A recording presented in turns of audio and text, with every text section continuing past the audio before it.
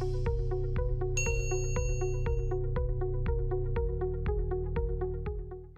everyone, welcome back to Simplilearn's YouTube channel. In this session, we will be talking about the resolutions for 2022. Now you might be wondering, what resolutions am I going to talk about? The resolutions which you have decided to learn, master and get ahead. So in this session, we will be talking about Java aspirants. So what better way to start a new year with learning the most powerful and leading programming language in the current IT industry, which is Java. Now, according to the stats, Java is the most prominent programming language ruling the IT industry since years, and it is also expected to rule the industry in the coming years ahead as well. Now, it is also proven that major IT companies are in a constant hunt for Java developers, including the FAANG companies, which are the Facebook or Meta, Amazon, Apple, Netflix, Google, and many more. And also, the salary for Java developers is really high. The average basic salary of a Java developer in the entry level is anywhere between 5 lakh rupees per annum to 1 million rupees per annum. And similarly, for a Java developer in American nations, the salary is between anywhere around $100 to $180 per annum. Now, with the brief introduction about the importance of learning Java in the new year and making it a resolution to master Java, now we will dive into the agenda for today's Java crash course session. So we will start off with a brief introduction to Java programming language. Then we will try to install Java programming language in our local system. Followed by that, we will go through some of the important Java fundamentals, where we will learn about Java data types, variables, loops, etc. Once we are done with the fundamentals, we will dive into the objects and classes and object-oriented paradigms in Java. Then we will start off with abstract classes in Java. Next we have encapsulation in Java, inheritance in Java, and polymorphism in Java. These four are the important object-oriented paradigms in Java. Next, we will start off with Java collections framework. Once we are done with Java collections framework, we will enter the exception handling in Java, where we will learn about errors and exceptions in Java and try to handle the unforeseen exceptions in Java in real time. Followed by that, we will learn about JDBC, also known as Java Database Connection. Followed by that, we will enter the advanced Java concepts, where we will learn about Java Servlets, Java Application Programming Interface, Enterprise Edition of Java, and code testing fundamentals in the JUnit tutorial. Followed by that, we will go through some of the most frequently asked Java interview questions. And finally, we will wind up the session by discussing some of the top 10 most prominent and popular Java project ideas for your portfolio. I hope I made myself clear with the agenda. Now, without further ado, let's get started with the crash course based on Java for 2022. Now, over to our experts. Hi guys, welcome to this video that will tell you everything you need to know about the class-based, object-oriented programming language Java. Java is an object-oriented programming language that is used in a distributed environment on the internet. It is a high-level language that is easy to read and understand. Java is popularly used in console, graphical user interface, web and mobile applications, game development, and also to make embedded systems. Apart from these, Java is also used to develop software for devices. It is used not only in computers and mobiles, but even in electronic devices like televisions, washing machines, air conditioners, and so on. Online forms, banking, and shopping are possible because of Java. Java is a computer-based programming language invented by James Gosling and Sun Microsystems in 1991. He had a single motto while creating the language. It was write once, run anywhere. This meant that the code would have to be written only once, but it could be used anywhere. They named this language Oak because of the oak tree outside Gosling's office. Later, it was named to Green, then to Java Coffee, which was named after the coffee from Indonesia, and finally to Java in 1995. There are 3 editions of Java. Each programmer can learn any of these editions based on the application they want to make. Firstly, we have Java Standard Edition. This edition contains core libraries like java.lang, java.util, etc. Secondly, we have Java Enterprise Edition. This edition has APIs like JMS, EJB, JSP, Servlets, etc. And lastly, we have Java Micro Edition, which is used to program Java in cell phones, set-top boxes, handhelds, and so on. Java is an object-oriented programming language based on C and C++. However, it is improved and simplified to solve the errors in programming. Java files are converted to bitcode format using a compiler and then executed by the Java interpreter. The whole Java code is run on the Java virtual machine, which provides a runtime environment. Now, the main concepts in Java are its methods and classes. A method is a block of code that performs a task only when it is called. Consider this example. While watching TV, you use the TV remote to change channels. Each button on the remote performs a different task. Methods in Java are the same. We can have methods to add two numbers or email a person or to convert kilometers to meters. A group of methods make a class. Classes are used to organize code, just like how fruits, vegetables, and clinical products are divided into different sections in a supermarket. There are a lot of features in Java. Let's start by looking at them one by one. It has a simple syntax and is very easy to understand and learn. Java language is robust. It eliminates errors that occur in the C and C++ languages. Java also has features like garbage collectors and exception handling. This makes Java very unique. The most popular feature of Java is that it is platform independent. Here, compilation happens in bytecode, and because of this, Java can run on any machine. It is a very secure language as it contains no virus. Java has a feature of multi-threading. The feature of multi-threading helps Java do multitasking. Java is a portable language as it can run on any platform, and data type sizes are set permanently. So Java program has a fixed size of the code. The last of all, Java is not as fast as C and C++, but provides higher performance than any other language. Now let's see OOPS concepts in Java. Java has 4 concepts: abstraction, encapsulation, inheritance, and polymorphism. In Java, we use objects and classes related to the real world that makes the code easier to make and understand. Abstraction means showing the relevant information that is needed for a task. Encapsulation makes the Java code secure. Data is stored within the classes, and it is not easy to access the data. The next feature is inheritance.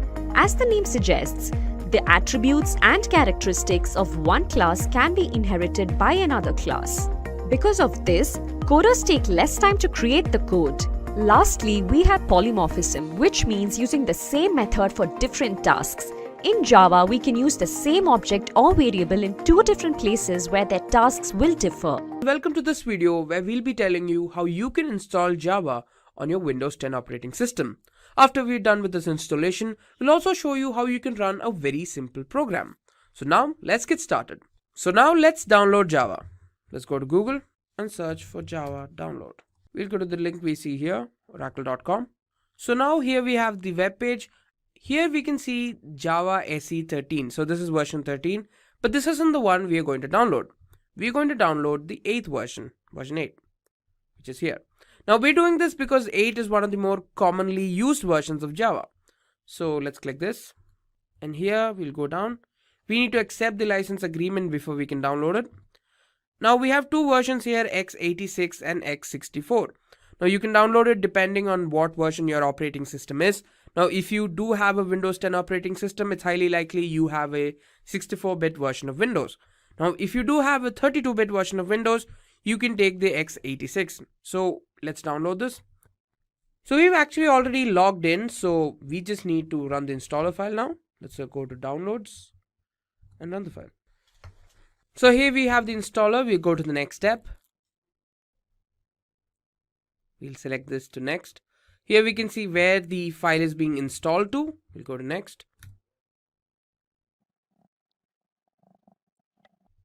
Now if you want to change where you want to install Java, we can press the change option. I'm just going to keep it here. We'll press next and let's commence with the installation.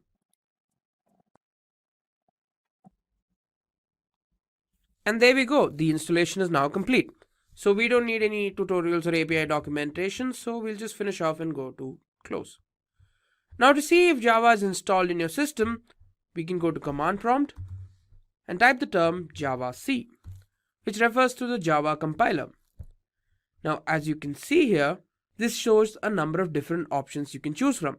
This also indicates that Java has been successfully installed in your system.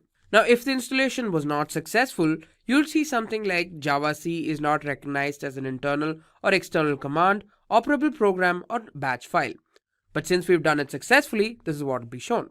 Now we're going to set an environment variable. Now what exactly is an environment variable? Now assume you have a file which has a .java extension. This environment variable tells the computer that the Java program needs to be called to run this particular file. So to set the environment variable, we'll need to go to Control Panel. Here go into System and Security.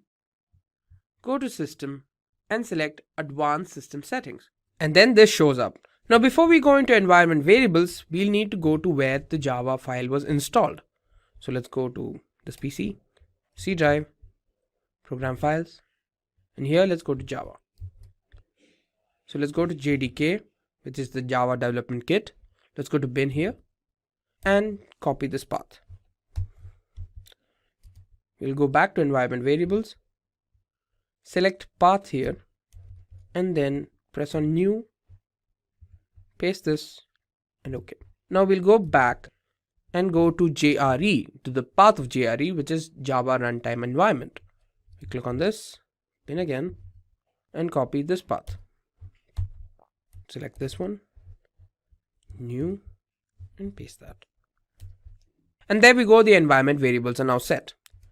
Now let's talk about running that simple program I told you about. Now this is possible with the help of an IDE. An IDE, or Integrated Development Environment, will give us a platform to code Java. We will be using Eclipse and IntelliJ as they are popular and commonly used. That being said, there are several other IDEs that are available in the market. So now let's work with Eclipse. Let's go to Google and search for Eclipse. We'll go to this link, press download, and then this shows up. Let's click on download.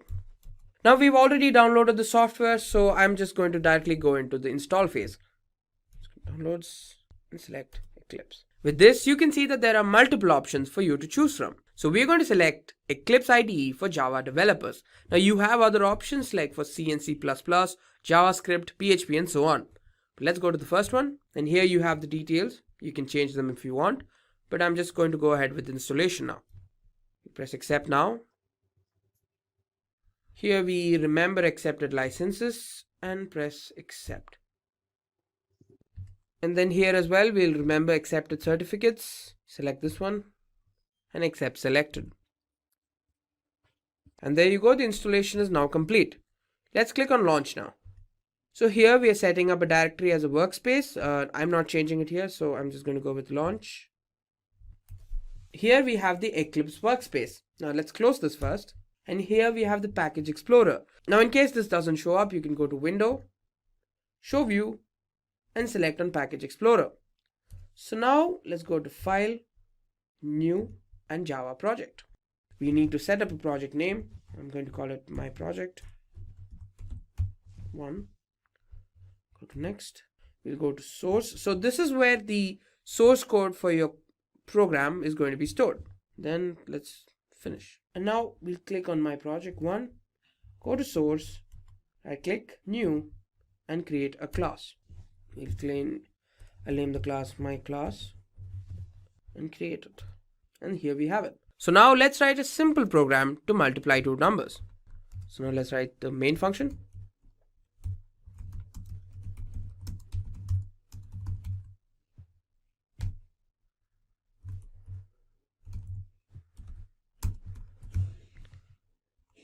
Open bracket. Now we're going to initialize the first number. Now the second one. And finally the output. And finally the variable that will store the output.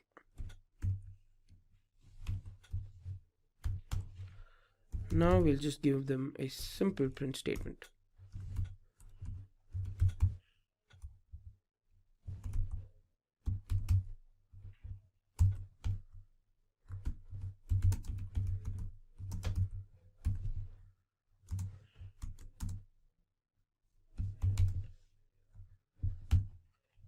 Now let's run the code by clicking this option here, using myclass.java.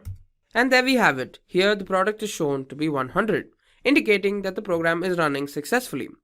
Now we're done with Eclipse. Now let's move on to the other IDE I was talking about, which is IntelliJ. So for that, again, we'll have to go back to Google so that we can download it. Search for IntelliJ download. Go to this link here. So here you can see that we have two options, the Ultimate Edition and the Community version.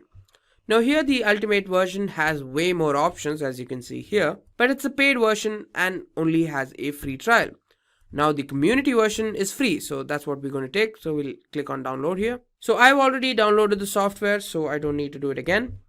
So I'm going to go to downloads, and so here we go. Let's just click on next. Select the location where you want to install it. Press next. Now we will add a 64-bit launcher shortcut on the desktop and create associations. So basically this means that these are the different file extensions that this will support. So .java, .groovy. And now let's go to the next step. We'll install now and we'll wait.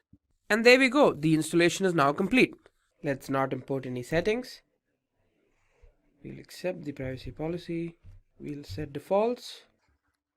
Now let's create a new project. So here make sure your project SDK is set to the version of Java you've installed. Make sure this isn't blank. We'll go to next. Here you need to select this option, which is the create project from template. And we are now going to create a command line application. Press next. Name the project, which I'm going to call my project 2. You can change the location if you want. I'm just going to keep it the way it is, and then click on finish. So now we're going to create a simple program through which, based on the user's input, we can determine whether a number is even or odd. So first we're going to import the package scanner through which we can take the user's input.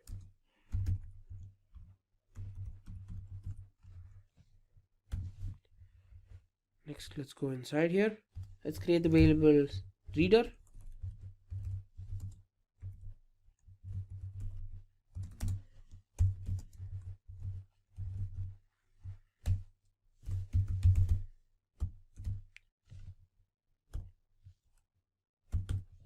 Now let's ask for the user's input.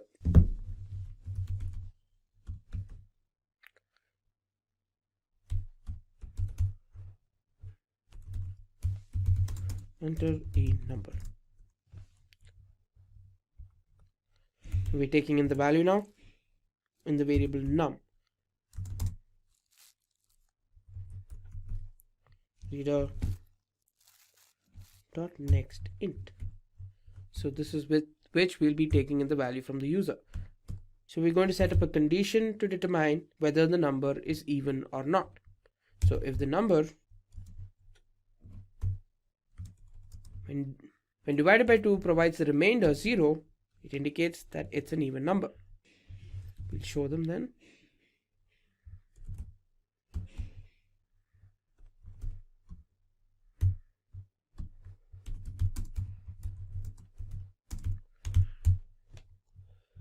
Now for the else case,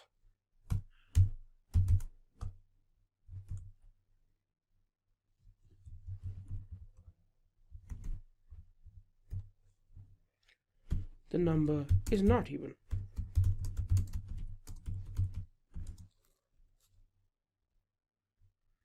Or in this case, odd. There we go. We're done. So let's run this program. So let's enter 12. The number is even. And there we go. We have a successful output. This indicates that the program is running successfully. Let's begin with the fundamentals. So the first one in the fundamentals is the data types. So every programming language has a data type. So what exactly is a data type? So whatever the input you provide in your program is a data type. For example, if you provide numbers, so in that particular numbers, we have a different variety of numbers. If you are giving just 1, 2, 3, so on without a decimal number, then that particular type of input, which is a number, will be considered as integer type. If you provide the same number with a decimal point, then that will be considered as float. And if you have the range greater than float, it will be considered as double, and so on. So this is how we have multiple data types in every programming language. So the most frequently used data types in Java programming languages are as follows. At first we have the byte, followed by that we have short, int, long, next float, then double, boolean, and finally char. Apart from this, we also have few other data types, but these are the most frequently used ones for all the basic programmings.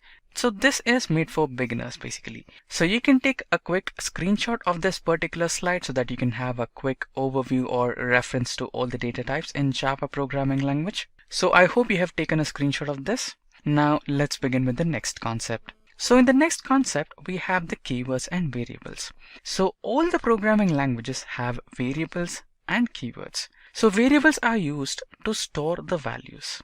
So for example, consider that you wanted to run some automatic operation on two different values, that is 5 and 10. So in order to do so, you might want to create a variable which stores them. For example, you wanted to store the value of 10 in a certain variable A and the 5 in a certain variable B.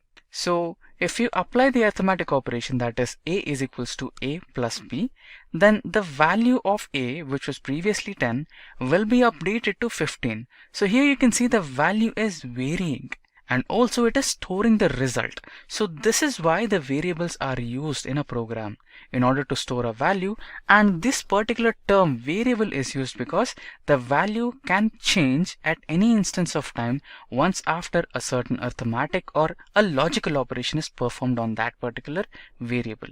So similarly, we have keywords. Unlike variables, keywords have a special meaning. No matter whatever you try, you cannot change the meaning of that keyword. For example, consider main. So you cannot use the term main for normal things because the part or the term main is dedicated for a different purpose. So whenever you try to execute your Java program, the control flow will start executing the program right when it reads the term main. So it has a special meaning. Similarly, you have other keywords such as int, so that is dedicated for integer type of values, and float for float type of values, that is a decimal values, and byte for byte, char for character type data, string for string. So every keyword or every term with special meaning which is predefined and cannot be changed is called as a keyword. Now let's see the most frequently used keywords in Java programming language. So similar to the previous one, we have a table here. So in this particular table, we have the most frequently used keywords in Java. So you can see we have boolean, final, byte, native, and we have void, switch. So switch is a conditional statement. So we have if it is also a conditional statement. We will go through these conditional statements as we proceed in our tutorial. And you can also see the protected. So this term, which is protected, public, so this is basically the access modifier. Even this particular keyword have special meaning. This public, this protected keywords provide the information to the compiler or the interpreter about the accessibility of that particular data member or data manipulating method. So if it is protected from your accessibility or is it available for you, it's provided by these keywords. So we will deal with access modifiers in the upcoming parts, don't worry about that. And as you can see, we have implements, extends. So extends, this term comes in inheritance. So inheritance is one of the crucial concepts of object-oriented programming. You can also see abstraction. So this we will be dealing in the next upcoming part where we will understand the object-oriented programming concepts. Next we have interface, return, and so on. You can also see some keywords like throw. So throw will come in exception handling. So we will also learn about exception handling in the upcoming part. So these are the most frequently used keywords in Java. So now we will move ahead into our next concept. So the next concept is the operators in Java. So to understand operators, let's go through a table. So on my screen, you can see a table which has some arithmetic operators which are most commonly used, that is the plus for addition, minus for subtraction. Similarly, we have star, forward slash, double plus, double minus. So double plus and double minus say they are increment and decrement operators respectively. As you can see, we have a plus plus here, which means the post increment. So the first value will be read, after that the value will be updated. Next we have the pre-increment, the value will be incremented first, then the updated value will be stored. So that's how the increment and decrement operators work. So we have the modulus over here. So to understand the operators that we use in Java in a much better way, let's try to execute a sample program. So on my screen you can see a program which is based on operators. So we are currently on the Eclipse IDE. Don't worry about the IDEs and Java, etc, etc. So I will drop a link in the description box below which will explain you in a very detailed way about how to install Java into your local system and how to install Eclipse IDE in your local system, and also how to create your first project, how to create your package, how to create a new class, how to write your program and how to run that, how to see the output, and a complete overview of the Eclipse IDE, how that works. So everything will be linked in the description box below. You don't have to worry about that. So right now, to save time, I have created the text document which has all the programs that we will be executing today. So I will also drop a link for that particular file so that you can have complete access to that file, so that you can run the programs in your personal PCs or laptops and also understand the programs in a much better way. So now let's begin with the program. So this particular program is basically designed for arithmetic operations. So you can see we have the operators, that is the addition, subtraction, multiplication, division, modulus, and exit. So basically we will be taking input from you. So the input will be taken by the user. That is, we are using scanner class here. So scanner class takes the input from user, and that particular input will be compared here. So we are using the switch case here. So if you provide the option as 1, then addition operation will be run. Similarly, second for subtraction, third for multiplication, fourth for division, fifth for modulus, and sixth to exit. So this is how the loop or the program works for arithmetic operations. Now let's quickly run this program and see the output. So you can see the program got successfully executed and we have the console asking for the first input. Let's provide some random number. Now let's provide the second number. So there you go, we have our options over here. Now let's choose division operation. For that you need to provide the number 4. So there you go, we have the result over here, which is 4. Now the loop has started once again. Now it's in the starting stage again. It's asking for numbers. Now let's provide a 25 and 5. Now let's choose some operation, that is addition. So for that you need to provide 1. So we have the result again, that is 30. Now let's again choose some number, 10, 5. So basically that's how the program works. So we have the brief idea how the program is running now. So now let's quickly continue with our next topic. Now to terminate this loop, you can provide the option number 6. So we have terminated it. So I hope you understood how the program flow is running. So if you did not understand, don't worry. I have linked the document in the description box below. You can take the access of that particular document and you can check the program and run in your local system, and also you can make some modifications to it. As you can see, we don't have a default case over here. I've just placed the case 1 to 6 and I'm saying the default because you can see that the options are from 1 to 6. What if the user provides the number as 7? Right? So the program might crash over here. So for that purpose, you can write in another case that would be the default case. So the default case will check if the number is anything above or out of the range of 1 to 6, then it should be providing you with an output saying a wrong input has been given, or check your input, or something similar. So that's how you can make some modifications to it. You're free to modify the code as well. Don't worry about that. So now let's quickly begin with our next concept. So in the next concept, we have the conditional statements. So what are the conditional statements or the control statements? So basically these are these are conditions. So what happens is, just imagine that you wanted to do something, or if you wanted to drive a vehicle, or if you wanted to drive a bike. So the condition you will apply on your mind is, if I know driving, then I will do it. If not, I'll not do it. So that's what you do, right? So basically you apply a condition on your mind and you do it if it is capable of doing, or if you are capable of doing it. So in the same way, the conditional statements play a major role in computer logic. So before writing a code or before you start your program, you provide the condition. Perform this particular operation if the provided condition is satisfied. So similarly, you have these 3 conditional statements in Java, which are if else, and nested if. So we use these conditional statements in Java to implement our logic. So we will understand the conditional statements, particularly if else, and nested if, in a much more detailed way by practically running some programs based on these three types of conditional statements. So now you can see that we are back on the Eclipse right now. So this particular code segment is based on the if condition. I hope the program is visible. Let's try to increase the font size. So I think it's better now. So basically we have an input. So we have the integer type of input, that is num, and we have the number as -100. So it is a negative number.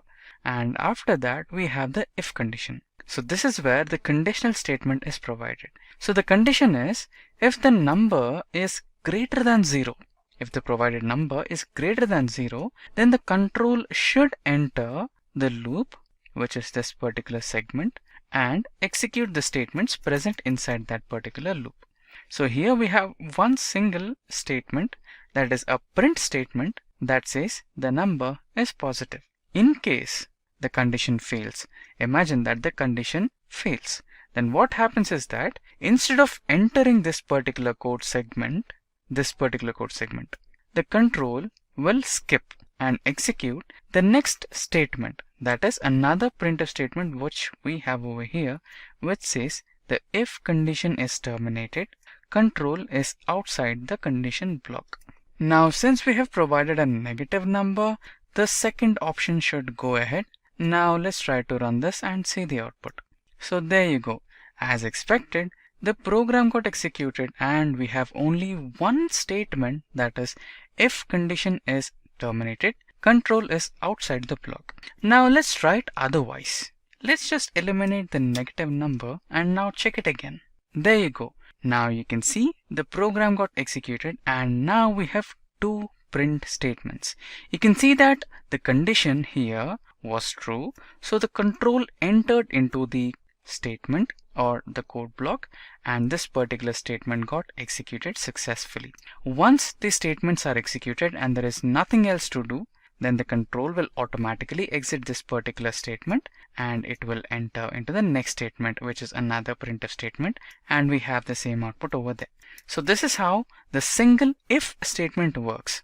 So you can also modify this with an else. So that's the next program that we are going to see. We are going to execute some similar kind of example for our next kind of conditional statement, that is if else. So here only we had one if condition. So in case if this particular condition fails, then we will be having another condition over here, which will be the else block. So as you can see, we have another program.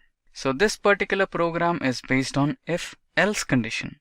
So here you can see that we have our first if condition, which states number should be greater than or equals to 0. If this particular condition is true, then this statement should be executed, which says the number is positive. Else, if this condition fails, then what you must do? The control should avoid entering this particular segment and it should directly hit the next segment where we have the else block, which has another statement which says the number is negative. So this is how the program works. So here we will be doing a little modification over there.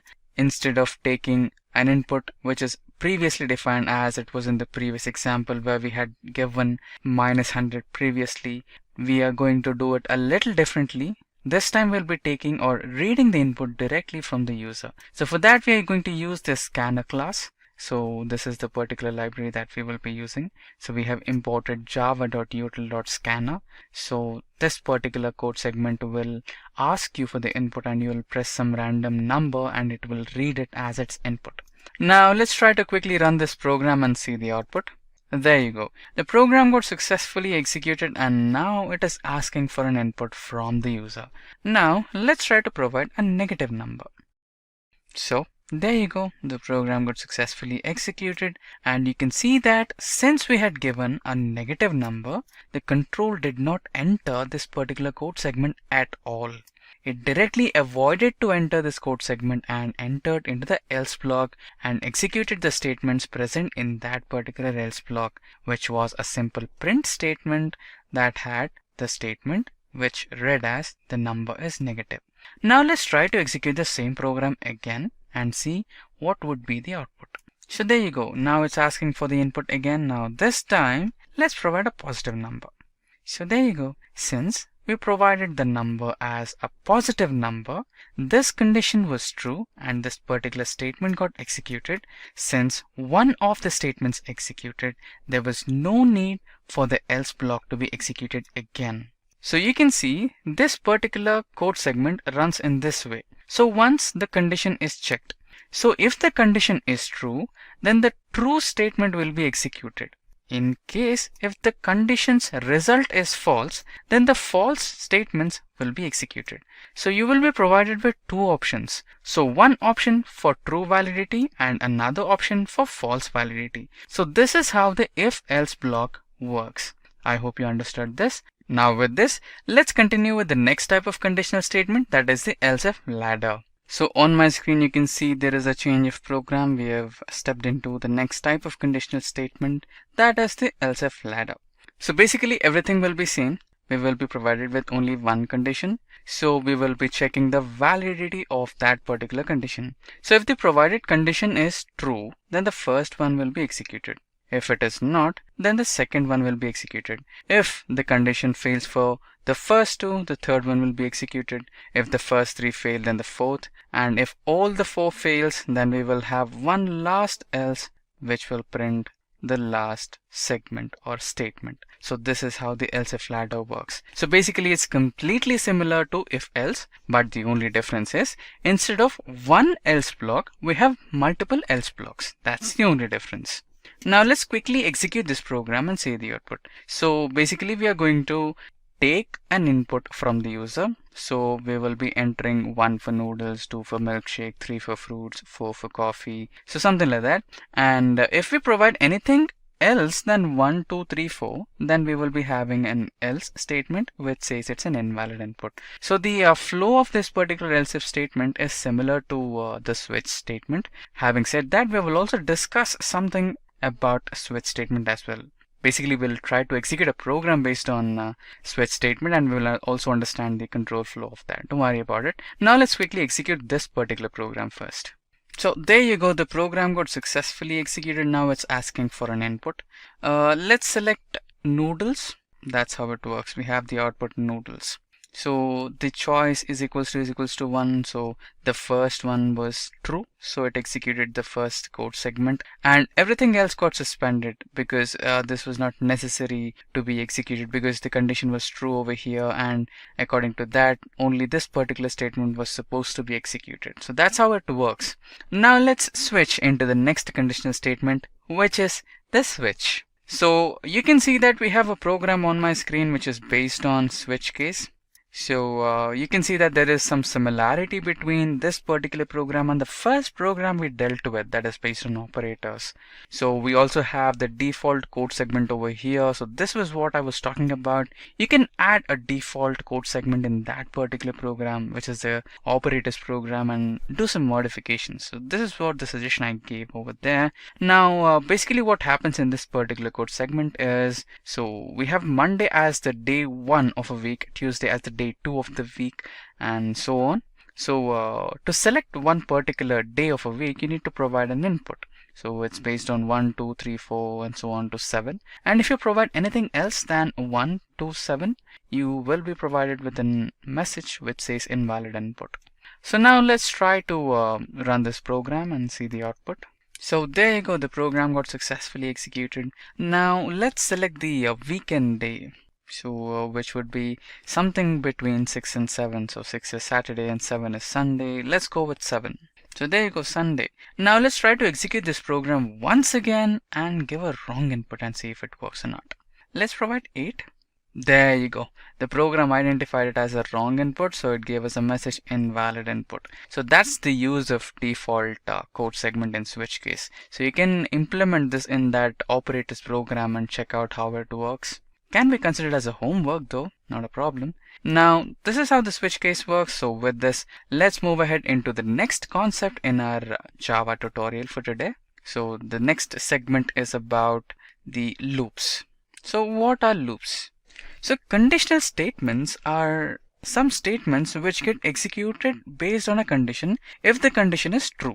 If not, then that particular condition will not be executed. Loops are a little different from conditional statements. How? So basically you will be provided with one single statement and you wanted to execute that one single statement for a particular number of times. So in that condition, instead of writing the same code segment for several number of times, you can just use a loop. For example, consider that you wanted to print numbers from 1 to 10. So the brute force method, or the simple or the first method that fires to your mind is write that print statement for 10 times. That is print 1, print 2, print 3 and so on to print 10. But what if you had to print 100 numbers? Okay, doable. You can write the same print statement for 100 times. But what if you had to print 1000 numbers? Imagine 1 billion. Can you do 1 billion print statements? No, right? So in that scenario, you can use loops. So you can just write one condition. Repeat this particular print statement for 1 billion times. Then the interpreter or the compiler will take care of that. So that's the reason why we use loops in Java. So basically we have 3 loops in every programming language. That is the for loop, while loop and do while loop. So a loop statement in Java execute a set of statements until a specific condition is satisfied. So here the 1 billion example. So here you will start from the 0th count. So that will be the counter variable which counts the number of repetitions, and followed by the counter variable you will be having the condition. So you will be having the counter variable I is less than or equal to the number 1 billion. So until that you have to print this particular statement. And followed by that you will be having the increment or decrement operator. In this case you need to use the increment operator. For the first time, once the print is done, you will increment the value to 2 and the loop will be iterated once again. So this will continue. The loop will iterate itself until 1, 2, 3, 4 so on, and until it reaches 1 billionth number. So that's when the condition fails. I is greater than or equal to 1 billion. So that's when the condition fails. The condition was to be I should be less than or equal to 1 billionth. So when the number increments above 1 billion, then the condition fails. So the condition was the number should be less than or equal to billion, but the number has exceeded the billion. So that's when the loop terminates and executes the next statement after the loop. So I think this was a little clear about the loop workflow. Now to understand the loops in a much more better way, let's execute an example for each one of these types of loops. So we have for loop, while loop and do while loop. Let's execute the programs for all of these 3. So you can see that we have a program on my screen. So this particular program is based on for loop. So you can see that the code part highlighted on my editor is the for loop.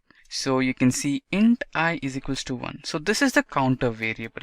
So I is the counter variable which stores a number from where the count should begin. So sometimes you can choose 0, sometimes 1, or the number of your choice. So here I've chosen the number 1. So after the initialization part, we have the condition part. So remember the 1 billionth example we discussed before? So here we have I should be less than or equal to 10. So this particular loop segment will run until the condition, that is I value should be less than or equal to 10, is satisfied. Once it turns false, the control will exit the for loop. So that's how it's designed to work with. Now followed by the condition we have the pre-increment operator. Once the condition is checked, the control will jump to the next statement, that is the pre-increment operator, and it increments the value of 1 to 2. So this is how the loop works. Now let's try to execute this program and see the output. There you go. The program got successfully executed and the output has been printed. So basically what was this statement to be executed? It was a printf statement looped plus. Here the plus symbol works as a concatenation operator. Here too. Now in between the printf statements we have the value of I. So in the first place I was equals to 1. Once the pre-increment was taken place, the value of I will be increased to 2. So there you go, you can see the number 2 over there.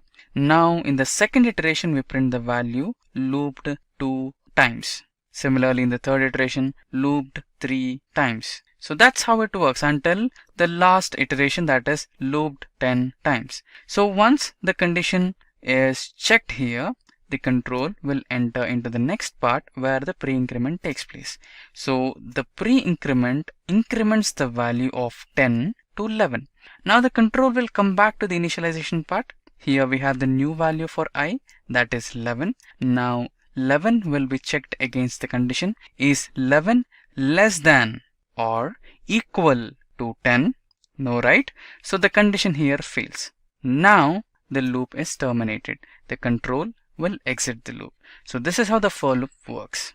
Now let us also consider another example for for loop for a better understanding. So in this particular program, we are going to print the sum of n numbers. So in that particular n numbers, we will be having even numbers and odd numbers. For example, consider that you have provided the number as 5. So the numbers in between 0 to 5 or 1 to 5 are 1, 2, 3, 4 and 5. So the 4 is even number, and apart from 4, everything else are odd numbers. So odd numbers are the numbers which are divisible by 1 or itself. So now the sum of odd numbers is 1 plus 2 is 3, 3 plus 3 is 6, 6 plus 5 is 11. So that's how you print the sum of odd numbers, and the sum of even numbers, that is only 4. So that's how the loop works here. You have the condition, if else condition, and out of that if else condition you have the for loop. So this particular loop should be running until a given number that will be given by you. So that's how the program works. Now let's quickly execute this program and see the output. So there you go, the program got successfully executed and now it's asking for an input. Let's check out 5 itself. Now you can see we have another program on my screen which is basically based on the same for loop. So here we have the for loop. We will be providing an input which is num, and inside that we have another condition, that is the if else loop. So basically if loop is dedicated to find out the even numbers and else loop is dedicated to find out the odd numbers. Now the whole motto of this particular program is to find the sum of even numbers and the sum of odd numbers between 0 to the input number which you provide. For example, consider if we provide the number 5 as the input, then in between 0 to 5 we have odd numbers and even numbers. So the even numbers are 2 and 4 and the odd numbers are 1, 3 and 5. So basically what happens here is we are going to add up the numbers. So the sum of even numbers, that is 2 and 4 is 6, and sum of odd numbers, that is 5 plus 3 is 8, 8 plus 1 is 9. So that's how it should work. Now let's quickly try to execute this program and see the output. So you can see the program got successfully executed and now it's asking for an input. Now let's enter 5 itself and see the output. So there you go. The sum of even numbers up to 5 is 6 and the sum of odd numbers up to 5 is 9. So this is how the program works. Now apart from for loop, we also have another way to declare the same for loop. So that particular type of for loop is called as the enhanced for loop, or in some cases it's also called as advanced for loop. Let's see how the for loop is declared in a different way. So instead of using the typical for loop which has the initialization state, then the condition, then the pre-increment or post-increment or decrement kind of operations, we simply have declared the for, and inside that we have int arr, which is the name of the variable of array type, and inside that we have the array. So our array consists of 10 numbers followed from 1 to 10, and now this particular loop will execute for 10 times or until all the values in the array are printed. So now let's try to print this. So there you go, the program got successfully executed and we have all our values from 1 to 10 which were the input or the saved part of the array. Now with this, let's continue with the next kind of loop, that happens to be the while loop. So you can see an example based on while loop on my screen. So basically everything is same. There is no much of a difference between for loop and while loop, but the only difference is the keyword. Instead of for, we have a while over here. So we have the while condition over here which says I should be less than or equal to num divided by 2, and if this condition is true, then the control should enter into the conditional statement if num modulus I is equals to 0, flag is equals to true, and break. So basically the whole motto of this program is to find out if the given particular number is a prime number or not.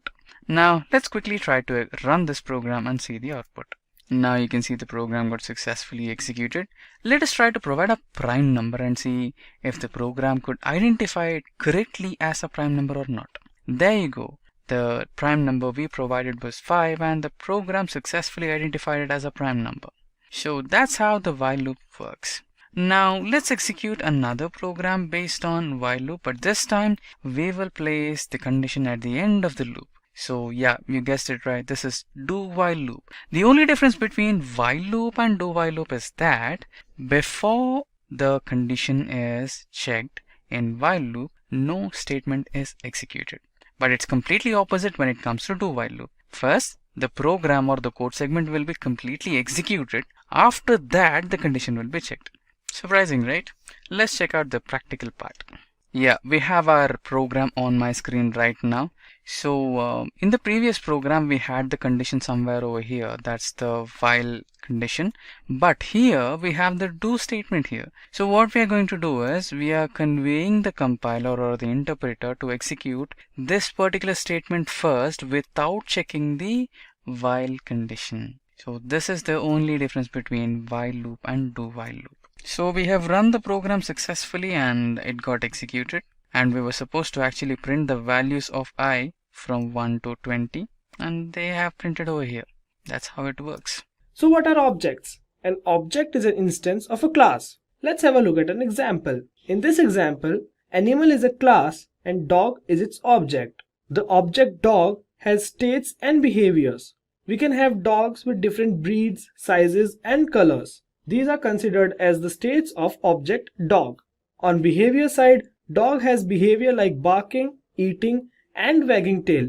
So an object has its own states and behaviors. Now let's look at an example using Java code. There are many platforms to run Java program. So for this video, I'll be using IntelliJ. So let's create a new project. Let's name it as project 1 and finish. There we go. We have a new project. We have a class with main. And we have a main function. So the code that we write should always be written in the main function. So let's create a new class to understand how the object is used. Let's name it as student. We need variables so that we can access the variables of this class. So I'm going to use student ID with the integer type, student name and student's age. There we go. Now we have these three variables that we can use. So let's go to our main program and start our coding. So we have a class named student. Now let's see how to create an object of a class. This is the syntax to create an object. Now the object here is S. I created an object S of class student. Now let's assign values to the variables. For this, we use the object S and use the dot operator, and we have options from which we can choose from that we declared in the class student. So for this, I'll use ID and give a value. Similarly, I'll give age and give a value. And finally, let's give a name.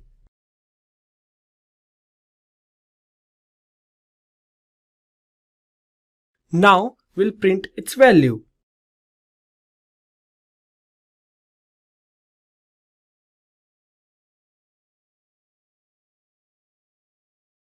Now we are going to run this program. Let's see what output we'll get.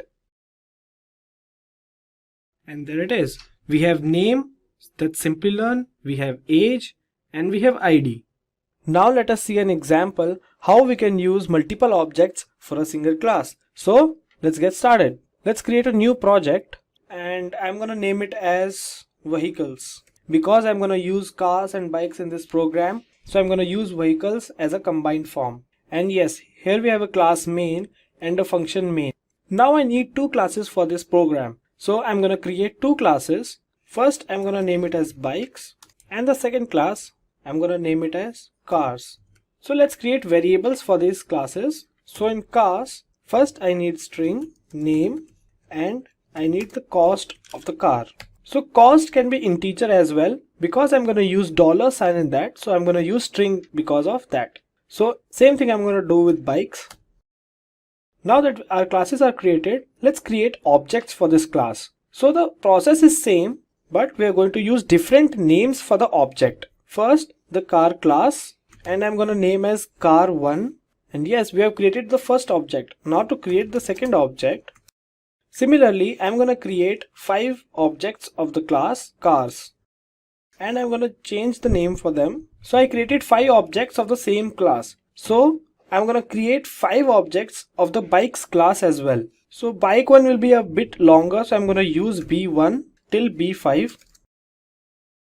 And I'm going to name them from B1 to B5. So now I'm going to assign values to the variables that I created in classes bike and cars. So first I'm going to go with cars and let's name it as Lamborghini. Similarly, car2, Ferrari. So I'm going to use names of the cars that are very famous and costly so that anyone over the world can understand this. So let's name car 3. I'm going to name it as Bugatti. Similarly, car 4,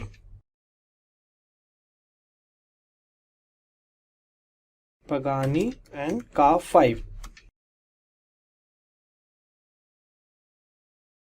Now I'm going to give names for bikes.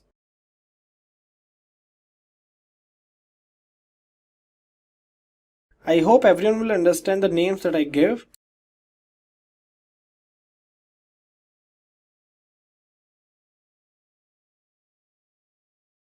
B4 and B5, the last one, Yamaha. Now let's assign the cost for bikes and cars as well. So the procedure is same. So let's do it 130,000.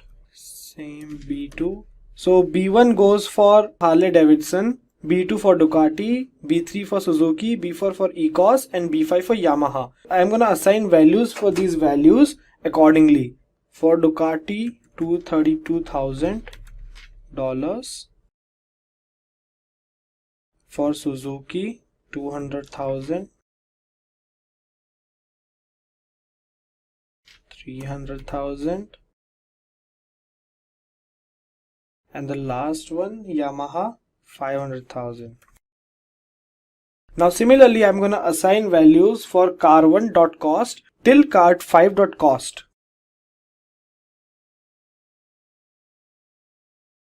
$203,000 for Lambo.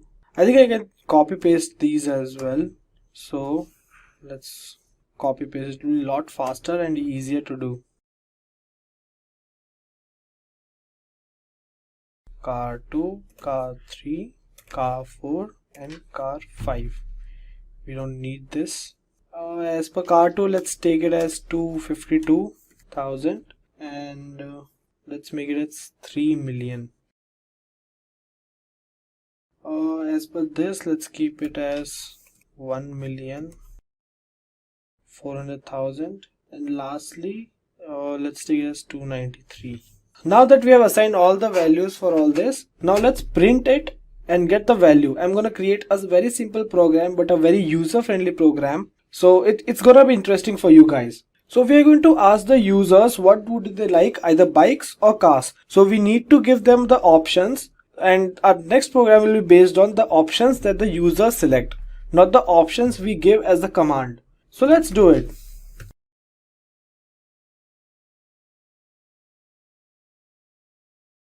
Let's give the options 1 bikes and 2 cars. I need to take the value that user gives. For this, I'm going to write this command.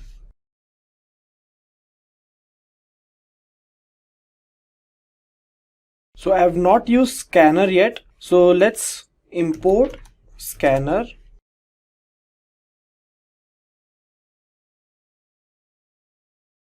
And let's create an object for scanner.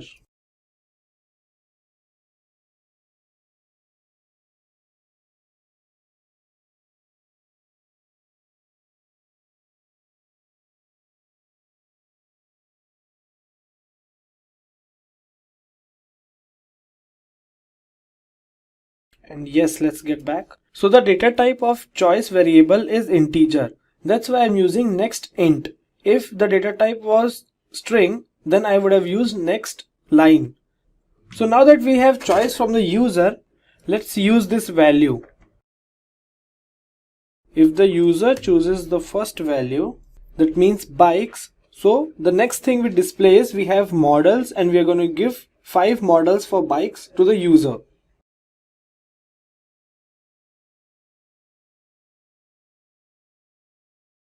Here I am giving options to the users so that they can choose easily from number 1 to 5.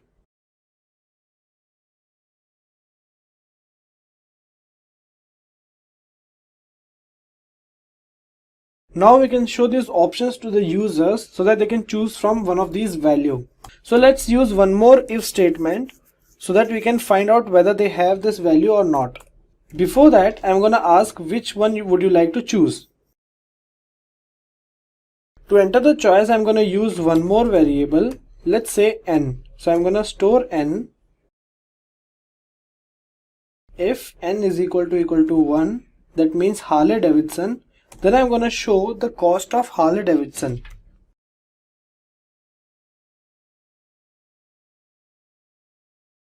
This is the syntax to print the value for the cost or any of the variable that we use in class. What if the user says second or third or fourth or fifth? So for that we are going to use else if statements. If n is 2, that means Ducati.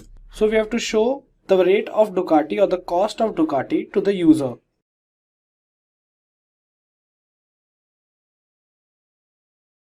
Now similarly, I'm going to do for n is equal to 3, n is equal to 4 and n is equal to 5.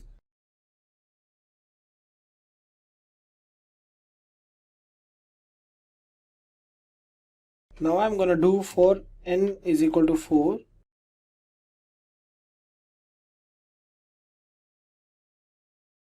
And lastly, n is equal to 5. That is our last bike, Yamaha. What if the users put a number that is not between 1 to 5? So for that I'm going to use else statement and put a message that please enter the value from 1 and 5. So now we have code for the bikes, and the same thing, what if the user selects that he wants to find the car? So for that we have this, the choice is equal to 1. So the same thing we are going to do for choice is equal to 2. And the same thing we are going to tell to user that we have 5 models. The same names that I gave to variables, I'm going to give this to here. Second one Ferrari, third Bugatti, fourth Ecos, and the last one Porsche. Now we are going to ask the users their choice, that which number do they want to choose. Now we need one more value so that we can have it as a variable which can store the choice of the user. So for this I'm going to use C. Now if C is equal to 1, that means if the user wants to see the cost of Lamborghini, that he puts the choice as 1. So we're going to display this message, the cost of Lamborghini.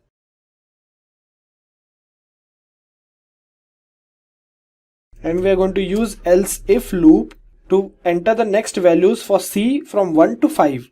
If C is equal to 2, that means the user wants to know the rate of Ferrari. Then we are going to show the cost of the Ferrari.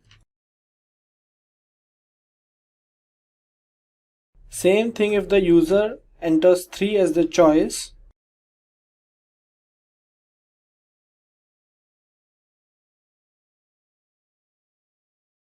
If user enters 4 as the choice, then we go for Ecos.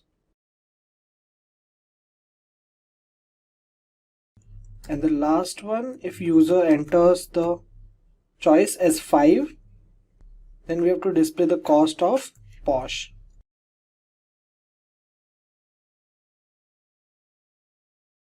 Now what if the user enters none of the values from 1 to 5? Then we have to display a message showing that please enter the value between 1 to 5. Now remember the first choice that we wanted from user to enter either bikes or cars. So what if the user do not enter either 1 or 2? So for that we need one more else function to tell the user that either enter 1 or 2. And with this we have completed our code. So now let's run this program. For this we need to go to run and then run main. There's a shortcut for it, that is Shift plus F10. So let's run the program. And yes, we have successfully executed the program. Let's test this program now. So enter your choice. I'm going to enter 1. And yeah, we have 5 models: Harley Davidson, Ducati, Suzuki, Pagani and Yamaha. So enter your choice. I'm going to enter 1. And yeah, we have our result. The cost of Harley Davidson is $130,000. So with this, we have completed our code. And please feel free to type this code in your own computer and try out all the permutation and combinations that you can with this program. So with this, let's move on to classes and understand the classes and their concept. Then we'll have a new program on classes. Now let's see what is a class. A class is a blueprint from which objects are created. A class describes state or behavior of an object. In this example, dog is a class. The variables in this class are breed and color. The functions or methods of the class dog are barking, hungry and sleeping. We use objects of a class to use variables and functions of the class. With this, let's understand classes with a simple Java code. Let's create a new project. Next, tick the box and let's name it as automobiles. Let the base package be student. And yes, we have a class main. Now let's create some classes to do code on. I'll create a new Java class as cars. And then I'll create one more class with the name bikes. And then one more class, automobiles.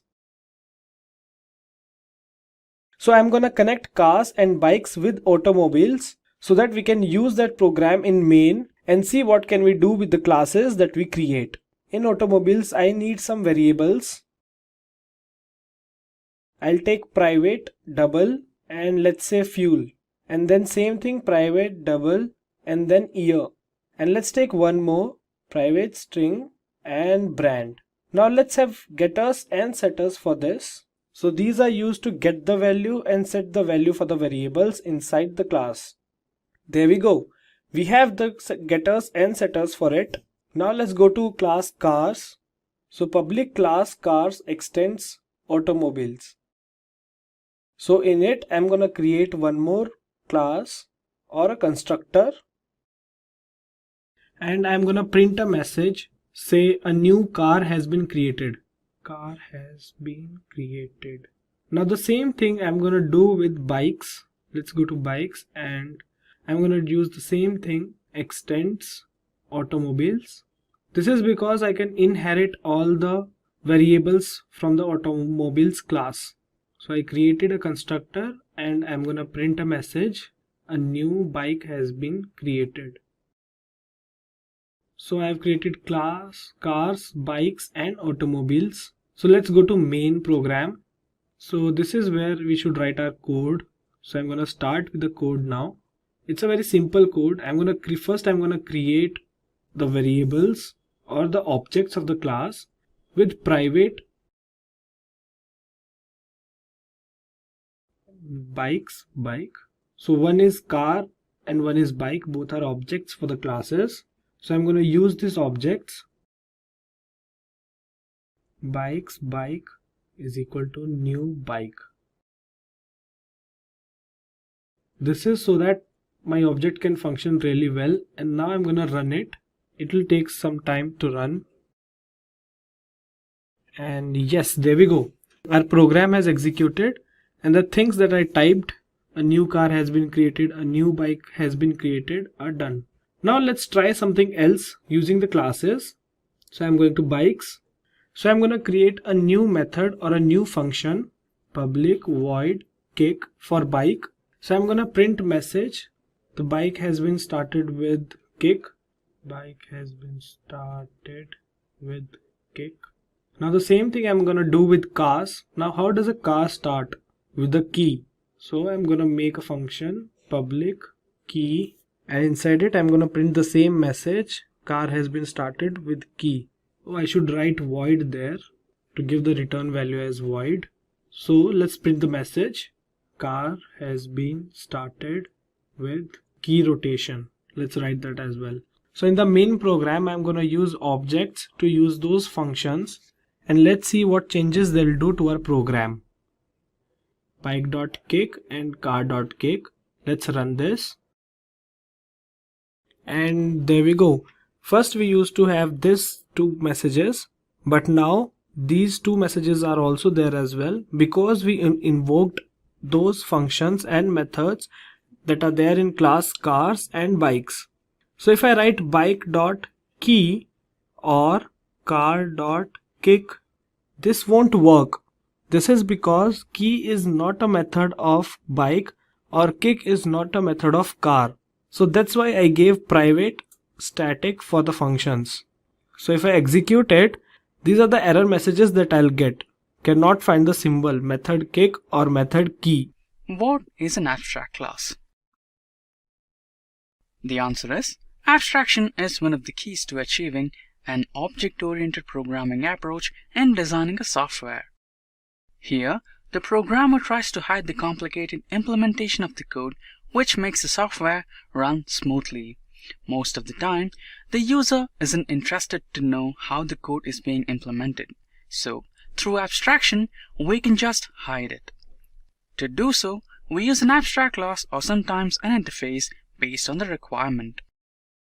So, abstract class in Java is considered as a template of methods and variables which are used in a program. Remember, abstract classes cannot be instantiated directly. Now moving ahead, we will next learn the important features of abstract classes. So the first one is template. The main reason programmers prefer to use abstract methods is because they act as a predefined template for any future specific class that you might use. Next, loose coupling is a procedure where an internal object gets the necessary method or a different object from the external world, that is, other than the current working project. The use of abstract classes makes this process possible. After that, we have the code reusability. Implementation of the abstract classes provides the developers with one of the greatest features that saves time, which is none other than the code reusability. Followed by code reusability, we have abstraction. As discussed earlier, data abstraction is the process of hiding certain details and showing only essential information to the user. Abstraction can be achieved with either abstract classes or interfaces. Last but not the least, dynamic method resolution. The abstract classes enable us with dynamic method resolution or the dynamic method dispatch process. The dynamic method resolution is a mechanism by which a call to an overridden method is resolved at runtime. This is how Java implements runtime polymorphism. When an overridden method is called by reference, Java determines which version of that method to execute based on the type of object it refers to. Now, these were the few important features of abstract classes. Next in the docket is the crucial rules to be followed to use abstract classes. Alright, let us go through the rules one by one as mentioned below. The first one is, the keyword abstract is mandatory to declare an abstract class. Followed by that, the next rule says that abstract classes cannot be instantiated directly. The third one is, an abstract class must have at least one abstract method. Next to that, we have another rule which says an abstract class includes final methods. Next, an abstract class may also include non-abstract methods. It's not mandatory that an abstract class should only include abstract methods. So the last rule says that an abstract class can include constructors and static methods. So these were some crucial rules to be followed to use abstract classes in Java. So far, we have discussed the definition of abstract classes, its features, and the rules to use abstract classes in Java. Now we will learn how to achieve abstraction in Java. So basically, there are two different ways to achieve abstraction in Java. The first way is by using abstract classes, and the next one is by using an interface. Now, this brings us to our next topic, that is the syntax to be followed to use an abstract class and an abstract method. To declare an abstract class, we use the keyword called abstract. Followed by that, we use the keyword called class. Then after that, we declare the name of our class. The name of the class is up to the user's choice. For example, I have named my class as Simplilearn as shown here. Followed by the abstract class, we have the abstract method. To declare an abstract method, we use the keyword called abstract. Then the return type of the method. As of now, I have used void. Then later we have the name of the method that is based on the user's choice. As you can see, I have used Simplilearn as the name of the method. So this was by using abstract class method. The next one is by using an interface method.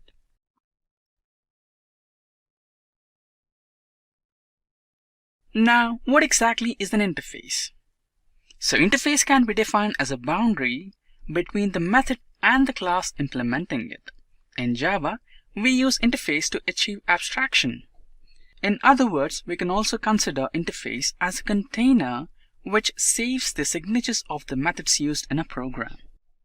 Now we will move ahead and understand the syntax to use an interface to achieve abstraction in Java. To declare an interface, we use the keyword called interface. Followed by that, we declare the name of a class. The class name is up to the user's choice. For example, I have named my class as Simplilearn as shown below. As discussed earlier, interface acts just as a container that stores only the signatures of the method. We cannot have a complete method defined inside it. All we can do is just declare an interface.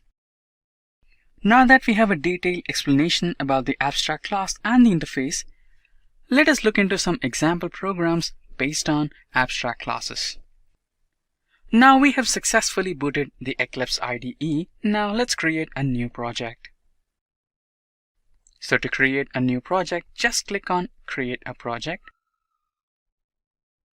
And this should give you a dialog box wherein you have to select Java Project. Click Next. Now let us give a name to our project.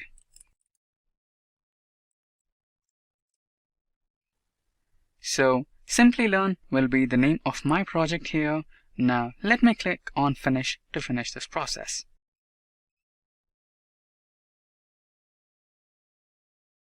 As you can see, the project has been successfully created. And inside the project Simplilearn, we have the source file, and right-clicking the source file will give us a drop box where you can just select New, and inside New you can select a new package. Now let's name the package as Abstraction and click on Finish to create the package. Moving further, let's right-click on the package and select New, and from New select a class to create a new class. So the name of my class will be Employee. Let's click on Finish to create the class.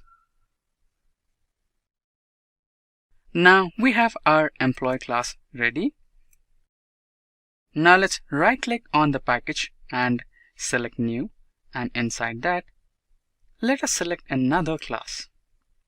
And the name of this particular class will be Person, which will act as our abstract class.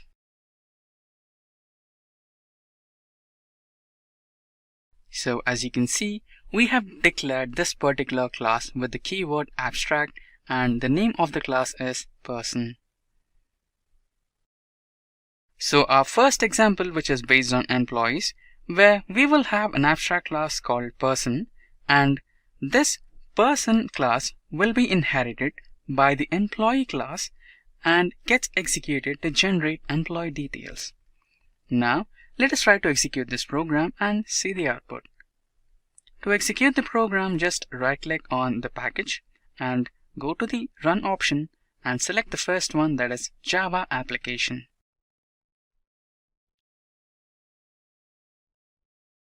Now you can see we have the employee named Pavitra and the gender is female and the employee has logged in successfully. So these are the details which we were expecting to be presented on the output console. Now moving ahead, we shall execute our next example, which will be based on students. So here the class student is the abstract class and three different student classes, namely Raju, Pranita and Punit, will inherit the student class and generate the output that displays their particular ranks. So you can see our abstract class, that is student, is being declared using the keyword abstract, and inside that we have an abstract method which is getRank. And these classes, that are Raju, Pranita and Punit, will inherit the abstract class student and display their ranks. Now let us try to execute this program and see the output. As you can see, the three classes have successfully inherited the abstract class and displayed their ranks on the output console. Now let us move ahead and try to execute one last example based on abstract classes. So the third and last example is based on interest rates provided by different banks.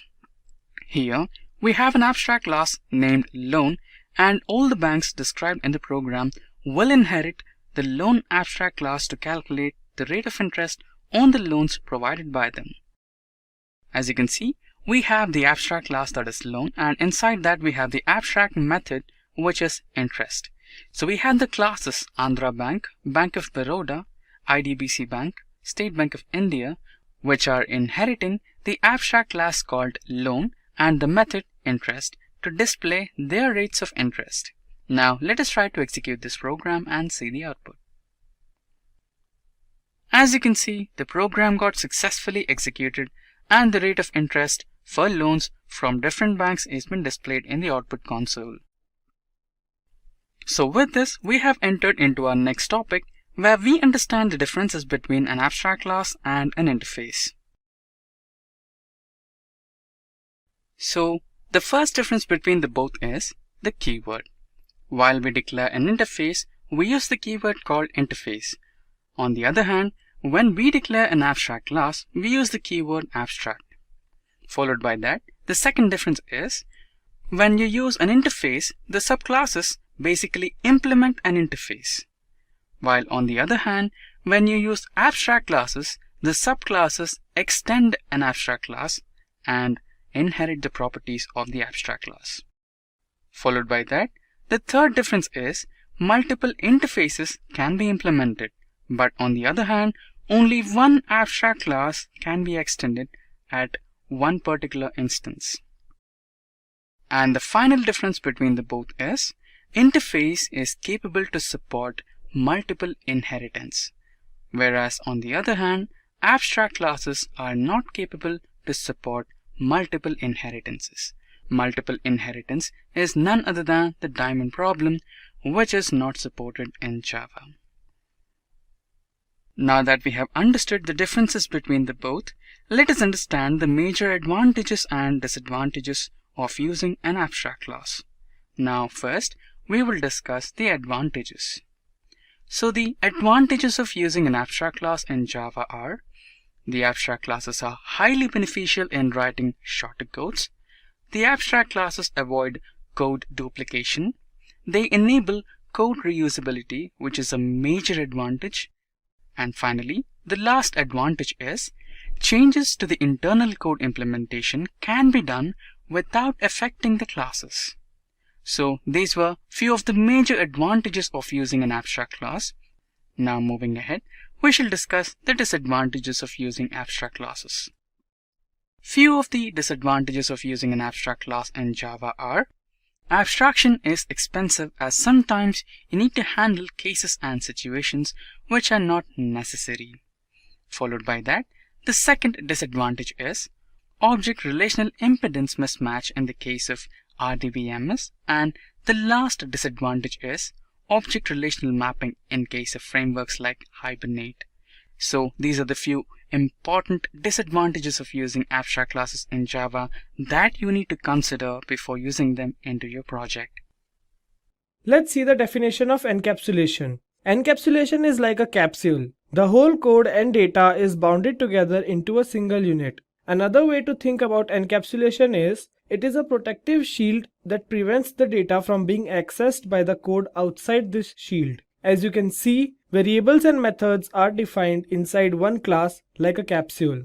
Now the question is, why do we need encapsulation? The main reasons are, first, better control of class attributes and methods. Second, class attributes can be made read-only or write-only. Third, it makes Java code very flexible. This means the programmer can change one part of the code without affecting other parts. Apart from these, encapsulation is mainly used to protect data and increase security of the code. As you can see, to protect the data, variables must be private and they can only be accessed through methods. Now, let's see Java code for encapsulation to understand the concept better. So now let's create a new project. Next, and I'm gonna name it as Encap1. So here we have our main class. We can write the code here. So before writing the code, let me create a new class. Right click, new Java class, and I'm gonna name it as employee. So in this program, we are going to use a classic example of employee using employee name, ID, and salary. So in this class, let me create variables. First, string name, then integer ID, and then int salary. So I can easily use these variables in our main program by creating object of the class. So let me just create the object. Employee is equal to new employee. Now I can use e.id, name or salary, anything I need to. But this program is about encapsulation. So this is an easy program we can do, but in order to secure our programs when we have a large number of program and large number of lines in a program, so we need encapsulation at that time so that data can be secured. So for that, I'm gonna name it as private. Now all three variables are private, so I can't use them. See, we can't see them anymore. If I write ID, we'll get a red color here. So if we go on it, we can see ID has private access. So that means we can't use it directly. Because of this, we need getters and setters that are normally methods that are used for these. So right click, generate, and here you can see getters and setters. So just select all of them and OK. So now we can use these methods instead of direct using the variables. So we can get in the starting, then set, then get, and again set. So likewise it goes like this. So now we have set here. So if I want to declare variable and if I want to put some value inside my variable, so how can I do that? Here you can see get ID or get salary. So if I go for get ID, if I go for e.setID and I set it as 6, so this shows no error. This means we can use methods to access variables. So let's complete our program now. First, I'm gonna set everything.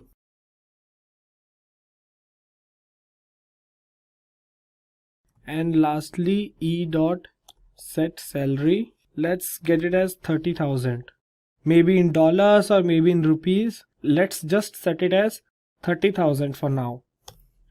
So how I'm gonna print it? For this, I'm gonna go to a print statement and then name and not set name, but this time I'm gonna go with get name. Get name is to return the value of the name that I have given. So in this case, that's Simplilearn. And next will be ID and e.getID. And lastly, salary, e.getSalary. So this is a simple program that is used to define encapsulation. If we don't use private variables, that becomes a normal program. So when we use encapsulation, we are going to use private every time whenever we declare variables, so that it's secure and no one can access the variables directly. So now let's run the program. And there we go, we have our result. We have executed the program successfully, and as you can see, name Simplilearn, ID 6 and salary is 30,000. So I hope you understood the concept of encapsulation. So the main concept of encapsulation is all the variables can be accessed through methods. So for this we use getters and setters that are inbuilt functions for IntelliJ or NetBeans or Eclipse. So with this, let's move on to our next program to understand it better and how we can manipulate these variables or methods using program. So again, let's create a new project. And this time I'm gonna name it as Encapsulation 2 because it's the second program for encapsulation. And here we have our main program. Now this time I'm gonna use an example of cars. So let me just create a new class and I'm gonna name it as cars. So in this, again I'm gonna create 3 variables that are private. So first I'm gonna get string name, then private string price, that means price of the car, and third one top speed of the car.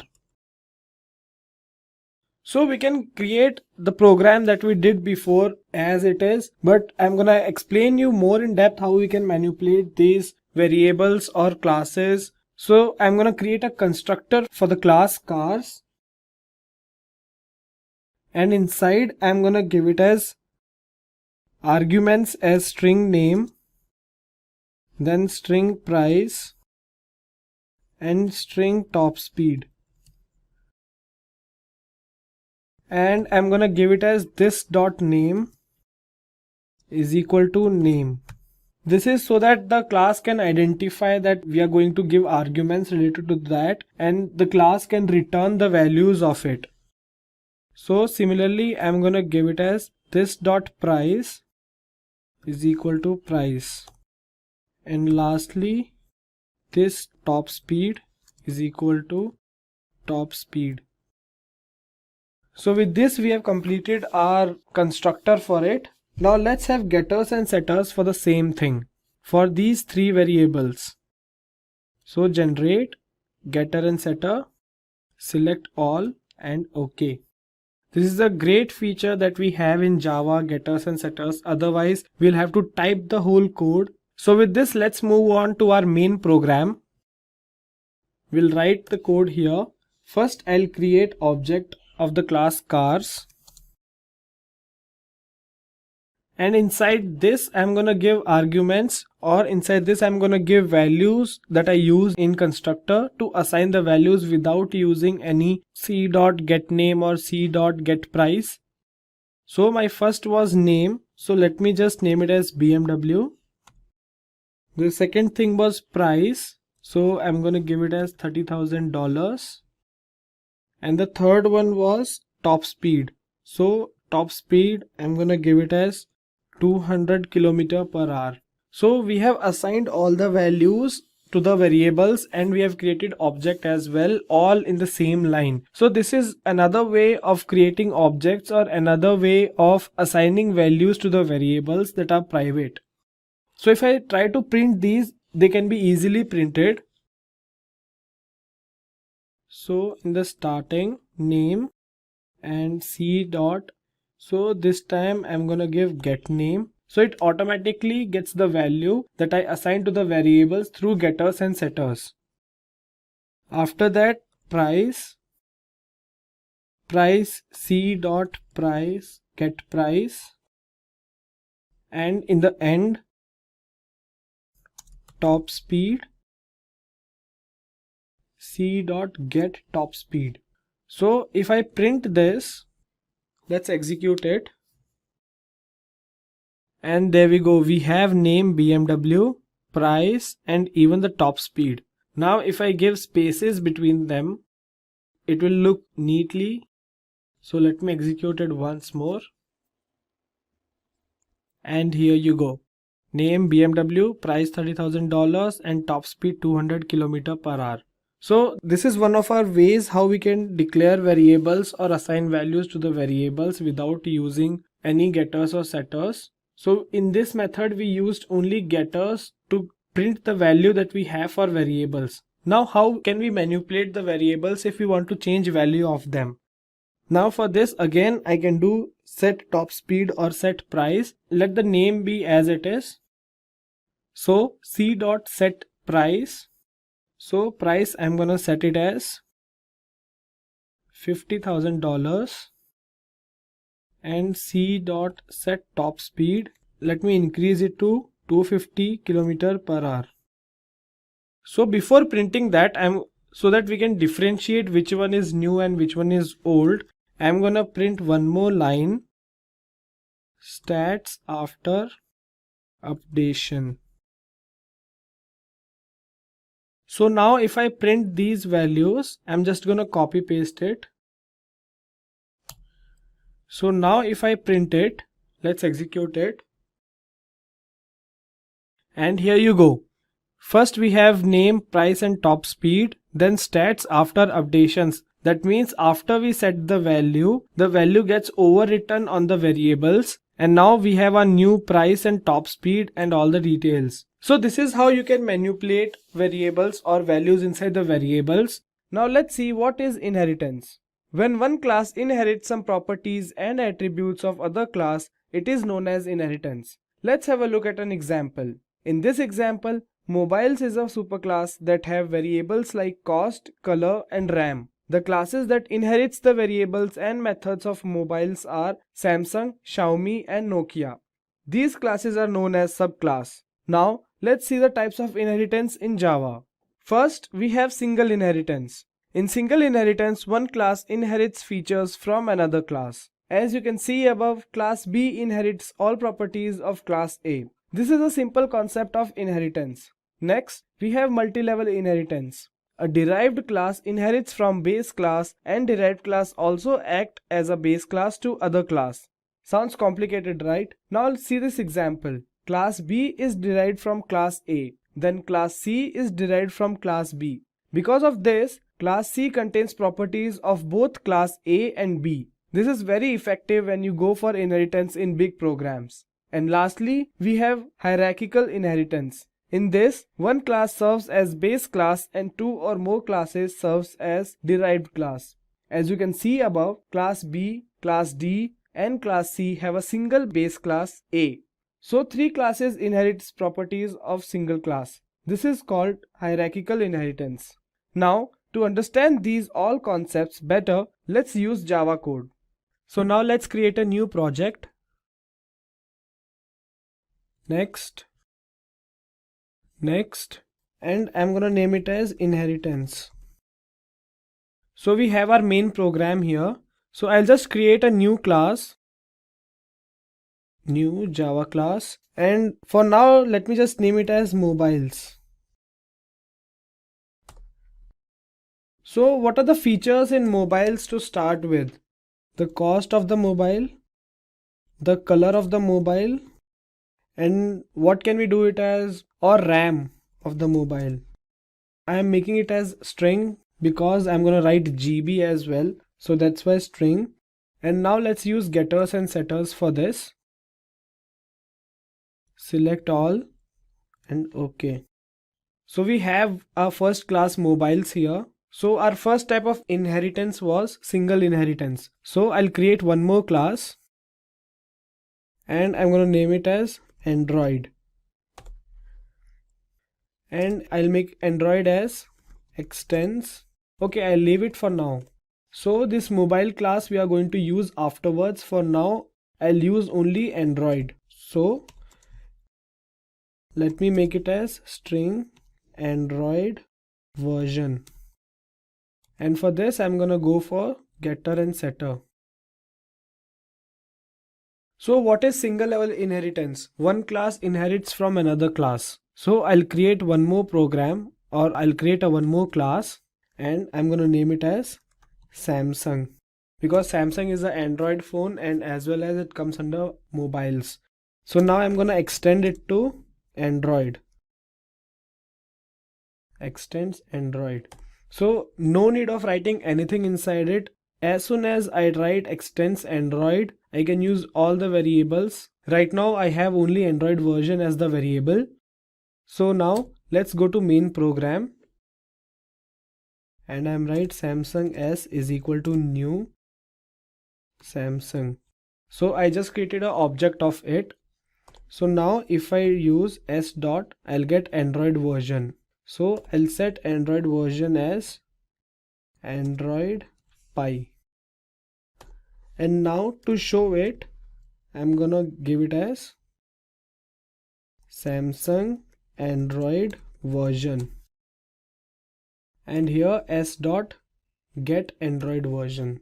So now I have Android class and a Samsung class, and I extended Android class to the Samsung. So Samsung can use all the variables here, and I can even set the variables here. So if I execute it,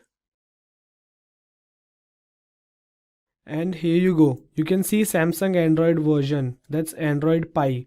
So without even declaring even a single variable or method here in Samsung, I used the variable of Android and I did this. So this is called as single level inheritance. So next I'm gonna move it for multi-level inheritance. So what is multi-level? One class is derived from next and this class is derived from here.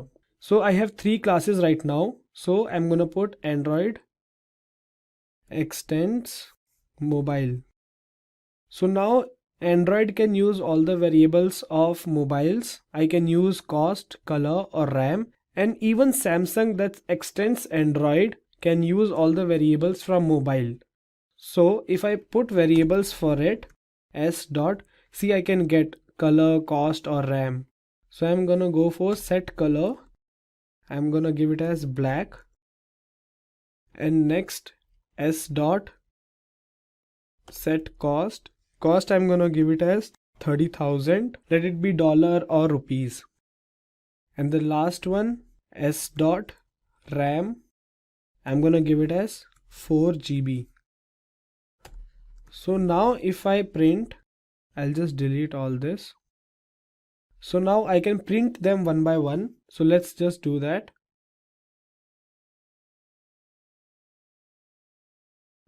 So I'm gonna give it as Samsung mobile details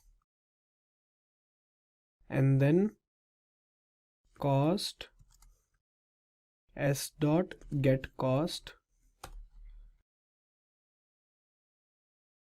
Next I'm gonna give it as color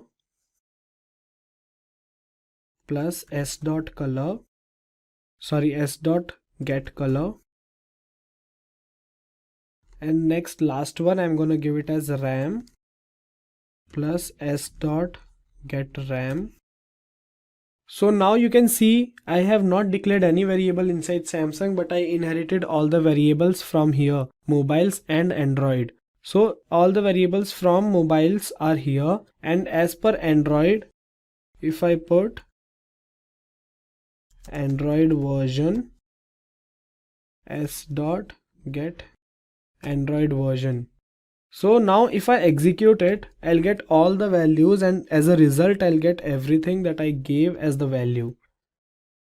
So now let's just execute it. So instead of cost I should put color. So as you can see, I have the cost of Samsung mobile, color and RAM and even Android version.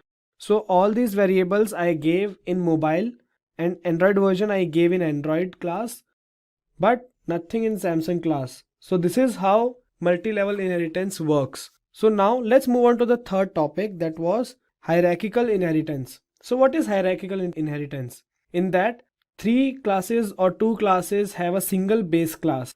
So I'm gonna create two more classes that derives Android. So now let's create them. Next I'm gonna name it as Nokia, and the last one Xiaomi. So these are real-time examples, three mobiles, we have three different companies and all uses Android and they all come under mobiles. So now in everything I'm gonna write extends Android.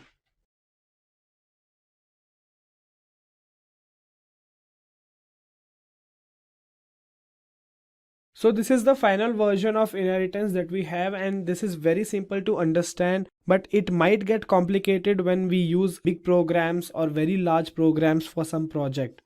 So now I have nothing inside class Nokia or Xiaomi or Samsung. I'm going to use all the variables that come from Android and mobiles, as Android extends mobiles. So this is the concept, like I have three classes, three mobile companies that comes under Android, and we can use them to manipulate the variables and assign values to the variables. So I already have everything from Samsung. So first let's create objects for all these classes.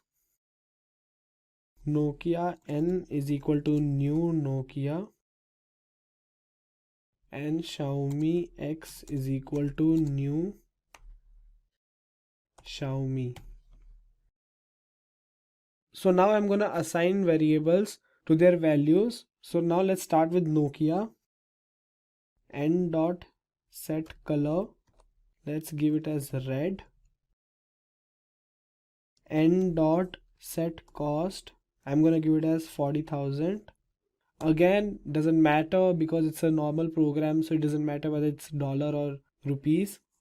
So next, N dot set RAM, RAM 4 GB,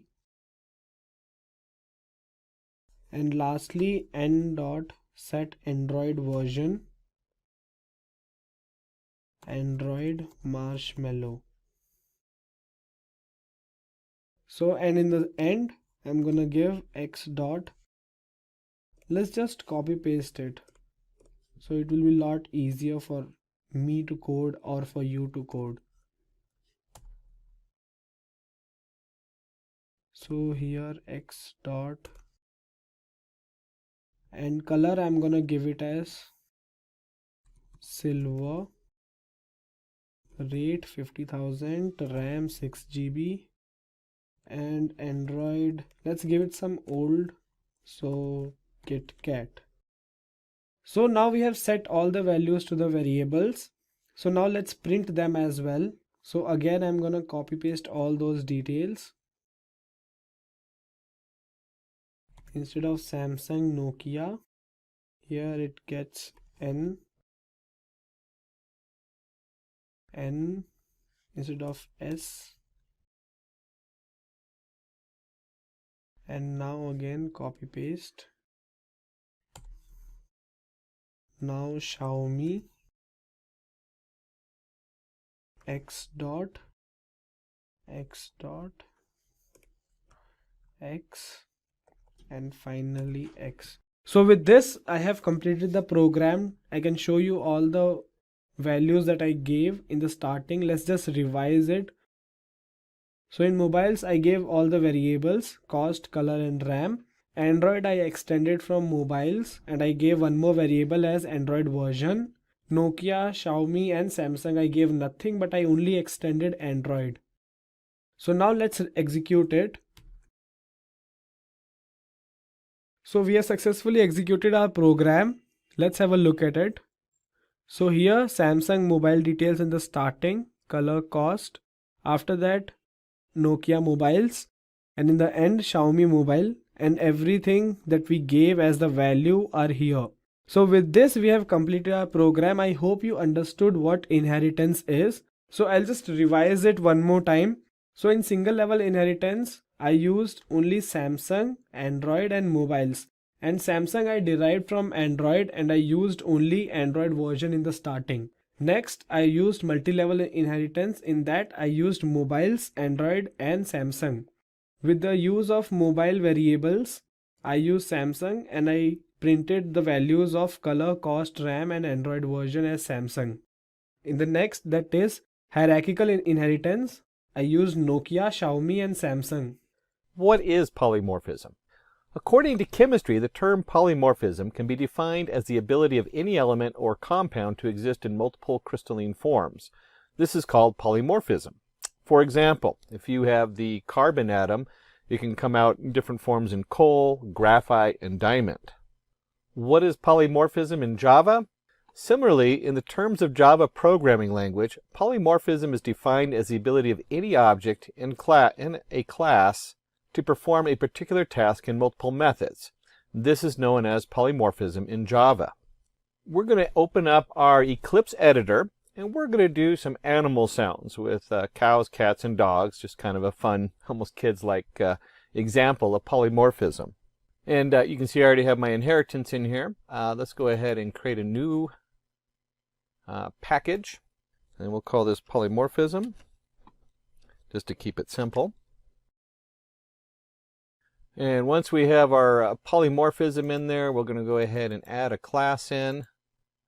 And if you were doing an abstract class, we can label it as abstract because we're not going to directly access it. And we'll call it animal sounds. Maybe we will. We'll see how we load the program up. But we'll call this animal sounds. And let's create a public, it's not going to return anything, but we'll call it sound on here. And we just want to go ahead and have it do a system out print. And with our system out print line, we'll just have it say animals make different sounds.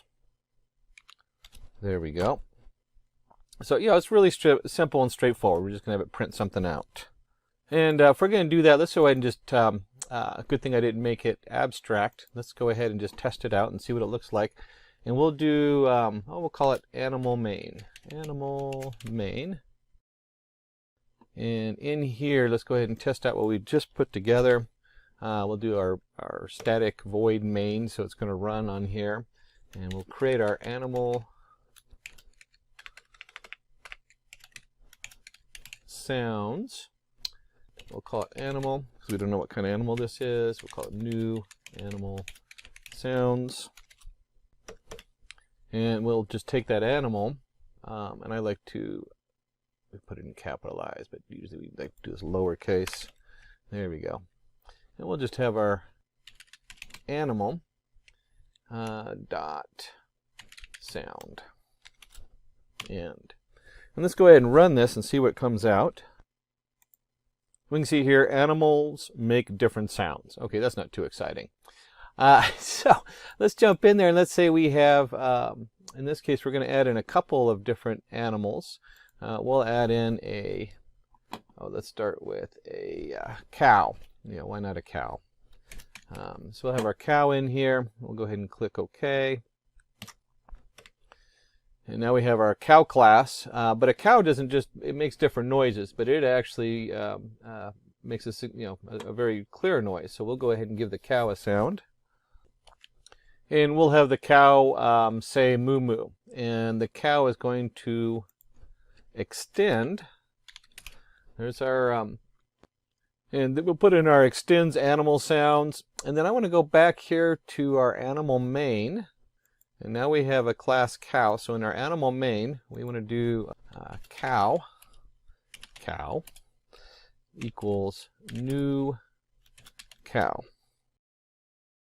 And once we've created the new cow, we also need to go ahead and have the cow sounds. There we go. And we run this. You can see it comes out here and it says the cow says moo moo. So if we go back to cow, we're just going to do this real quick. And let's say we just take this out of here, the public void sound. And then we're going to go into our animal main and run that. Recompiles. Animals make different sounds because it doesn't know what sound a cow makes. So this is really central to polymorphism. Is we're taking something going on in the in one setup that we've brought in and extended from our animal sounds, and we've changed it to the cow says moo moo. And we can also add in multiple animals in here. We'll go ahead and just add in one more animal. We'll call this one, we'll do a dog, why not? So here comes in our dog, and of course we want the dog to actually say something. And we'll have the dog go bow wow, and then we'll go back to our animal main, and we have to create a dog. And we'll say cow, simply dog, dog, uppercase for the class, lowercase for the actual object. And then of course we need the dog to make a sound. So we'll go down here and go dog.sound.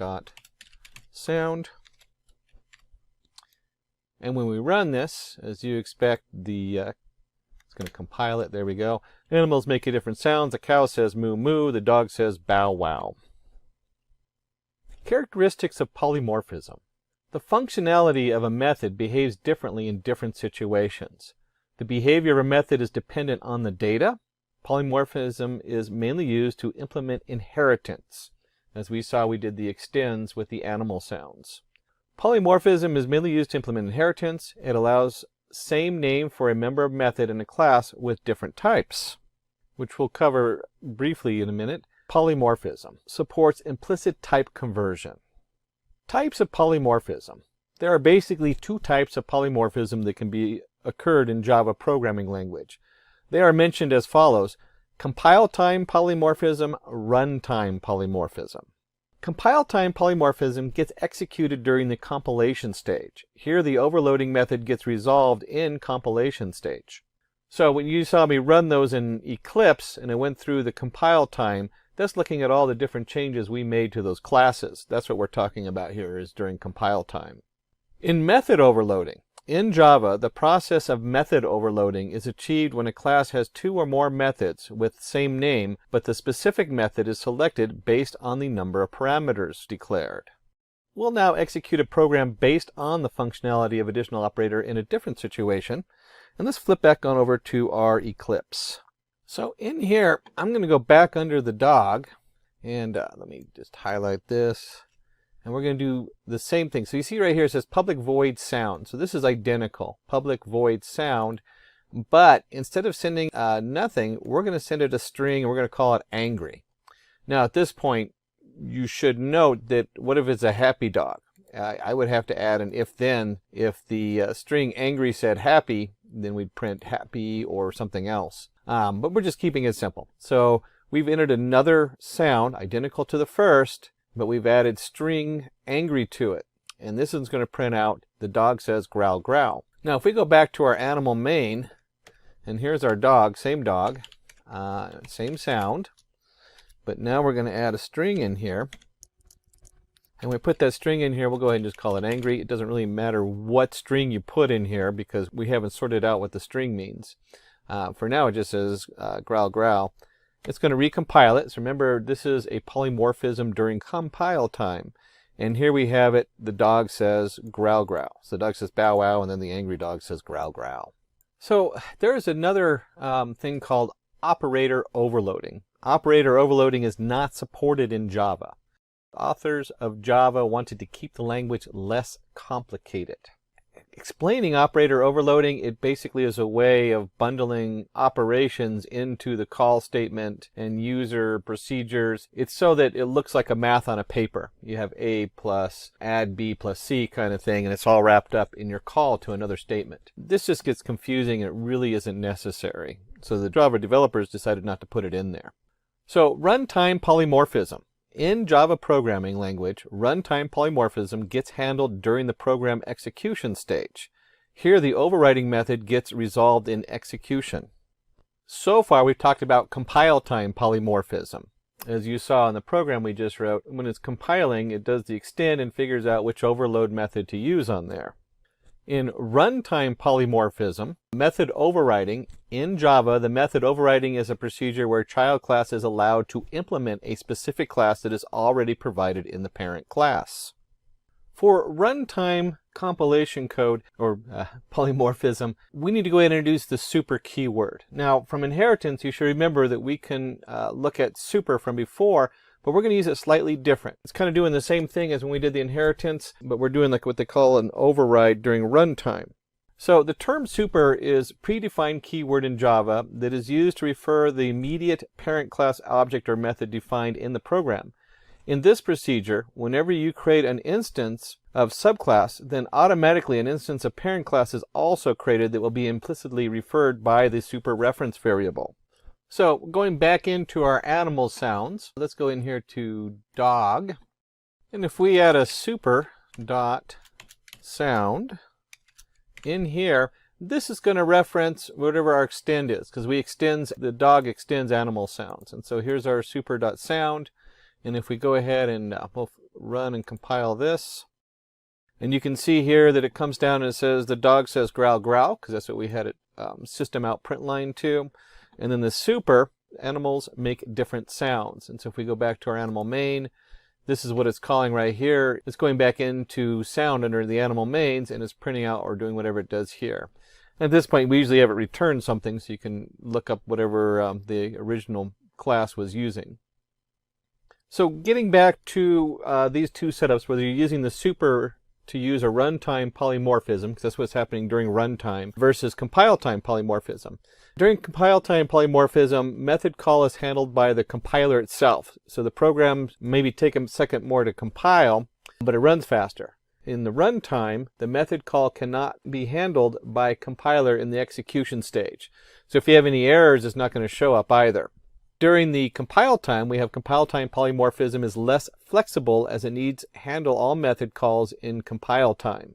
So you really, in runtime polymorphism, it exhibits higher flexibility as the method call gets handled at runtime coming in. The execution period for compile time polymorphism is less. That's what I was just talking about. It compiles it, so the compiling takes maybe a little bit more. But if you're executing the same program over and over and over again, once it's distributed, it's going to run faster. Then, of course, with the runtime polymorphism, the execution period for runtime polymorphism takes longer. It's just a little bit more. Usually in most programs you don't notice this, but if you're executing the same script 1,000 times, suddenly that 0.01 second is a lot more. It suddenly is adding up a second each time it goes through the 1,000 iterations. Then with the compile time polymorphism, integrating the right method call with the right method is done in compile time. And of course in runtime, integrating the right method call with the right method is done in runtime. Again, that's another delay because it has to figure out what it's doing. It's not already pre-mapped out. And finally, compile time polymorphism occurs during method overloading and operator overloading, where runtime polymorphism occurs during the method overriding. Advantages of polymorphism: programmers' code can be reused via polymorphism. Number one goal of a programmer is to reuse the code as much as possible so you're not reinventing the wheel over and over again. Advantages of polymorphism: supports single variable name for multiple data types, reduces coupling between different functionalities. And some of the disadvantages of polymorphism that can come up is that polymorphism ends up raising performance issues in real time. You can see whereas you're loading all these different things, you might end up creating loops you didn't know you were doing. Polymorphism reduces readability of the code.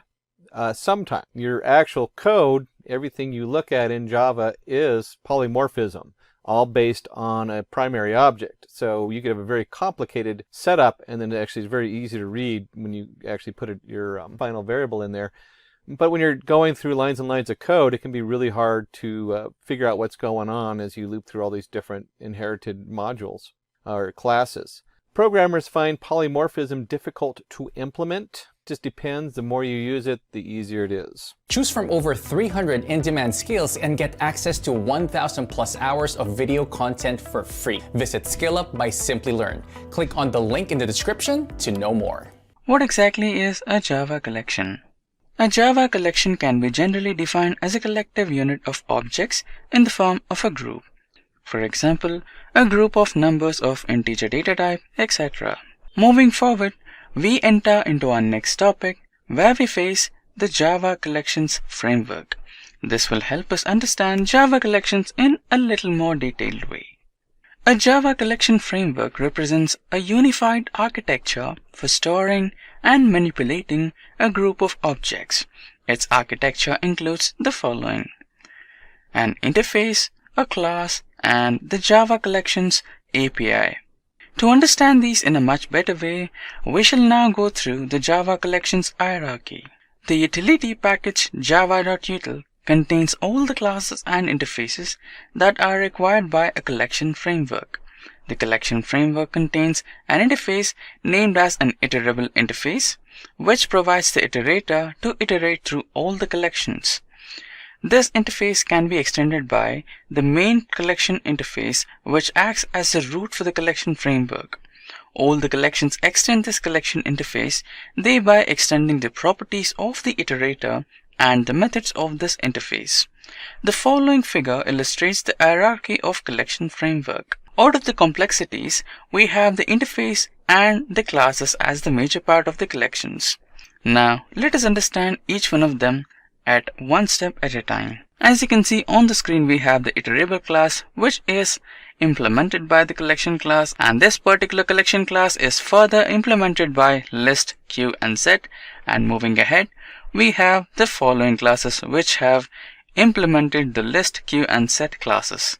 In the list, we have array list, linked list, vector, stack, and on the other hand, on the queue, we have priority queue, dequeue, and array dequeue. And finally, on the set, we have the hash set, linked hash set, sorted set, tree set, etc. Now moving further, we will enter our first Java collection, which is none other than the interface. So the first one is an interface. An interface can have methods and variables, but the methods declared in an interface are by default abstract.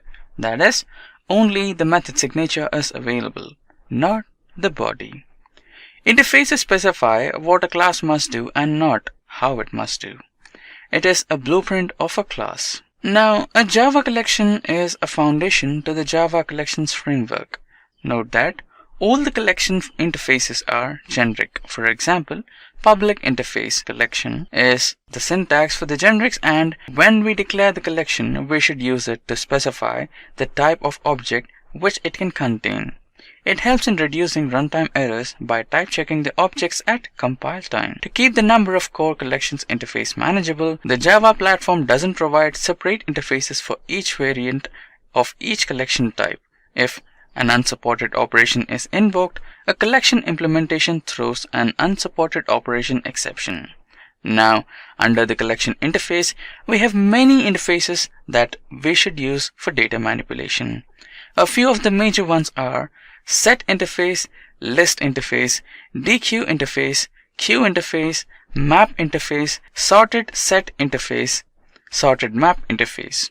Don't worry, those are a lot of interfaces, but we will discuss each one of them in a detailed way along with a practical example for a better understanding. So the first one in the docket is the set interface.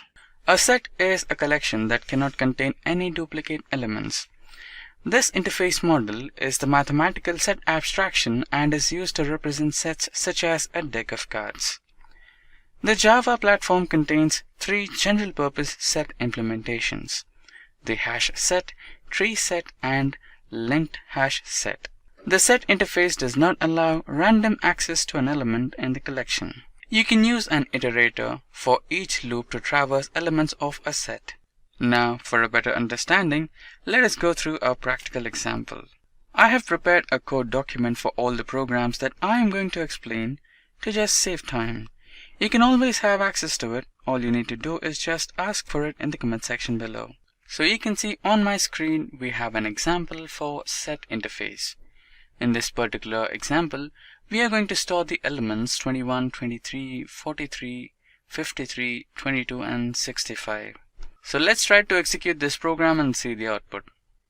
So you can see the elements stored in the set interface are 65, 21, 53, 22, and 23, 43. So the sorted set is here, which is the 21, 22, 23, 43, 53, and 65. And the first element being 21 and the last element being 65. So this is how the set interface practically works. Now let's move ahead into our next type of interface, which is none other than the list interface. So what exactly is a list interface? The list interface is an ordered collection that can contain duplicate elements. You can access any element from its index. The list is more likely an array with dynamic length. The list is one of the most used collection types. An array list and linked list are the implementation classes of the list interface. The list interface provides useful methods to add an element at a specific index, to remove and replace elements based on the index, and to get a sublist using the index. For a better understanding, let's check out an example. So this particular program is based on list interface. So we are going to add in three names, which are David, John, and Stacy, into our list. And also we have a fourth addition, which is Stacy again. Just to check if the statement is true, it says list interface also allows duplicate elements unlike the set interface. So let's try to run this program and see the output. So you can see the program got successfully executed and the names David, John and Stacy are added into the list. Now let's come back to our program and remove this comment and try to run again and check if the fourth element, which is the duplicate of the third, Stacy, will be added into the list or not. So as you can see, the program got successfully executed and the fourth element, which is Stacy, the duplication of the first one, got successfully inserted into the list. So this is how the list interface works. Now let's move ahead into our next type of interface, which is the queue interface. So what exactly is a queue interface? Queue is a collection used to hold multiple elements prior to processing. Besides basic collection operations, a queue provides additional insertion, extraction, and inspection operations. Queues typically, but do not necessarily, order elements in the FIFO or first in, first out manner. Among the exceptions are priority queues, which order elements according to a supplied comparator, or the elements in natural ordering. Whatever the ordering used, the head of the queue is the element that would be removed by a call to remove or poll. In a first in, first out queue, all new elements are inserted at the tail of the queue. Now for a better understanding, let's go through a practical example. So as you can see, the program on my screen is an example for queue interface. So in this particular queue, we are going to store the names of fruits: apple, mango, grapes and banana, and apple being the head of the queue and banana being the tail of the queue. Now let's try to execute this program and see the output. So we are also going to count the size of the queue, which is 4 basically in the first. After that we are going to remove the element grapes from the queue. So the command is queue.remove the element name. So after that the grapes element has been removed from our queue. We have the latest size of the queue as 3. Now after that we are also going to check if the element apple is included in the queue or not. So for that statement, yes, the element apple is included in the queue and the result is true. So this is how the queues work, and let's move further. And in the next phase we have the DQ interface. So what exactly is a DQ interface? So a linear collection that supports element insertion and removal at both the ends is called as a DQ interface. The name DQ is short for double-ended queue and is usually pronounced as DEQ. Most DQ implementations place no fixed limits on the number of elements they may contain, but this interface supports capacity-restricted DQs as well as those with no fixed size limit. This interface defines methods to access the elements at both the ends of the DQ. Methods are provided to insert, remove, and examine the element. For a better understanding, let's check out an example. So you can see on my screen we have a program for DQ interface. So here we are going to add in some elements into our DQ and then also try to remove the first element and print the updated DQ. Now let's try to execute this program and see the output. So as you can see, the program got successfully executed and the elements which we tried to push into the DQ were 52, 10 and 21. 52 is being the first element and the 21 is being the last element. So we tried to remove the first element, which is the 52. So after that the updated DQ is having 2 elements which are 10 and 21. So this is how the queues work. Now let's move ahead and learn our next type of interface, which is the map interface. So what exactly is a map interface? A Java map is an object that maps keys along with its values. A map cannot contain duplicate keys. Each key can map to at most one value. The Java platform contains 3 general-purpose map implementations, which are the Hashmap, Treemap, and linked Hashmap. The basic operations of a map are contains key, contains value, size, and is empty.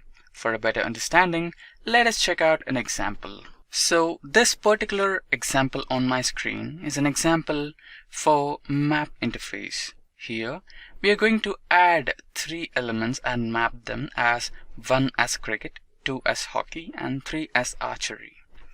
Now let us execute this program and see the output. So you can see the program got successfully executed and the elements are mapped with their keys, and the element cricket is mapped with the key 1, and similarly hockey with key 2 and archery with key 3. So this is how the map interfaces work.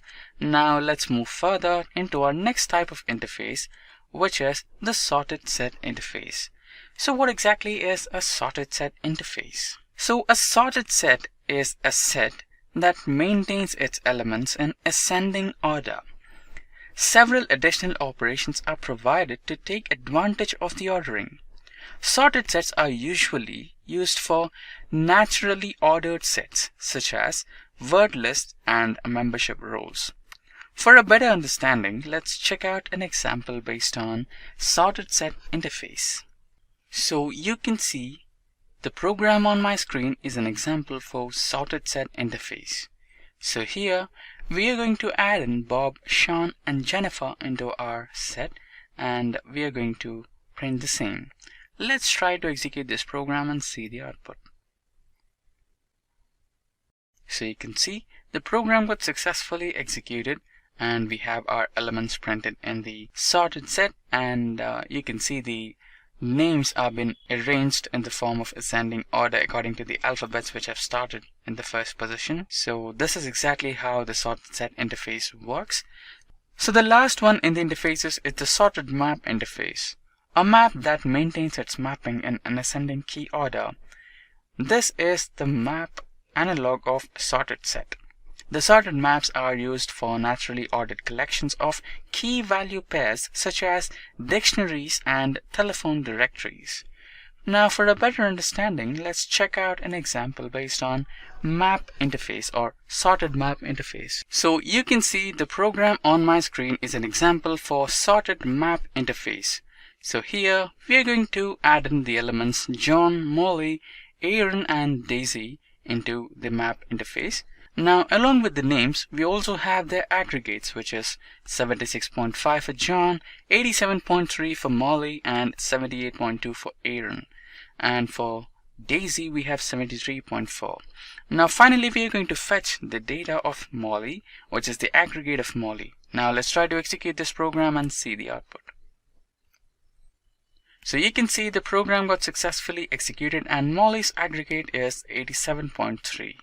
So this is how the map interfaces work. Now let's move ahead into our next topic, which is the Java collection classes. So now that we have finished the Java collection interfaces, let us have a quick understanding of Java interface methods. So the first method is the add method. The add method is used to add an object to the collection, and next is the isEmpty method. This method returns the true if the collection contains no elements. Followed by that we have the clear method, and this method is used to remove all the elements from the collection. Followed by that we have the remove method. This method is used to remove the given object from the collection. If there are duplicate values, then this method removes the first occurrence of the object. Next to the remove method we have the size method. So the size method is used to return the number of elements in the collection. So after the size method we have the stream method. The stream method is used to return a sequential stream with this collection as its source. So the next method we have is the toArray method. So the toArray method is used to return an array containing all the elements in this collection. Followed by that we have the hashcode method. This method is used to return the hashcode value for this collection. Next, the equals method. The equals method is used to compare the specified object with the remaining elements in the collection. Followed by that we have the iterator method. So the iterator method is used as an iterator over the elements of the particular collection. And finally we have the contains method.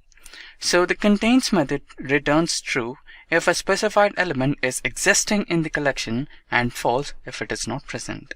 So with this, we finished the collection interface and collection interface methods. Now we will move ahead into our next topic, which is none other than the Java collection classes. So what exactly is a class? A class is a user-defined blueprint or prototype from which objects are created. It represents a set of properties or methods that are common to all the objects of one type. Now we'll start up with the first one, which is the hash set class. So the Java hash set is the basic implementation of the set interface that is backed up by the hash map. It makes no guarantee for the iteration order of the set and permits null elements as well. So this class offers constant time performance for basic operations such as add, remove, contains, and size. Assuming the hash function disperses the elements properly among the buckets, we can set the initial capacity and load factor for this collection. The load factor is a measure of how full the hash map is allowed to get before its capacity is automatically increased. For a better understanding, let's go through an example. So on my screen you can see a program which is an example for hash set classes.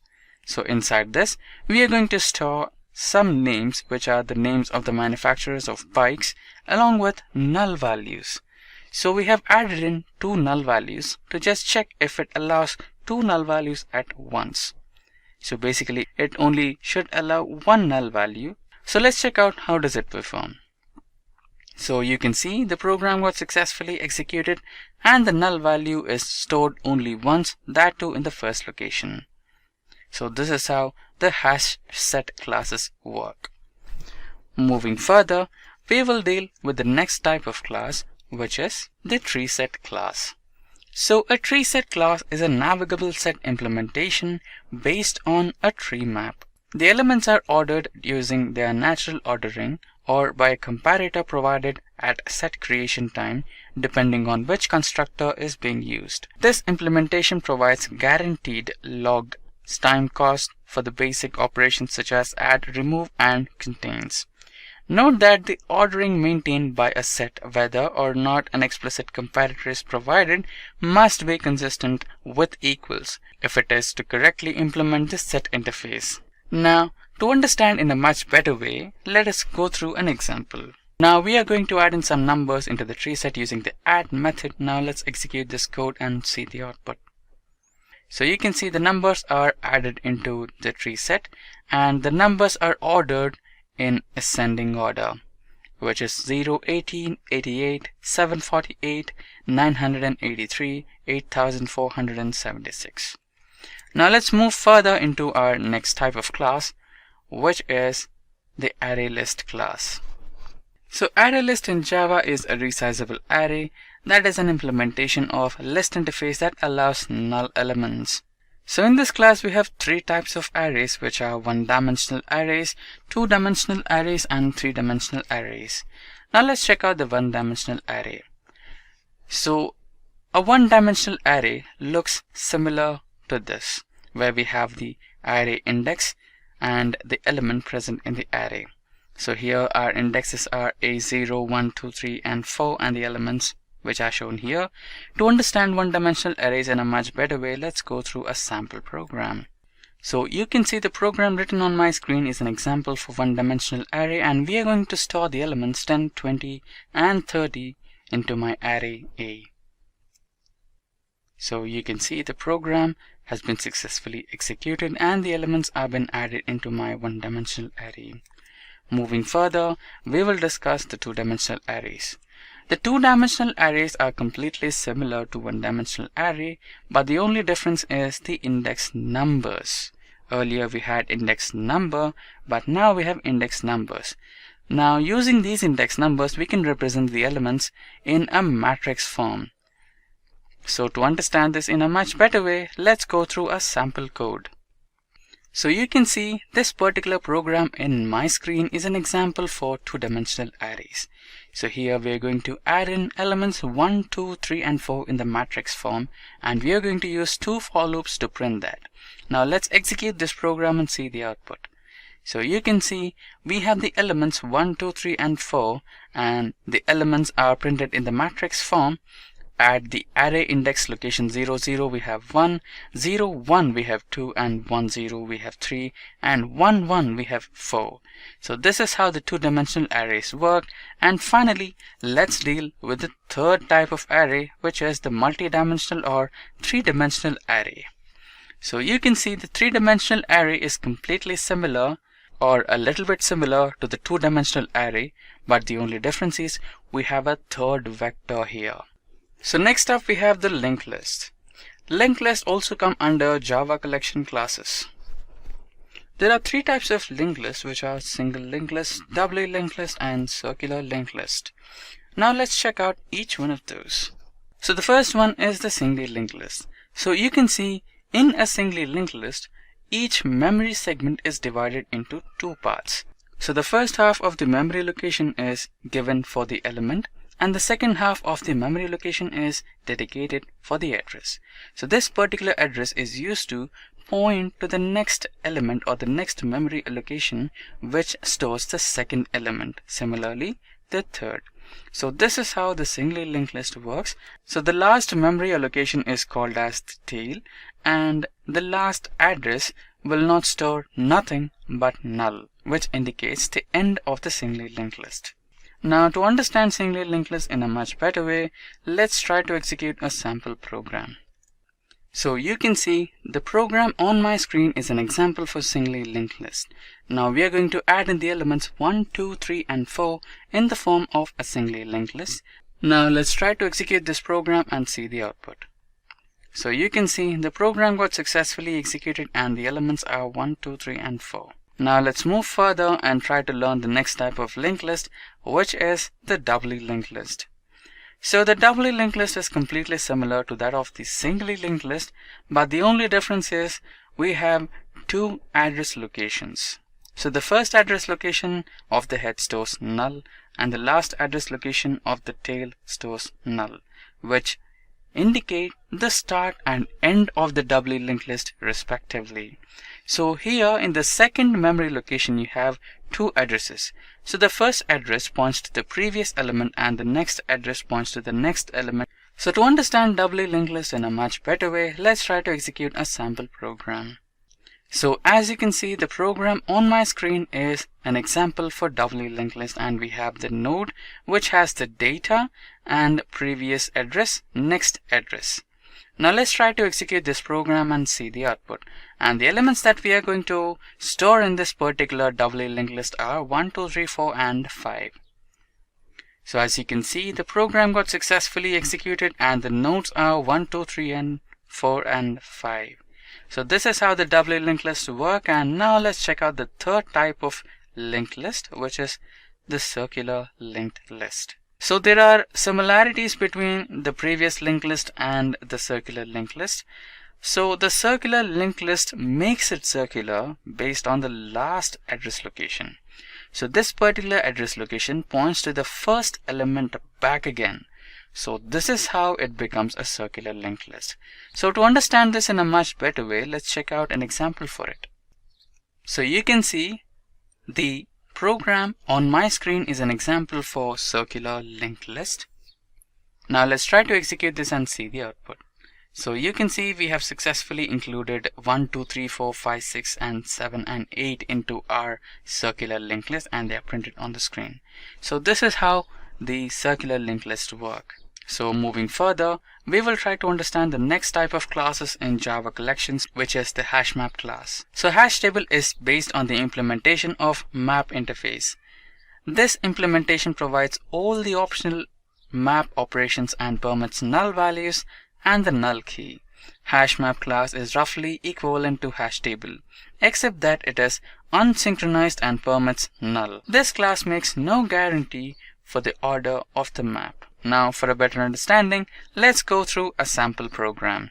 So this particular program on my screen is an example for Hashmap class. So here we are trying to load the data, which is the name of the manufacturer and their bike. So let's execute this program and see the output. So you can see the program got successfully executed and we have the manufacturer and their made bikes. Now moving further, we will deal with the next type of class in Java collection, which is the Treemap class. So the tree map is based on navigable map implementation. The map is sorted according to the natural ordering of its keys or by a comparator provided at map creation time depending on the constructor used. Now let's check out an example for better understanding. So you can see the program written on my screen is an example for Treemap class. So we have the roll numbers and the names of students here. Now let's try to execute this program and see the output. So the program got successfully executed and the result has been printed on the output console. So we have the roll numbers of the students and their names: Amber, James, Violet and Reynolds, along with their respective IDs. So now with this, we complete the Java collections classes. Now we move into our next topic, which is the collection API algorithms. So the first one is sorting. Sorting does the job of ascending and descending numbers based on the algorithm written by the user. For a simple example, we shall consider the bubble sort algorithm for this one. So you can see on my screen we have an example for bubble sort algorithm. So we have the elements 2, 89, 39, 48, 6, 28, 1, 2 and 33, which are ordered in an unorderly manner. Let's try to execute this program and order them. So you can see array before bubble sort is 289, 38, 48, similarly 33, and after the bubble sort we have the sorted array, which is 1, 2, 6, 28, 33, 39, 48 and 289. So this is how the bubble sort works. Now let's move further and understand the next type of API, which is the shuffling algorithm. So the shuffling algorithms are designed to destroy the current arrangements. They are employed on creating randomness in the list. So for a better understanding, let's check out an example. So you can see the program written on my screen is an example for shuffle algorithm. So we have an array which has the elements completely sorted in ascending order, which is 10 to 100. Now when we run the shuffle algorithm, these elements will be completely shuffled according to a random order. Now let's try to execute this program and see the output. So you can see the elements which were in an ascending order are now completely in this order. So this is how the shuffling algorithm works. Now let's move further and understand the next type of algorithm, which is the searching algorithm.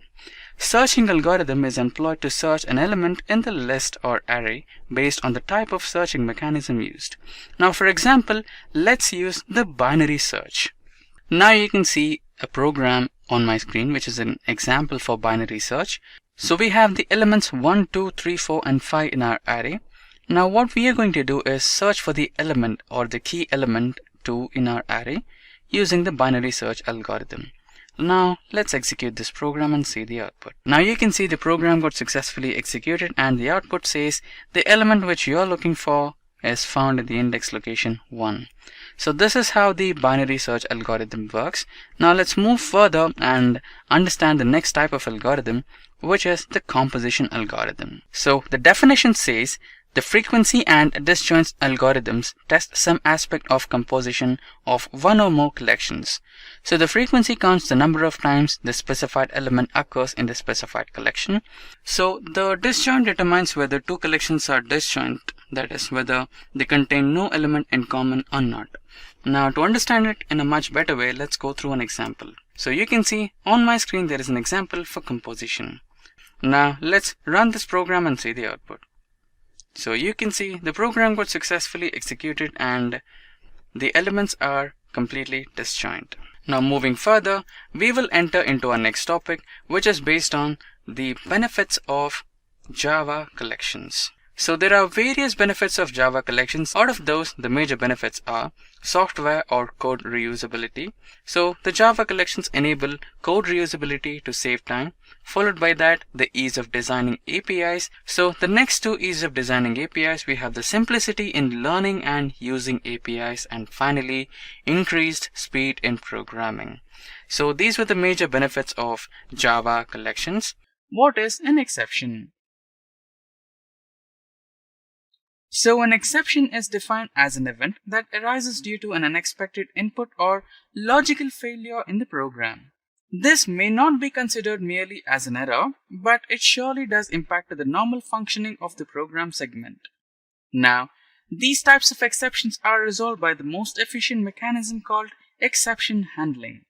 Exception handling is not any rocket science, but a simple mechanism that drives the compiler to the next statement by making the compiler understand that the input obtained or the malfunction that arises is just an unexpected or an unnecessary event which can be ignored by sending the user with a relevant message about the exception arose.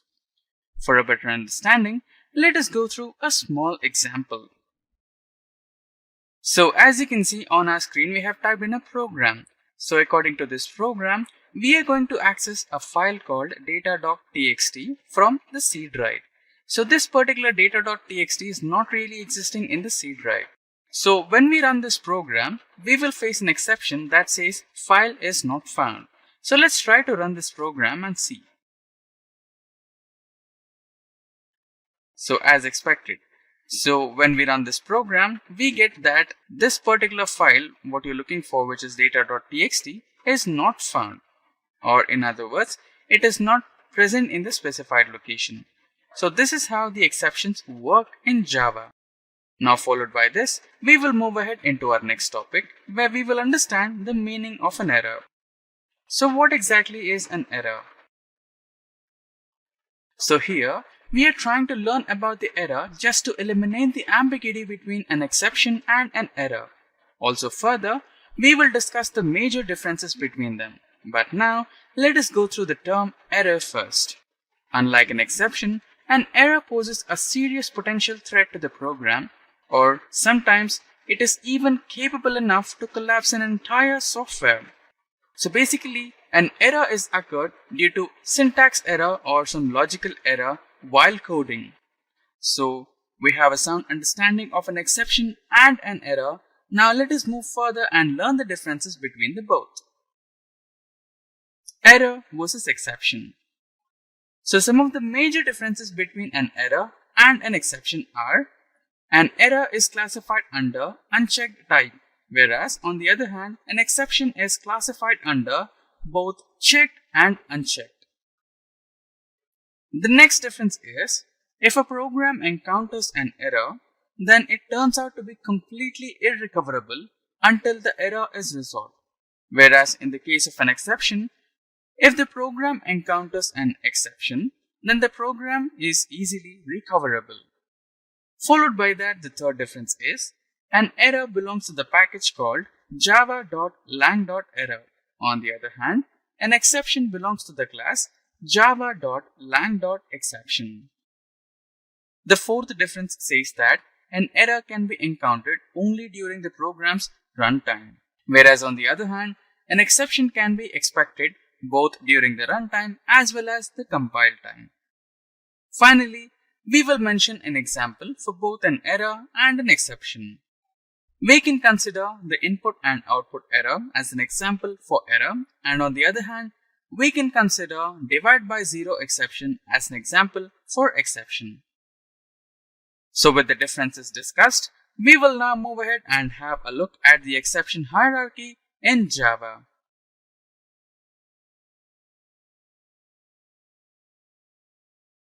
The hierarchy of errors and exceptions is really simple. There is one root class called the throwable. Now, the throwable class is basically inherited from object which comes from the superior root called java.lang. Now, the throwable class is inherited by two child classes which are none other than the error and an exception. Further, an error is inherited by different types of errors, for example, JVM or Java Virtual Machine error, memory error, and also in some cases, some of the errors are caused by the incompatibility of the IDE or the framework which you are using. Next up is the exception. Now the exception is inherited by a few more exceptions which are mentioned as below. The exceptions can be input-output exception, SQL exception, class not found exception, runtime exception, and many more. Further, the runtime exception is inherited by some more, which are the arithmetic exception, number format exception, etc. Now that we have a good understanding of the exception hierarchy, let us move ahead and check the differences between checked and unchecked exceptions. So the first one, which is the checked exceptions. These are really simple exceptions and can be defined as follows. An exception that pops up during the compile time is called as the checked exception. It is not serious and is completely ignorable. Followed by the checked exceptions, we have the unchecked exceptions.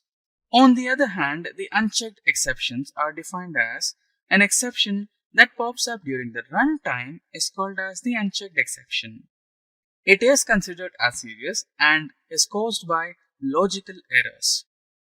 So to understand checked exceptions in a much better way, we shall go through an example. So this particular example is based on checked exceptions.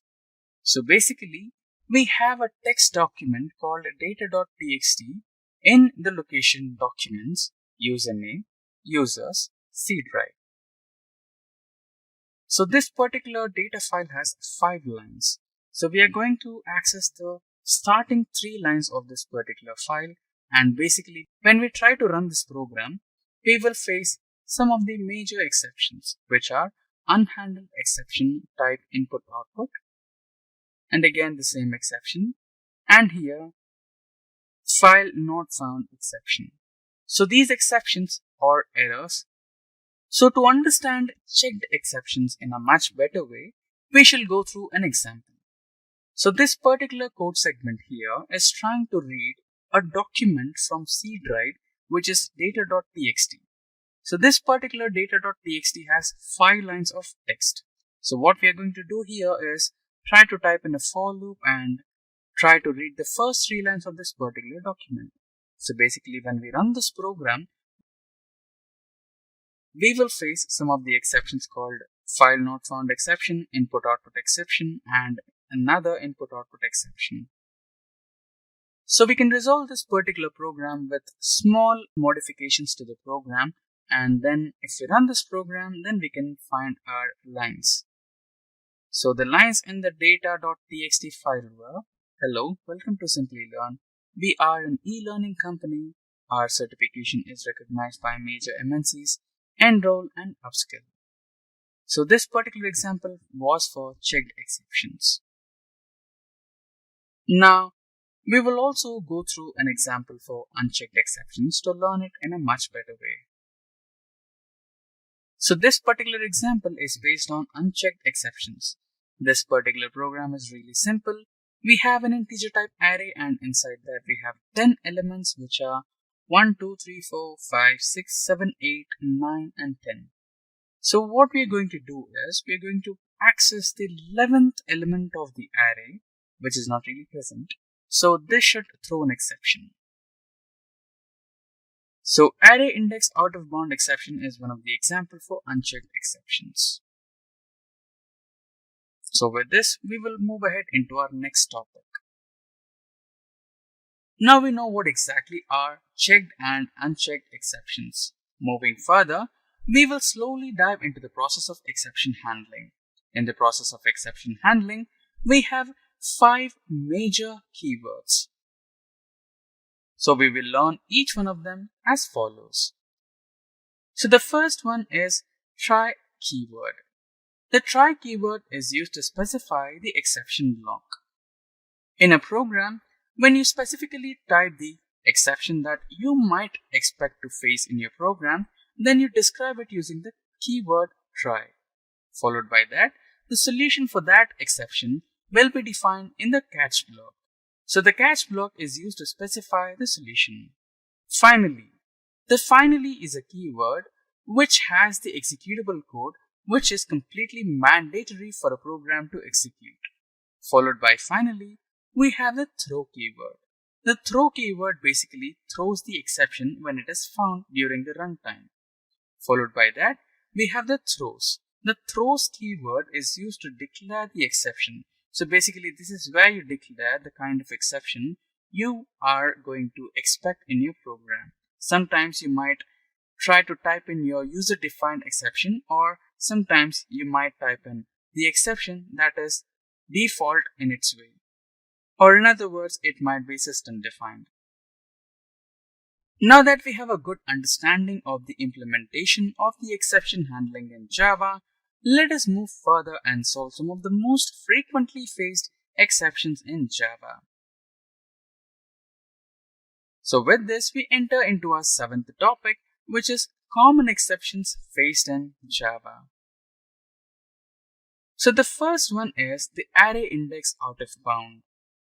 So if you try to store a value in an array or try to access an element in an array which has an address exceeding the array's maximum location value, then this particular exception is thrown.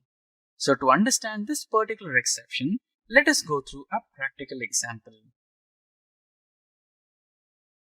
So as you can see on our screen, we have an array of integer data type.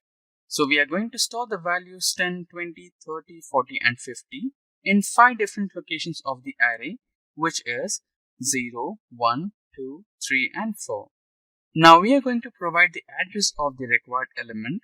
So during that process, we are going to specify one location which is more than the maximum location of the array. So here the maximum location of the array is 4, and if we try to provide the location 5, then this program should throw us an exception. So let's try to run this program and see the output. So as you can see, we have our array here.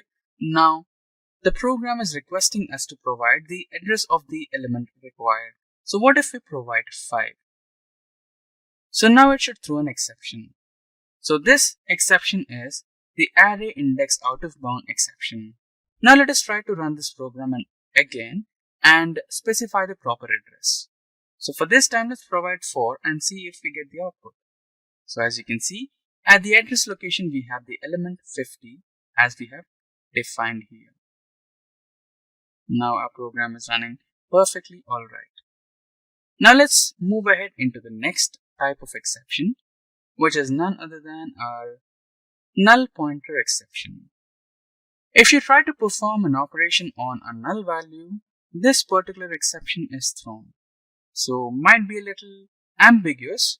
To understand this particular exception in a perfect way, let us go through a practical example.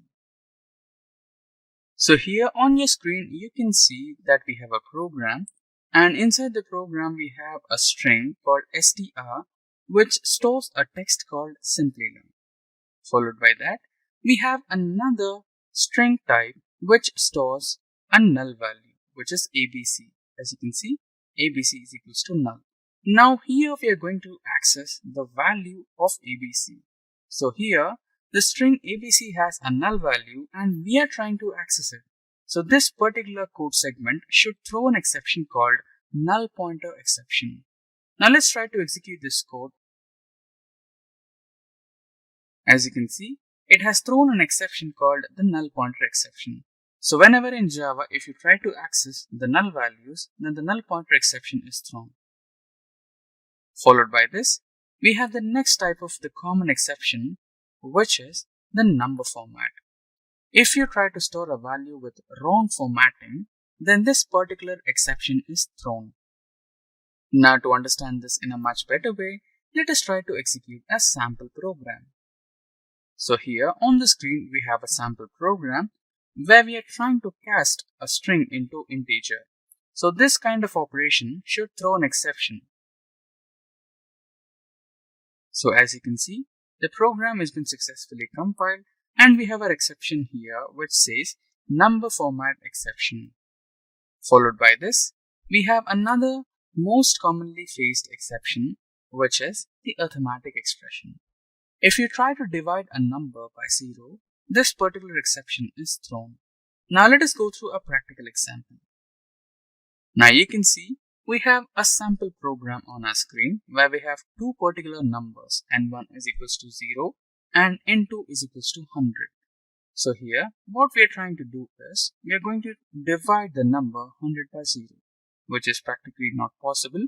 So when we try to execute this particular program, then we should be getting an exception that says you cannot divide a number by 0. So there you have your personalized message which says the divider cannot be 0. Try a different number. So this is how the automatic exceptions work. So with this, we have come to our last topic, which is the best practices to be followed while working with exceptions in Java. So the first one is use exceptions conservatively. So exceptions have proven that they can be costly if used recklessly or unnecessarily. So it's better we use Boolean values to indicate successful implementation of smaller operations. For example, if you specify a particular operation and it successfully gets executed, then you can just notify the user by specifying a Boolean value, which can be 1, or in the case of failure, you can just specify the number 0. Next after that, we have the customized exceptions. It is a very good practice of customizing your exceptions in the design time rather than planning them on the go. So in other words, we can consider this as, if you're planning to design a software, then in that particular stage itself, you must also evaluate the kind of exceptions you might face on the process of designing. So tomorrow, if you completely design a software and suddenly an exception is popped in your head, then designing or including that particular exception in your finished software might be difficult. So it's better you start planning your exceptions. Followed by that, we have exception logging. Keep track of the exceptions, and this process comes handy as the user understands why exactly a particular exception has popped up. Followed by that, we have early throw and early fail. An exception should be thrown as early as possible and should be resolved in the same pace. And then we have the closing resources. Since exceptions halt the complete program, we must make sure that the system resources are shut so as to save the resources. What is JDBC? JDBC is a tool or an application programming interface that establishes a connection between standard database and Java application that intends to use that database. Need for JDBC? Establishing database connectivity to execute MySQL or SQL queries and DDL/DML commands. View and modify data records. And one of the most important things to look at when we're talking about a JDBC, and probably the most confusing part where the devil's in the details, is data types in a JDBC. So when we start looking at the data types and you're setting up your data, you have your SQL, which is your var character, and your Java equivalent, java.language.string. And you have your bit in SQL. In Java, it's Boolean. In SQL, it's numeric, java.math.bigdecimal. Integer, int, real, float, float, float. So there's no real difference in Java between a real number and a float number. Your double is double. Your binary is a byte. Data, Java SQL date. So your date in java.sql date. And there's also your SQL timestamp, java.sql timestamp. Array, java.sql array. Reference, java.sql.reference. Structure, java.sql structure. Character, java.language.string. Big integer, long in Java. Variable binary is a byte. A clob, and that's character large object. And then the equivalent is java.sql.clob. And then you have your blob in SQL, which is a collection of binary data stored as a single entity, and the equivalent in Java is going to be your java sql.blob. Now, if you're doing a lot of programming, I would suggest having a cheat sheet there, and then once you're up and running, you'll start to remember most of these just because out of use. With the JDBC architecture, we're looking at the application, then it goes into the JDBC API. So you have your application you're writing, your Java Database Connector API, then that has a manager underneath of it, and then you have your Java Database Connection drivers. And the drivers are the ones that are transferring that, whether it's an SQL server, MySQL server, the Oracle database, or different sources that use a JDBC connection. JDBC environment setup. So when we talk about the environment setup, we have Java and your environmental setup underneath of that. In setting up a Java environment, you have to download the latest JDK, set Java to home, and set your Java path. So if you're just using Eclipse for the first time or whatever IDE you're using to program, you want to make sure you have that all set up and you have the current JDK in there, the Java development package. And then with MySQL, setting up MySQL environment, download the latest MySQL workbench, extract the file, run the setup file. And that'll get you set up with your own MySQL on your computer. And MySQL registers with your operating system. So it's kind of like a global variable when you start accessing it. And it's designed that way because normally when you're using an SQL or MySQL database, it's installed on a server. So it makes sense that you want it registered with the operating system so it's accessed globally.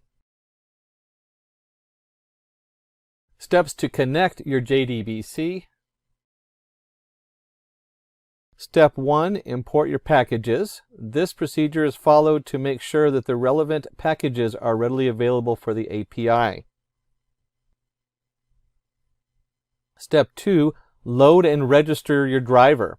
The imported drivers needed to be loaded and registered for establishing a connection between application and database. And if you remember, in this case, we're doing the MySQL, so we make sure our MySQL driver is installed. And step 3, connecting database. After the first 2 steps, the next stage is to connect the database. This can be done by a GET connection. Step 4, writing a query. So now we're actually starting to get into your scripting. Here we write in the SQL command or query that we need to execute. If you're not familiar with SQL, it's good to have an SQL cheat sheet set up. Once you start understanding how it's put together, you'll find that it goes really quick and it's pretty fast to learn, but it is its own query language, and you do need to learn a number of the main settings and poll language so you know what you're doing. Step 5, executing query. Now the query from the API is executed using execute query, and we'll actually load that up just as a string variable. When we look at that, you'll see how that fits together. Step 6, processing result.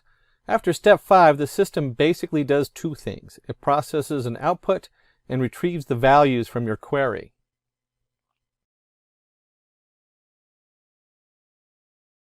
And then step 7, closing statement. The result set and statement needs to be closed explicitly. And you'll find there's 2 closing statements. There is your result set, which is still pulling from the database.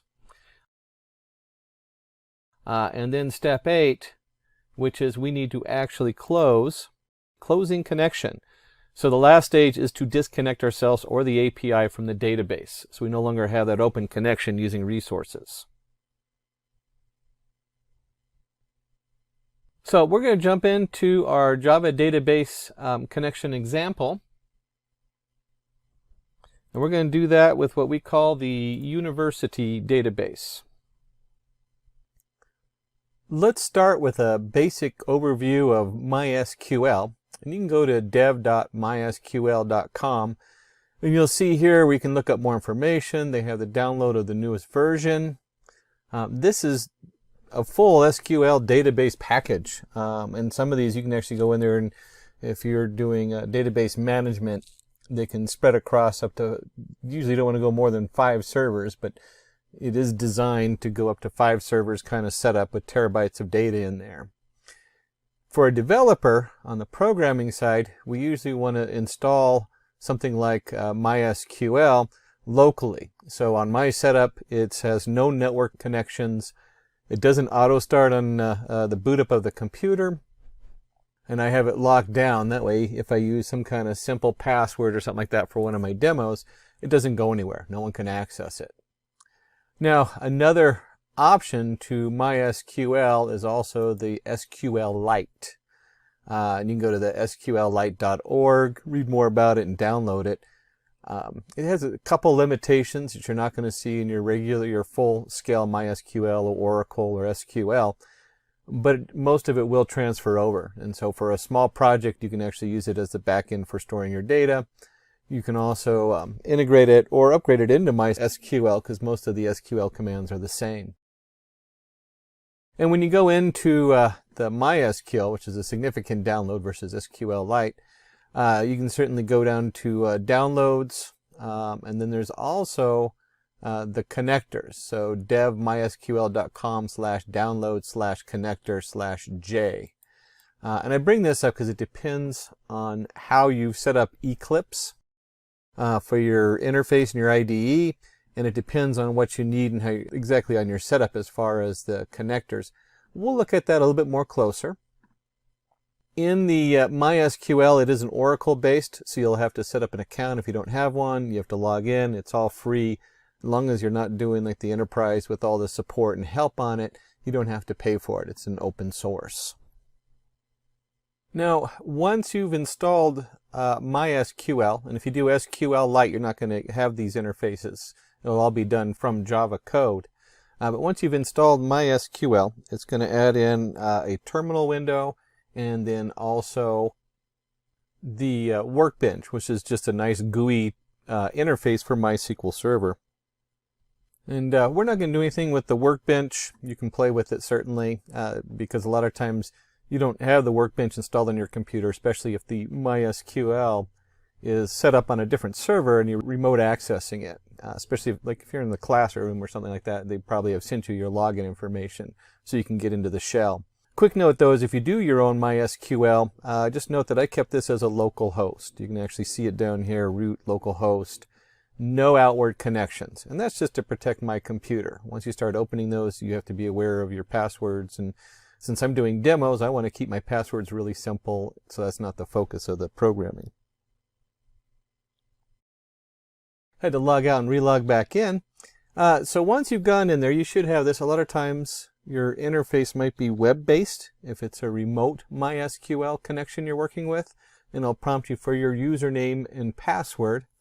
In this case, mine is on my computer. It automatically has me log in as admin, so I have full admin rights. And then we always like to start by, at least I do, is show databases. And these are the current databases on here. They have some different information on them that is part of the basic setup, and some examples like Sakilla and World are both example databases that automatically load with MySQL.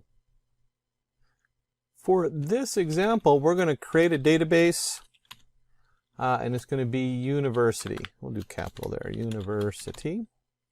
Don't forget our semicolon, and time. You can see how long it took, 0.69 seconds. And of course, if we go show databases, you'll see now that there is a university in there. And we want to go ahead and use university. That means that whatever we do, any commands that we have in here for tables or whatever are now going to be going into the university database. So now our database is changed. And let's go ahead and zoom in. Let's see, here we go. Set. Okay. A little bit more so we get the nice big print so you can see what I'm doing a little bit better. There we go. All right, so we're going to go ahead and create our table.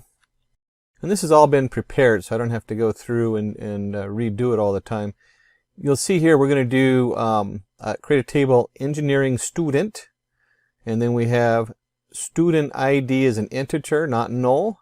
Department variable character 25 long, first name, last name, pass out year, university rank, primary key. In creating this, note a couple things. First, we created a table, engineering students, and we've gone ahead and created the fields as part of the create setup here. And the things I want you to note is that we have our integer. So our student ID is an integer, our department is a variable character, and it's 25 long. And the reason I say that that is really important is when we flip back on over here, if you remember from our, there we go. If you remember from our data types, here's our variable character. And in Java language, that's a string. a string doesn't say, hey, it's only 25 long. And so you got to be a little careful when you're pushing and pulling this data, especially when you're writing the data from Java into the SQL, that you check for that length of that string. And then the integer is, of course, an integer. And, of course, your other data types, you can see how they follow suit. But with variable character, be very aware of that is a designated 25 characters long. And we're going to go ahead and insert some data in here. Here we go. We'll go ahead and insert into engineering students values. And this is going to be the student ID. And it's also the primary key. So keep in mind that that is a unique value in there. And then we have CSE, Computer Science Engineering, Karan, HackerEarth, 2018, 1272. So there's our pass out year, 2018, and ranked, I guess, number 1272. I'm not sure where the, oh, that's a university ranking. There we go. And then we have some prepared data, which I just went ahead and pasted in. So we have a whole bunch of individuals in our database now. And it's the same line over and over again. Insert into engineering students, values, and then you have your list of values. And we can see that by doing a simple select. We'll do, star. So it's going to select everything, one of our hot characters. If you're not familiar with SQL, get a setup on there and look it over. And you can also download a cheat sheet from somewhere with all the different commands in there. I myself do a lot of consulting, and so I'm always jumping around from one platform to another. If you're doing that kind of work, it's more important to understand the limitations and the advantages of different systems, and then you have your cheat sheets for putting together stuff really quickly when you need it. And you can see here the data we just put in there. There's our student IDs, department, first name, last name, pass out year, and university rank. And we'll go ahead and do one query in here real quick. We already did one query. We're going to do two queries. We did select star from engineering, and then we're going to go ahead and select student ID, department, first name, last name. So you can actually choose what you select instead of doing the asterisks. Where student ID equals 10202. And when we go ahead and execute that in here, oops, there we go. You'll see that it returns the one individual with that student ID here. So let's take this back into our Eclipse because we're still doing the setup. So you have your MySQL Server setup, or you did SQLite with a little bit different setup going on there. And let's flip on over and see what's going on with Eclipse. So in Eclipse, we're going to go in new. We'll start a new project. And we'll call this JDBC. It's our JDBC project. Whoops. Select a wizard. I forgot where I was going on there. It's a Java wizard. We're looking for this project. Java project. There we go. And we're going to call this, there. Now we're in the right spot. JDBC package. That way everything will be bundled in there in the same package, and finish it. Create. All right. So you can see right here we have our new JDBC package we're working with. Now at this point there's a lot going on as far as your options. If you set this up for doing database management, which I did not, and I'm going to show you the two different ways, you can go under Windows and under Preferences, and in this list you'll see database management, and then you can just go in there and set it up this way, and it'll pull in that information for your SQL connections. Now, if you did not, and you downloaded the MySQL, it does have an option to download the Java Connects, which would put it into wherever you installed that at, which is default under your C drive program files. Now, on mine, I didn't. I downloaded the connection separately. And there's two different ways. We can go under Project, and under the Build Project, give that a moment to come up. Oops. Properties. There we go. The Project Properties and the Java Build path. This same window can be accessed by right-clicking on your package we're working on, and then we can go down to Properties, and you'll see the same window opens up. And we're going to go under Java Build path, We're going under libraries. So these are libraries we want to include in our setup. And then I click on our module path. And at this point, you'll see add external jars here. Now again, if you haven't already pre-set up any clips, you can just add jars and it will be in the jar library. So there's different possibilities there. But I did a download, so I'm going to go add external jars.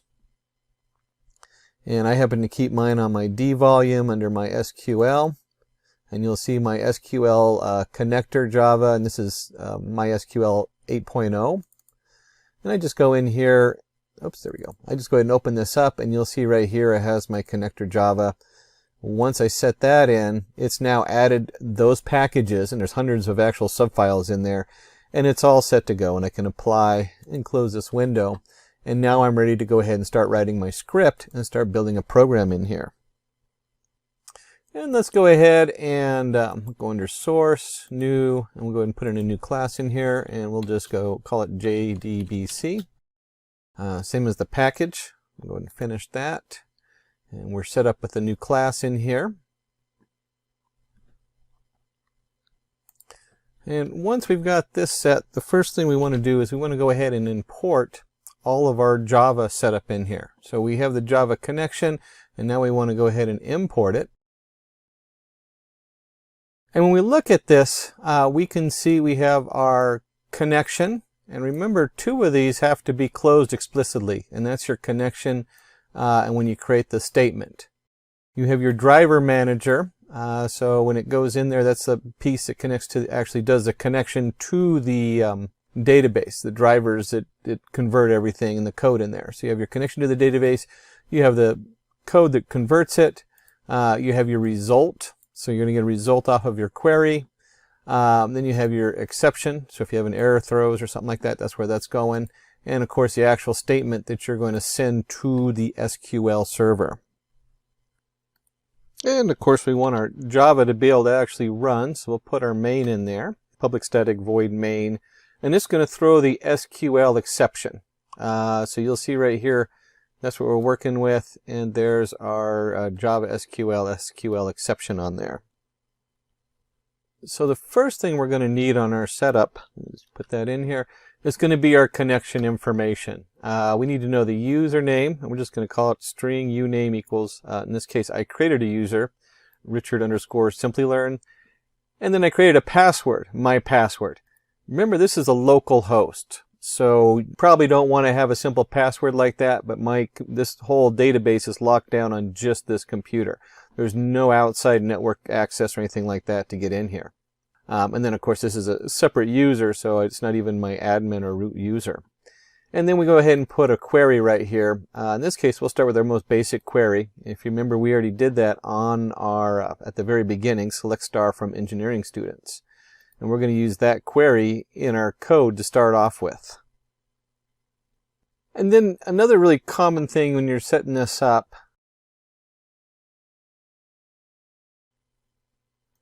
is that we also want to test it and see, hey, did we import our package correctly? Is it set up correctly? So you remember we came in and we imported our MySQL connector jar file. In the code, we would just want to make sure it's working correctly, and that's what this is. It says try class for name, and then it has our com.mysql.cj.jdbc driver. It's saying, hey, do we have the driver for this? That's all that's doing. And if not, then it's going to print an error so we can find out why it doesn't have that driver. And then next, we want to actually start getting into our actual code. And in here, we're going to do a try, because whenever you do any kind of major connection, you want to make sure that you're looking for your errors. You're not going to mess on anything. And we're going to do a catch. And so we're looking for any kind of SQL exception error. And for this demo, we'll just do, print it out. So, oops, wrong spot. It goes into the catch section. There we go. So we'll print it out over down here as far as the error on there. And it's an SQL exception, so it's still looking for the code, which we haven't put in here yet. And this is really where the magic really starts to happen, because we have our connection. And there we go. And you'll see that the connection is, that's all this is right here. Here's our connection up here. And we pop it down here. We have a connection. We'll just call it con. Do one end, so keep it uniform. There we go. And this is going to go to the driver. So in other words, right here, we're going to go ahead and need the driver manager, and that's where we imported here. And it says get connection because that's part of the driver manager. And we have our URL. Let's see, and we of course forgot to put the URL in up above. So let's go ahead and go back there and put that in. And the URL comes out as a JDBC MySQL. That is registered with my computer. So my computer has, when it's running the MySQL, this is the local host. In this case, we call it university. That's where this comes from. And that's all part of your MySQL setup. If you're working with a remote database, you'd want to get this information from the remote, whoever set the database up, so that you have this particular line of where to call. And so when we go back down here, we have our connection. It's all set up on here. The next thing we want to do is we want to go ahead and create our statement. And this initializes it. So we have a statement called statement. But this statement's going to be based on our driver manager, which is then connected to the connection. So these are all connected to each other. And this generates the format it needs for when we actually send our inquiry. Remember, here's our query right here. So we're going to send select star from engineering students for right now. We haven't put that part in. We're just creating the class or initiating the instance so that we can do that. And then once we've initiated the instance here, oops, go down here, we need to go ahead and generate a result. And so we have our result set. Again, that comes up here from what we brought in. We're storing the data coming in, or storing the pipeline to bring it in. We're just going to call that result. And then we have, this is generated from our statement. Here's our statement. So this is all like linked together. Here's our execute query, which is part of the statement. And here's the actual query, which is coming that we put together, the select star from engineering students. And then finally, we want to actually do something with our information. So what we'll do is we'll just loop through it while. And here's our result set that we just generated. So while result dot next. And this just generates a Boolean. So it says, hey, there's still another result coming in. So we need to go ahead and get that next result. And we'll go ahead and create a... and we'll take that string university data, and then we're going to loop through the different results. There we go. Integer, and then here we go, university data. And we want to tag on the end of it result.getString_I. So what's going on here? We just did a bunch of things. We are going through each row, result.next, each row of data that comes off of the database until this returns null. There's no next result coming in there. And then we come in there, we look at the result. The one we're looking at is the current one, so it goes through, I forget how many we put in there, about 20. It goes, row 20 with 0, row 1, row 2, row 3, row 4. And then on each of these rows, we have a string, and it's an array of strings. And we're going to get that string, and it returns I. So this is get string of column I. So we have row and column. And really important in today's programming to really understand rows and columns, because it's so central to most of the data processing going on.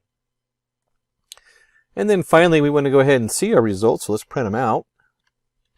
We'll put in our nice print statement, system out print line university data. So this is going to print each row as it goes through it. And then I'll reset the row again to an empty string, and then I'll add each of the columns to that row from our result, and then we'll print the next row out. And now that we have a complete code, let's go ahead and go up here, hit the run button.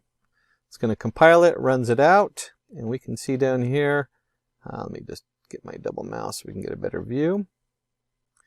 Here's our different, your ID comes up.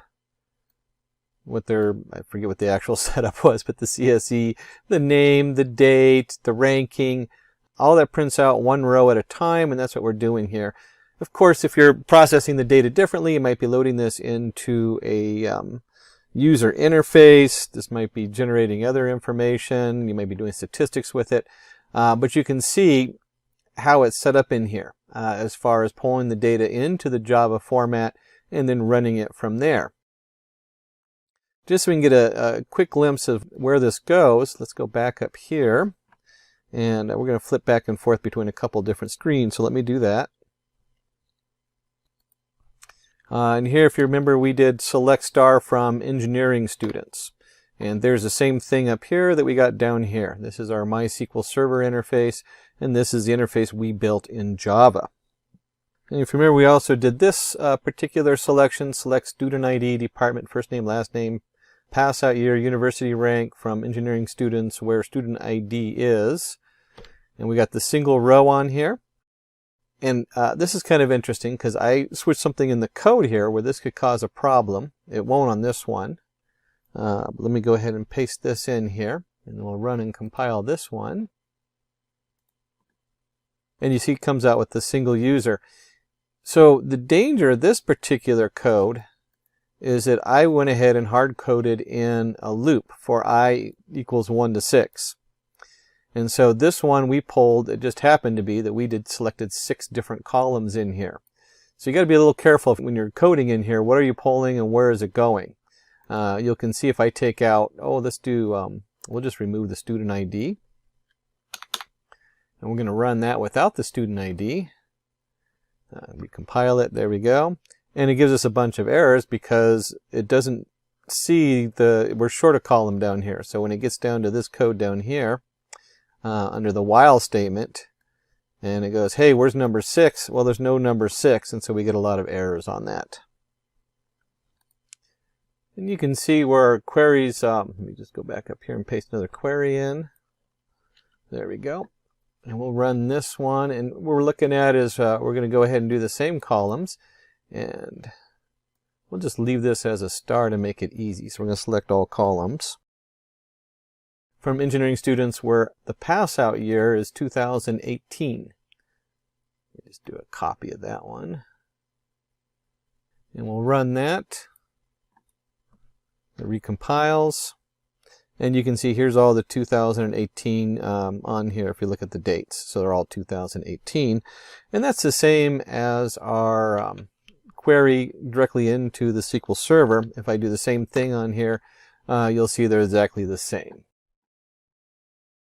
And just because we're having fun, let's flip this back over here and we'll do one more SQL Server. And let's do in this one, let's see, let's just take this whole thing out here. And in this one, we're going to pull in all the departments, but I want the minimal university ranking as the highest from engineering students. That way we can get an order of the rankings on here. And we'll go ahead and run this. And there we go. There's our minimal one. So this one hit the lowest ranking on there, or closest to number 1. And we can do that in here and get the same result. There's Karen. Karen is awesome. Ranking number 96. And you see all these other people that are ranked way below Karen. So this guy must be super smart. So that concludes our JDBC example, University Database, where we took a quick look at MySQL Server, or you can do SQLite, and some basic queries you can put in there and how that works. What exactly is a servlet? Now imagine you're searching for some information on the internet. You open your local browser and start typing it. This question from you to the internet is called as request. So further, this request is sent to the cloud, or in technical terms, your browser sends your request to the respective server responsible for storing for that particular information and helps you with it when requested. Now the server gets triggered with your request, and in return, it helps you back with the information you have requested for. This answer from the server is called the response. So this is how the request and response work in a server. For this process to happen so smoothly and effectively, we need a servlet. Digging a little deep into the server, we find the component responsible for such an effective job. It is called the servlet container that holds Java-based web application and a set of individual components called as servlets. Now we are close to our answer. So this particular Java-based component takes care of web request and response. To sum it up with the form of a definition, we can define it as follows. A servlet is a Java program that runs on the Java-enabled web server or application server. They are used to handle the request obtained from the web server, process the request, produce the response, and then send a response back to the web server. Now, hoping that it was a clear explanation, can we move ahead with the next topic? So the next topic we have is, so how does the servlet work in reality, or more practically or in depth, what's the life cycle of a servlet? So the life cycle of a servlet in real time has the following stages. These stages are the ones that a Java servlet actually follows in real life to get our work done. So the stages are init, service, and the CRUD operations, which are the get, post, put, delete, and finally destroy. Now let us understand each one of them in a bit more detail. The first one is the init process. The init method is called only once. It is called only when the servlet is created and not for all the requests afterwards. So it is used for the one-time initializations, just as with the init method of applets. The servlet is normally created when a user first invokes a URL corresponding to the servlet, but you can also specify the servlet is loaded when the server first started. When a user invokes a servlet, a single instance of each servlet gets created, with each user request resulting in a new thread that is handed over to the doGet or doPost as appropriate. The init method simply creates or loads some data that will be used throughout the lifecycle of a servlet. Followed by the init method, we have the service method. So what is service method? Service method is the main method to perform the actual task. The servlet container, that is the web server, calls the service method to handle request from the client or the browser and to write the formatted response back to the client. Each time the server receives a request from the servlet, the server spawns a new thread and calls service. The service method checks the HTTP service type and accordingly performs the CRUD operations, which are the get, post, put, delete, etc. and calls doGet, doPost, doPut, doDelete, etc. methods as appropriate. The service method is called by the container and service method invokes doGet, doPost, doPut, and doDelete, etc. methods as appropriate. So you have nothing to do with service method, but you override either with doGet, doPost, and other types depending on what type of request you receive from the client. So this is how the init and service methods work. Now digging a little deeper, we have the doGet, doPost, doDelete, and doPut methods. So first we will discuss about doGet method. So what exactly does a doGet method do? A GET request results from a normal request from a URL or an HTML form that has no method specified, and it should be hardly by doGet method. Followed by doGet, we have doPost. A doPost request results from a HTML form that specifies list post as the method, and it should be handled by doPost method. Similar to doGet and doPost, the doPut and doDelete options are usually used to update and delete the data when asked by the client. So to sum up these doGet, doPost, doPut, doDelete, we can consider them as CRUD operations. So doGet basically gets the information what you're looking for. doPost method usually posts the information or provides you with the response from the server, and followed by that we have the doPut, which is usually used to update the data which is present on your server, and finally delete, which is used to delete an existing data on your server. So these can be considered as CRUD operations. And finally we arrive at the last method, which is the destroy method. The destroy method is called only once at the end of the life cycle of a servlet. This method gives your servlet a chance to close database connections, halt background threads, write cookie list, or hit accounts to the disk, and performs other such cleanup activities. So with this, we finish up the life cycle of a servlet. Now we shall understand its architecture. Basically, the architecture of a servlet can be understood by reverse engineering the lifecycle of a servlet. So this is how the servlet execution takes place when a client or a browser makes a request to the web browser. So the servlet architecture includes the following. First one, servlet interface. To write a servlet, we need to implement the servlet interface. Servlet interface can be implemented directly or indirectly by extending generic servlet or HTTP servlet class. Followed by that, the next part is request handling methods. As we have discussed before, there are mainly three methods defined in servlet interface, which are init, service, and destroy. And inside service, we have do-put, do-post, do-get, and do-delete methods. The first time a servlet is invoked, the init method is called. It is called only once during the life cycle of a servlet. So we can put all your initialization code here.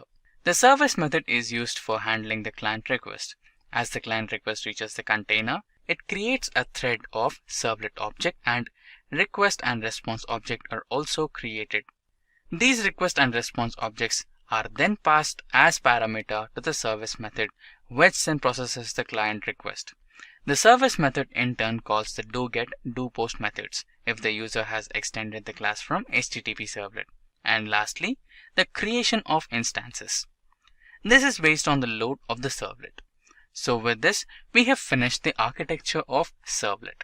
Moving further, we shall quickly discuss the features of servlets and then enter into the practical mode. So the following are the features of Java servlets. The first feature is Java servlets are portable in nature. As I have mentioned above, the servlets use Java as programming language. Since Java is a platform-independent programming language, the same holds true for servlets. For example, you can create a servlet on Windows operating system that uses Glassfish as a web server and then later run it on any operating system like Unix, Linux, and Apache Tomcat web server. This feature makes servlet portable, and this is the main advantage of servlet over CGI. We shall discuss all the differences of CGI versus servlet in the next section. For now, we will discuss the features. Followed by the first feature, we will now enter into the second feature, which says Java servlets are efficient and scalable. Once a servlet is deployed and loaded onto a web server, it can instantly start fulfilling the request of the clients. The web server invokes servlet using lightweight thread, so multiple client requests can be fulfilled by servlet at the same time using the multi-threading feature of Java. Compared to CGI, where the server has to initiate a new process for every client request, the servlet is truly efficient and scalable.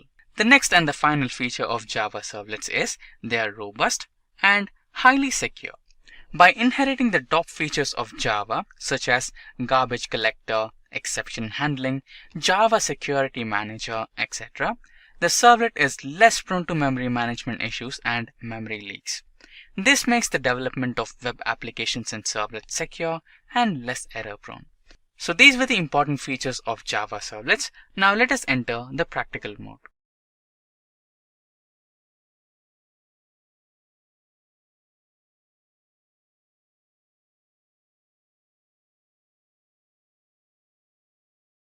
So we are in the practical mode right now. There were two parts in the practical mode.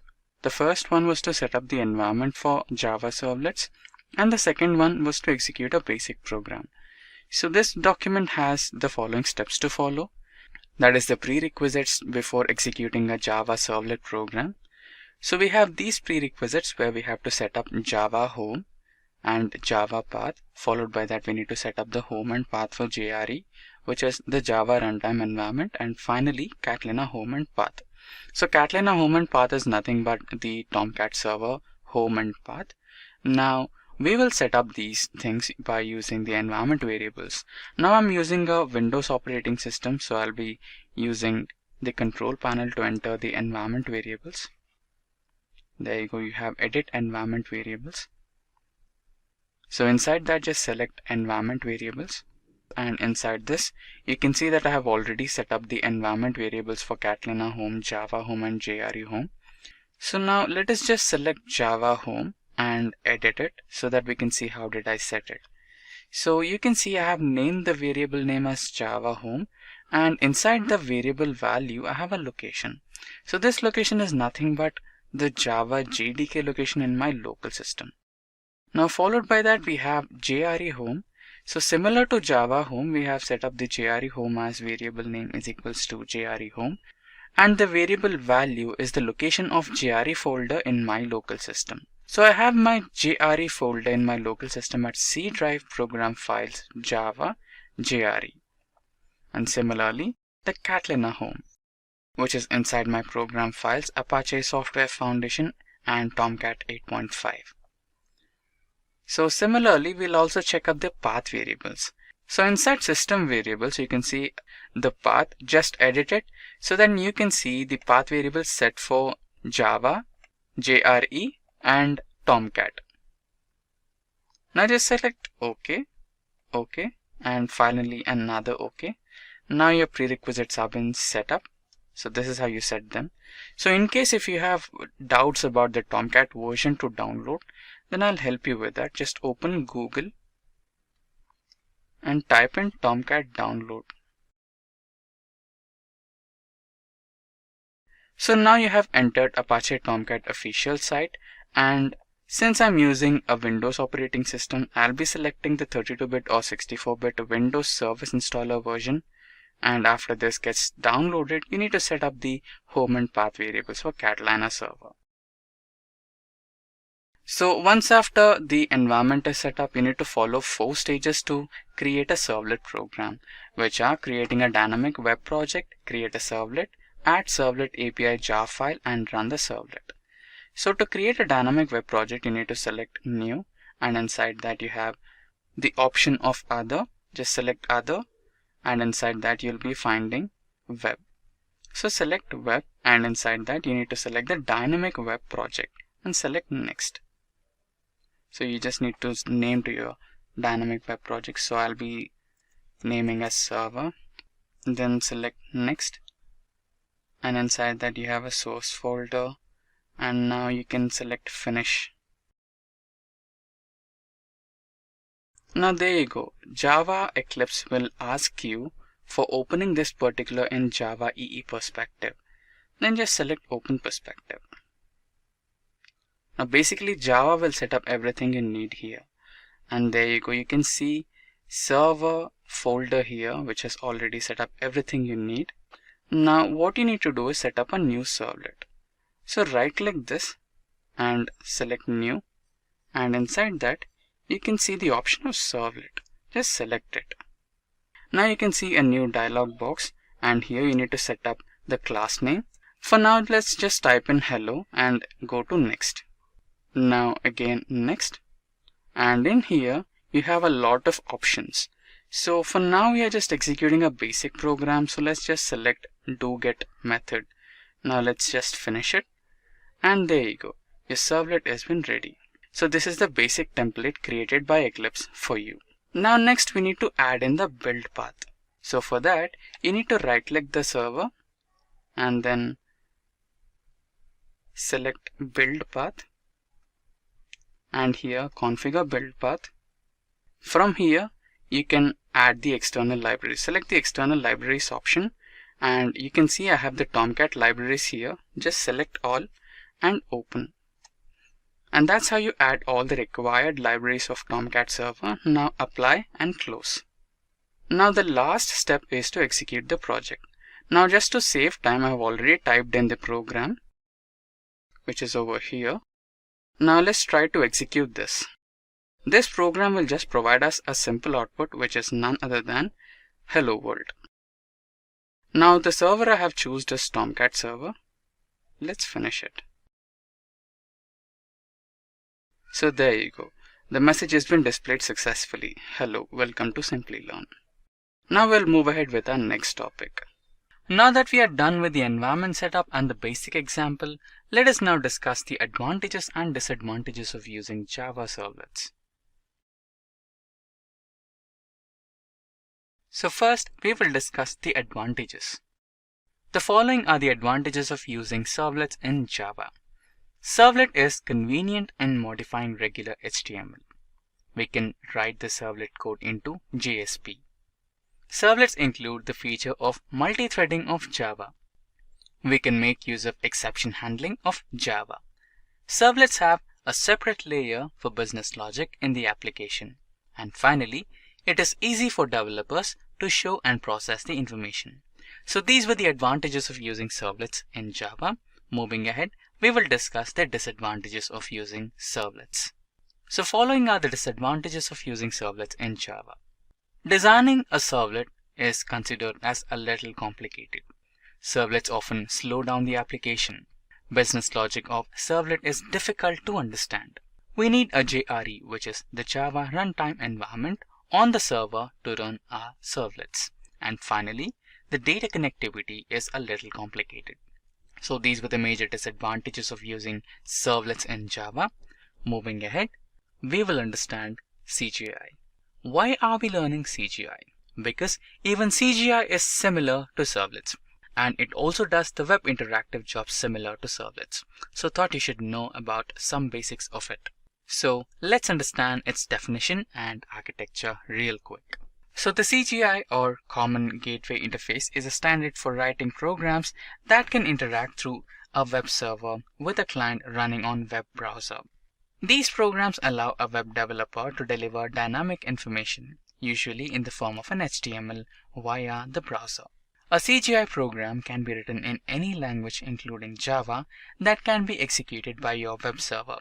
CGI programs are commonly used to add search engines, guestbook applications, database query engines, interactive user forums, and other interactive applications to websites. In very basic terms, a CGI program must interpret the information sent to it, process the information in the same way, and generate response that will be sent back to the client.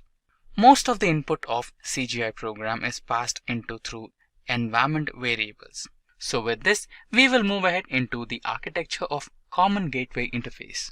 So you can see the architecture of Common Gateway Interface is completely similar to Servlet. Normally, the request is sent in the form of an HTTP request. So this particular HTTP request is divided amongst the CGI shells, and it will be processed by the CGI shells based on the program provided, and the response is sent to the user.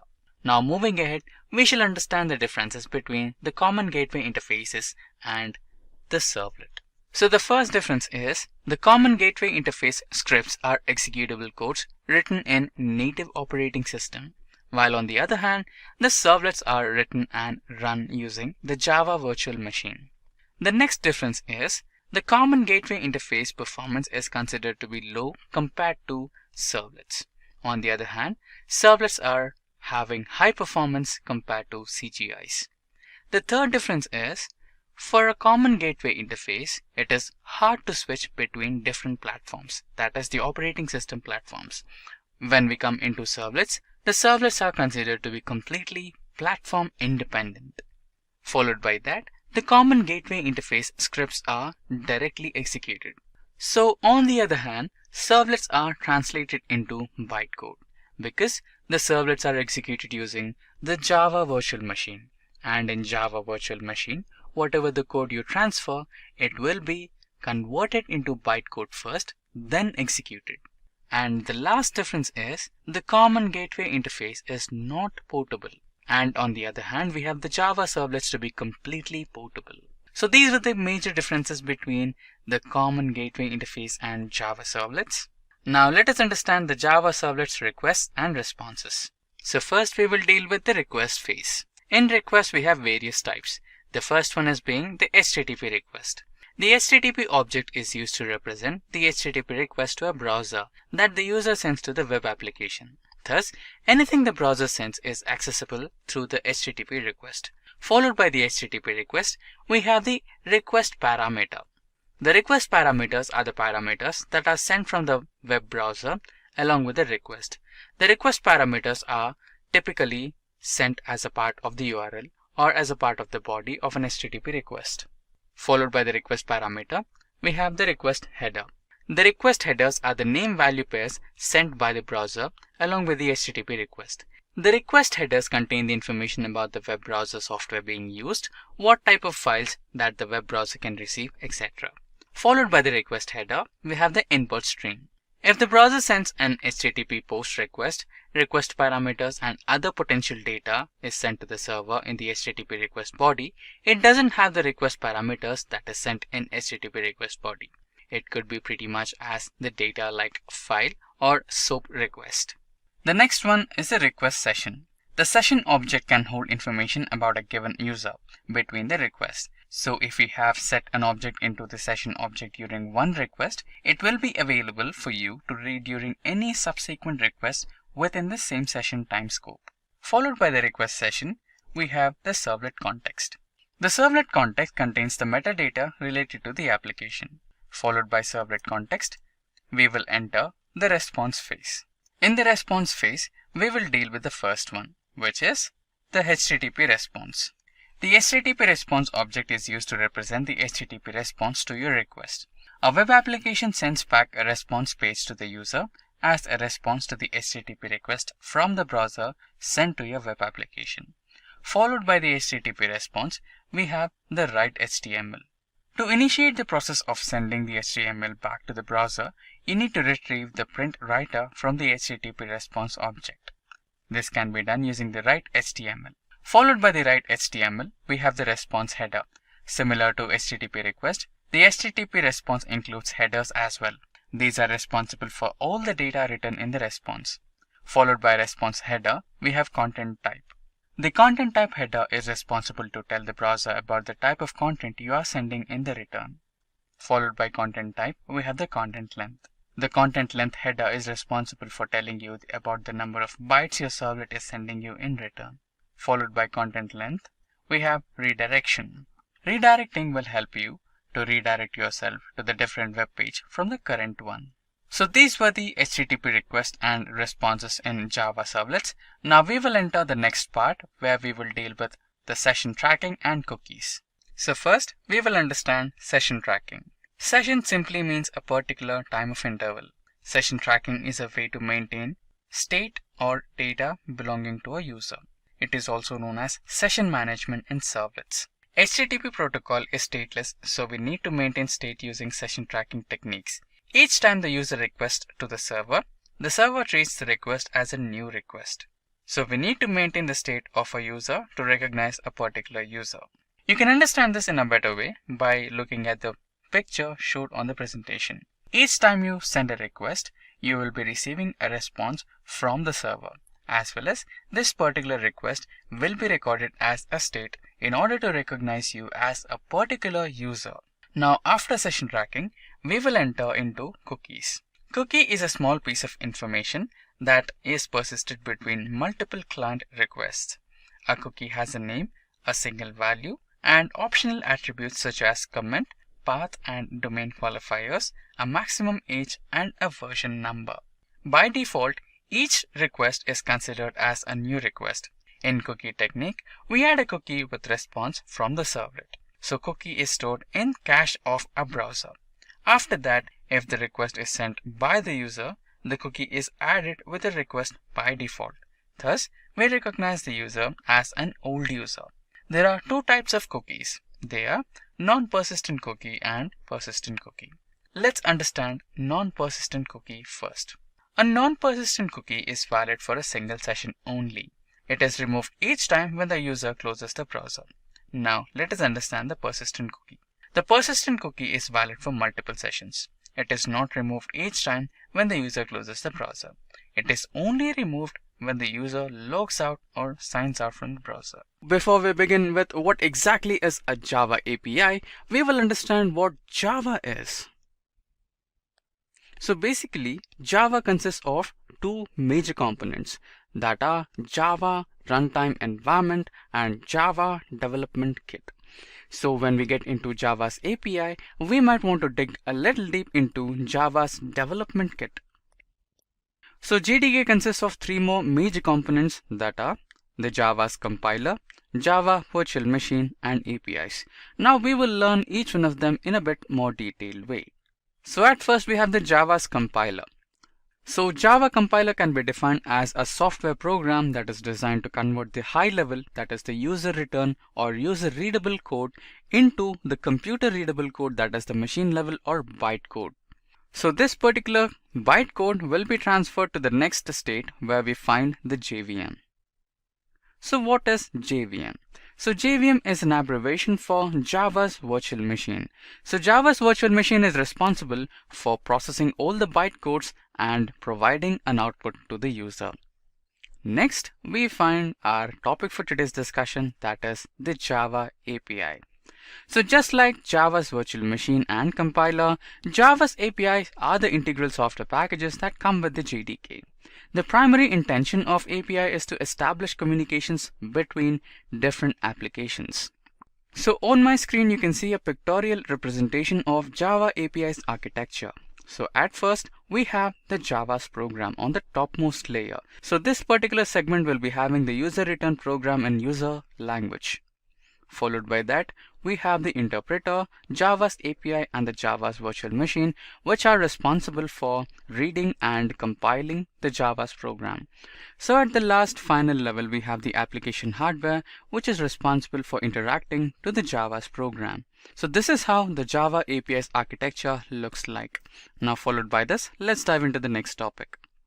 So in the next topic, we find the types of developers using various types of APIs for different jobs. So at first we have the open developers, next we have the internal developers, and at last we have the partner developers. Don't worry, we will understand each of these developers in a bit more detail and along with some examples for a better understanding. So at first we have the open developers. So open developers are used by top-end companies. So leading companies provide access to their APIs as open source through authentication via a unique secret key to keep track and ensure the legal usage. So basically what happens here is there might be some big companies like social media companies or some more other companies which provide the API they use for their applications as open source to the developers. So these open developers get access to their APIs through getting authentication. So they'll be creating a profile, they'll be providing the research details of their application, like what are they using that particular API for and other reasons to use those APIs. Then they get the unique secret key from the owner of that API. And that's done just to keep track that the API provided is not misused. So the open developers majorly include the B2C teams, and some of the major companies that provide the APIs for open developers are Twitter and Telnix. So one best example is the Twitter, where the Twitter provides Twitter API for the Twitter developer accounts for using that for any kind of developing things or some data science applications and much more. So followed by the open developers, next we have the internal developers. So you can consider internal developers as an organization. So the internal developers belong to a specific organization and work in a closed environment. These APIs run with a high security that can establish communication between the application and the application hardware. So only the internal developers, that is the developers belonging to that particular organization, have the access to that particular API. So this particular type of APIs run on a high security level.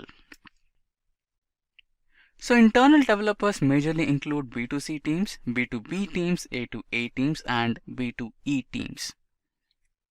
So some of the major companies that provide the internal APIs are Instagram, Google Mail, and Google Cloud Virtual Machines.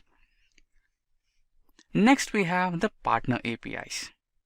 So the partner developers are similar or like internal developers, but the only difference is there is a collaboration between two or multiple companies. For example, consider yourself to be linked with a different company and you both wanted to create an application. So only you both can have access to that particular API that you're using to create your application. So partner developers majorly use the B2C teams, and the major companies providing the partner APIs are Microsoft and Finextra. So with this, we finish the first topic, that was what is API and who exactly uses it and for what purposes. Now we dive into the next segment where we learn the need for Java APIs. So why exactly we need Java APIs? Now, Java APIs are used for multiple reasons, but the three most important reasons for which we use Java APIs are to streamline the operations, improvise the businesses, and finally create some powerful applications. We will discuss each one of them in a bit more detail. So the first one is to streamline operating procedures.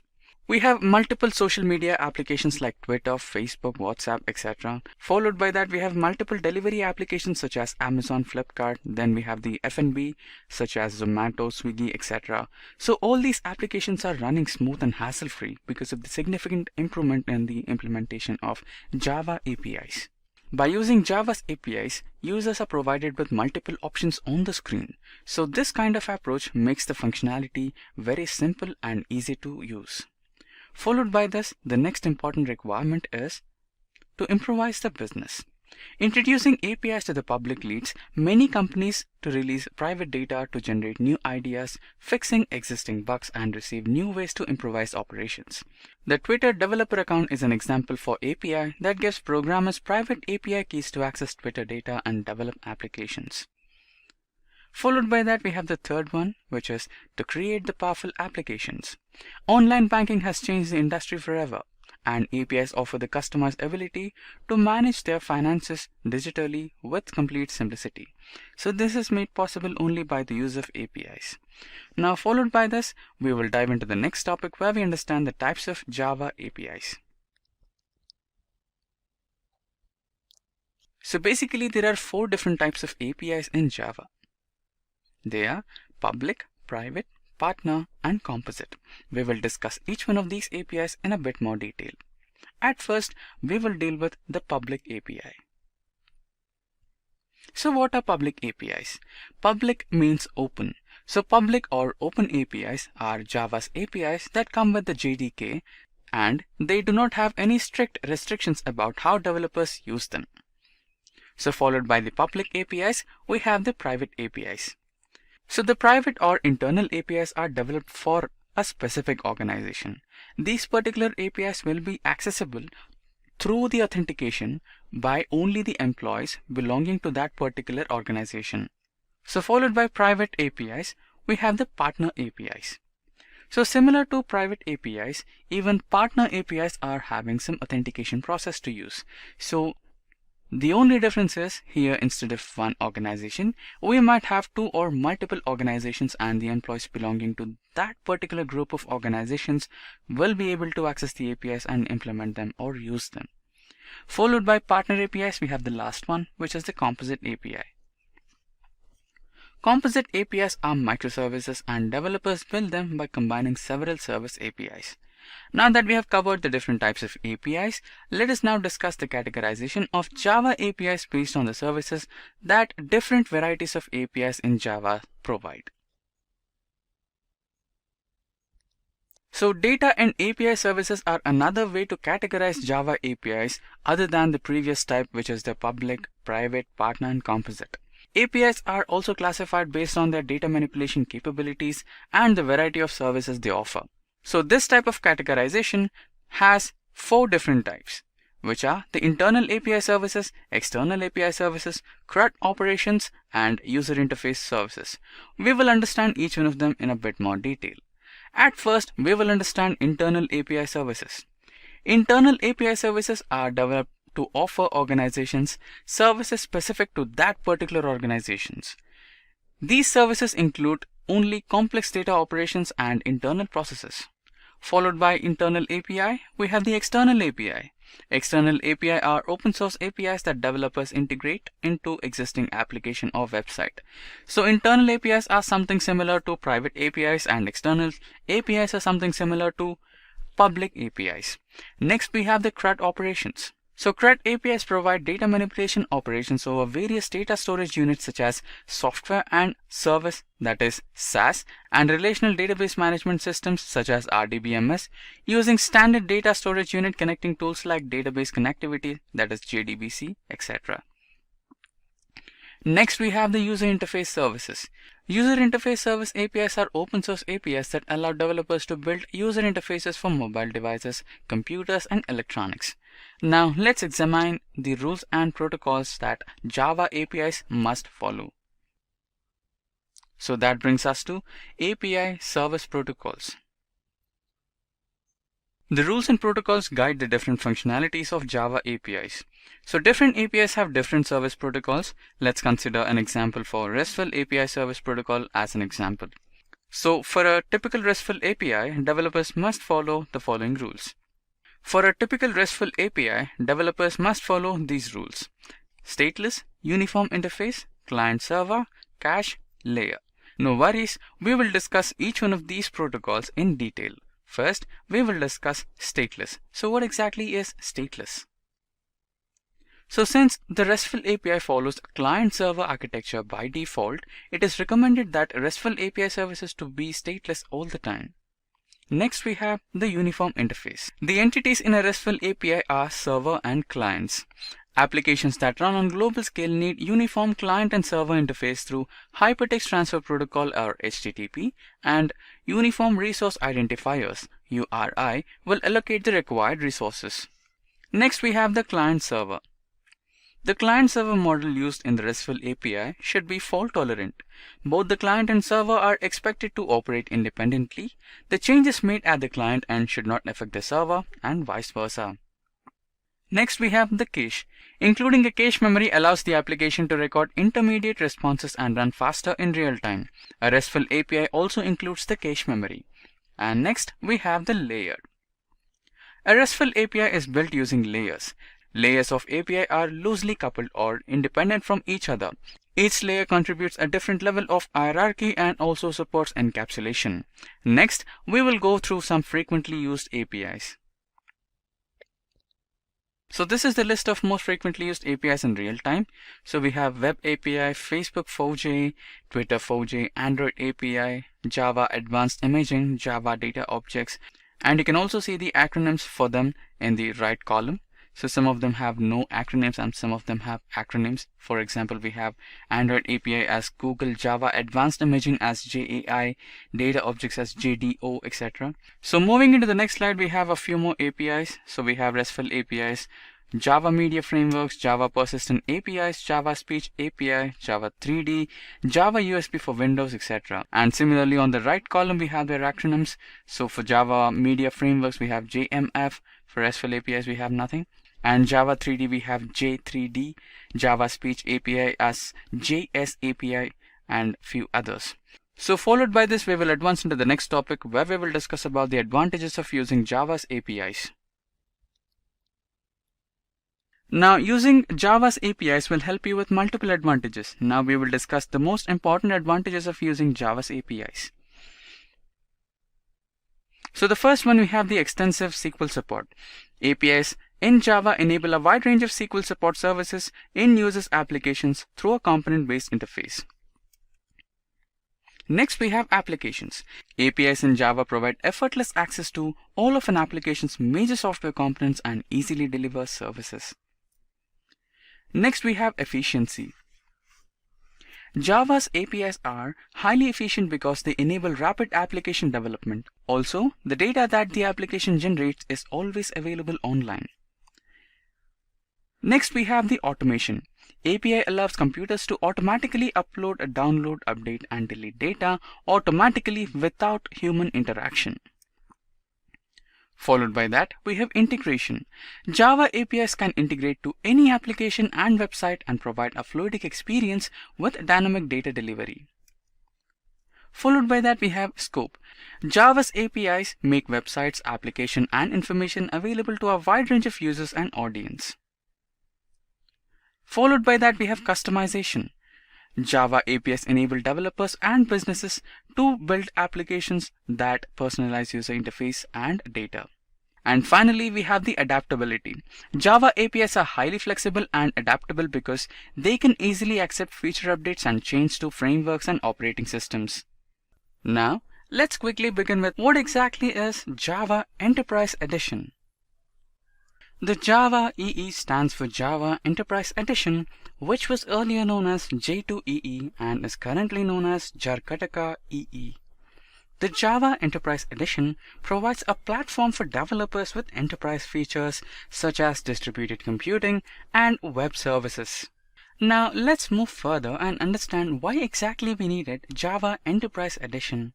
We needed Java Enterprise Edition for 4 major reasons: to have powerful API support, to reduce development time, to reduce application complexity, and finally to improve the application performance. So followed by the need for Java Enterprise Edition, we will move ahead and understand the Java Enterprise specifications. So in the Java Enterprise specifications, we are going to discuss the 4 major specifications used by enterprise developers. So the first one being the enterprise specification, followed by that we have a web specification, then we have web server specification, and finally some other miscellaneous specifications. We shall discuss each one of them in detail. Firstly, we will move ahead with enterprise specification. So in enterprise specification, we have the first one to discuss, that is the context dependency injection. The context dependency injection provides a container to inject dependencies as in swing. Next we have Java Enterprise Java Bean. The Enterprise Java Bean is a set of lightweight APIs that an object container possesses in order to provide transactions, remote procedure calls, and concurrency control. Followed by Java Bean, we have Java Persistent APIs. So the Java Persistent API are the specifications of object relational mapping between relational database tables and Java classes. Next, we have the Java Transaction API. It consists of Java interfaces and annotations to establish interaction between Java transaction support offered by Java Enterprise Edition. The APIs in the abstract from low-level detail to the interfaces are also considered as low-level. Followed by Java Transaction API, we have the Java Servlet. The Java Servlet specifications define how you can manage HTTP requests either in a synchronous or asynchronous way. So followed by Java Transaction API, which is one of the enterprise specifications, we will move ahead into the Java Web specifications. So the first one in the Java Web specification is the Java Servlet. So this specification defines how you can manage the HTTP request either in a synchronous or asynchronous way. It is low level and other specifications completely depend on it. So followed by Java Servlet, we have the Java WebSocket. So the Java WebSocket is a computer communication protocol, and this API provides a set of APIs to facilitate WebSocket connections. Followed by WebSocket, we have the Java Server Faces. So the Java Server Faces is a service which helps in building graphical user interface out of the components. So followed by Java Server Faces, we have the Unified Expression Language. The Unified Expression Language is a simple language which was designed to facilitate web application developers. So followed by the web specification, now we will enter the web service specification, out of which we have the first one, which is the RESTful Web Service. So the Java RESTful API Web Service provides services having representational state transfer schema. Next, we have the JSON processing. Java API for JSON processing is a set of specifications to manage the information provided in a JSON format. Followed by JSON processing, we have JSON binding. So the Java API for JSON binding is a set of specifications that provide for binding or parsing a JSON file into Java classes. Next, we have the XML binding. So XML binding simply allows for binding of XML into Java objects. For example, SOAP is an XML-based protocol to access web services over HTTP. This API allows you to create SOAP web services. So followed by the web service specifications of Java Enterprise Edition, we finally enter into the other miscellaneous specifications of Java Enterprise Edition. So out of that, the first one is the validation. So the validation package consists of various interfaces and annotations for declarative validation support offered by Bean Validation API in Java. followed by validation, we have the batch applications. So the batch applications provide the means to run long-running background tasks which involve large volume of data and which need to be periodically executed. Followed by batch applications, we have Java Enterprise Connector architecture. So the Java Enterprise Edition connector is a Java-based technological solution for connecting Java service to enterprise information system. So with this, we will enter into our next step where we will learn the system requirements to install Java Enterprise Edition. So the basic requirements to install Java Enterprise Edition into your local system are: you should be having the Java virtual machine from the standard 6 edition or more. Followed by that, your local system should be having at least 1 GB of RAM capacity. Next, your system should be having at least 250 GB ROM space available. And finally, you should be having the Java Development Kit installed into your local system. Now next, we will understand how to install Java Enterprise Edition into your local system. So in short, these are the steps you need to follow to install Java Enterprise Edition into your local system. First, you need to browse into the Oracle official Java site, then go to Java Standard Edition Development Kit. Followed by that, accept the license terms, download the JDK file, run the JDK file as an administrator in your local system, then set up the Java environment. I know this looks a little bit complex, but don't worry, I will drop a link in the description box below which will explain you in a much detailed way how to install Java into your local system. Please check that to have a better understanding of how to install and set up Java in your local system. So followed by this, we will learn the differences between the Java Standard Edition and Java Enterprise Edition. So the first difference between the Standard Edition and the Enterprise Edition is the Standard Edition provides basic functionalities like defining classes and objects, whereas Java Enterprise Edition mainly focuses on high-end and corporate type of Java applications. The second difference between the both is Java Standard Edition comes with only the standard specifications which will be used by a beginner. And similarly, on the other hand, Java Enterprise Edition comes with some advanced specifications which support web applications and servlets. The third difference between the both is the Java Standard Edition comes with features like class, libraries and deployment environments, whereas the Java Enterprise Edition has structured application with the client's business and enterprise layers. The fourth difference between the both is the Java Standard Edition is used for desktop and mobile application developments, whereas on the other hand, the Java Enterprise Edition is used mainly for development of web applications. The fifth difference between the both is the Java Standard Edition is preferred and used by beginners. And on the other hand, the Java Enterprise Edition is preferred and used by experts in Java field.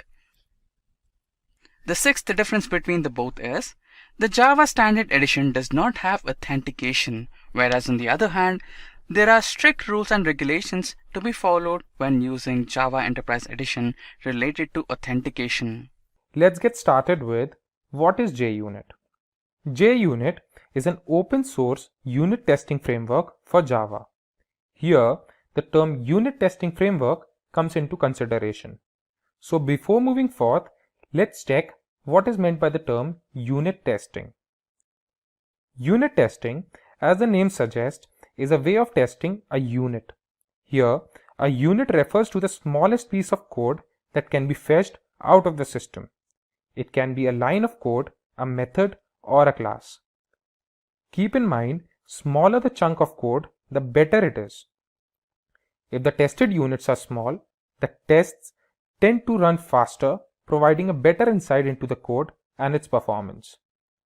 Unit testing helps in the early identification of defects. It enables the developers to spend more time on reading the code rather than writing it. And a successful code helps in boosting the confidence of the developer. Then coming back to JUnit, the framework is used by Java developers to create and test their codes. It is used for unit testing of the source code, and JUnit works on the approach of testing a small part, then coding that, and continuing the same till the end. JUnit testing helps developers to develop more reliable, readable, and a bug-free code. Every time a new code is added, all the test cases have to be re-executed to make sure that nothing is broken. There are graphs in JUnit that show the progress of the test. The graphs show green when the test runs smoothly and it turns red when the test fails. Now, when we know about JUnit, let's see the way to download and install that into our system. Before you go on to install JUnit, make sure you have JDK and Eclipse installed in your computer system. So, let's go on. First, open your browser. In the browser, type download JUnit. In download JUnit, we'll get about JUnit. In about JUnit, when we scroll, we find download and install.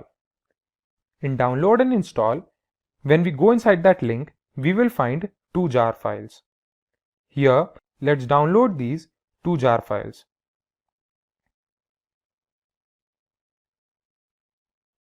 When we click on this download button, we will download jar.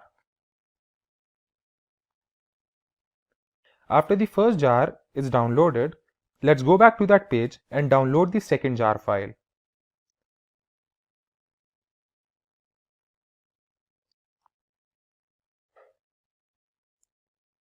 After both the jar files are downloaded, let's go to the location.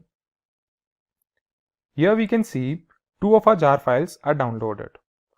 Let's copy these jar files, go to our documents, and here in the Java libraries, where all the Java libraries are stored, let's paste them.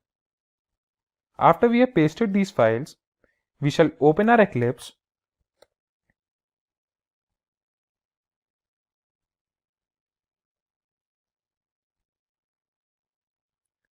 As soon as our Eclipse opens, we will first create a project.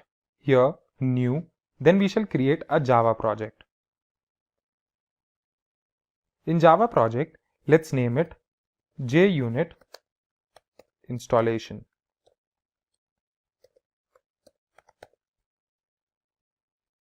Click on next and finish. Here, then in this Java project, right click on it and go to the build path option. In the build path option, go to configure build path. Here go to the tab libraries and this side go to add external jars. In add external jars, you will get the location of our two jar files, and if you don't get them, you can browse to the location where you have stored them or to the location of Java libraries. Then select these two files and open them. You will see the two jar files appear here. Then click on apply and close. Now come back to JUnit installation, that is a project, right click on it and click on refresh. Then right click on the src folder, go to new and create a package. Let's name the package to be JUnit install and click on finish. In this package, create a new class and we shall name the class JUnit install and click on finish. Now let's create a method over here. In the method, we shall type public void my JUnit install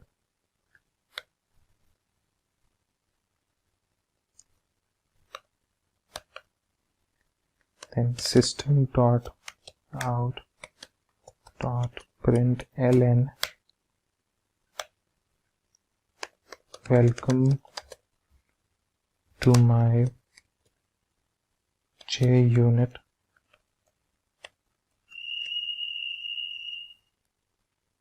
welcome to my JUnit testing.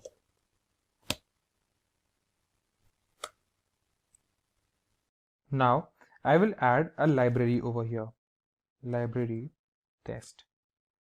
I can see a error. Now when I hover over this library, I can see it says import test. So now when I click on it, the error is gone. Now we shall run our test, and since we are testing with JUnit, we shall click here, go on, run as JUnit test. Here we shall click on OK, and then we can see in the console it shows welcome to my JUnit testing, as we had placed it over here. Here on the left side you can see the JUnit report. You can see runs 1 out of 1 and there is no or 0 errors, and same there are 0 failures. So here in the space provided, you can have as many number of tests, as many bunch of code you want, and with the help of JUnit, you can test any particular part of the code. If getting your learning started is half the battle, what if you could do that for free? Visit SkillUp by Simplilearn. Click on the link in the description to know more. At first, we will start with the beginner level interview questions. So in the beginner level interview questions, the first question we have is, what is JIT? So the answer for this question is, JIT is an abbreviation for Java In-Time Compiler. It increases efficiency of the interpreter by compiling the bytecode in the runtime. JIT, or Just-in-Time Compiler, compiles code to machine level directly for higher speeds of code execution.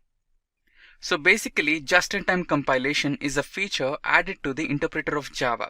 So this involves conversion of the code directly to machine level during the compilation stage. This improvises the speed of execution of a Java program. Now after the first question, the second question in the docket is, what is a class loader? Now let's discuss the answer for this particular question. So basically, class loader is the first file to load when you execute any Java program. So the Java class loader is the integrated part of Java virtual machine. So the functionality of class loader is to load the class to the Java virtual machine while it is demanded to execute a class. Java has Bootstrap extension and application type of class loaders. So the third question in the docket is, what are the memory allocations available in Java? So the answer for this particular question is, Java provides multiple types of memory allocations. But the 5 major types of memory allocations which are most frequently used are class memory, heap memory, stack memory, program counter memory, native method stack memory. So the next question in the list is, will the program run if I write static public void main? So basically we write public static void main, but in case, imagine if I write the program as static public void main, will the program execute properly?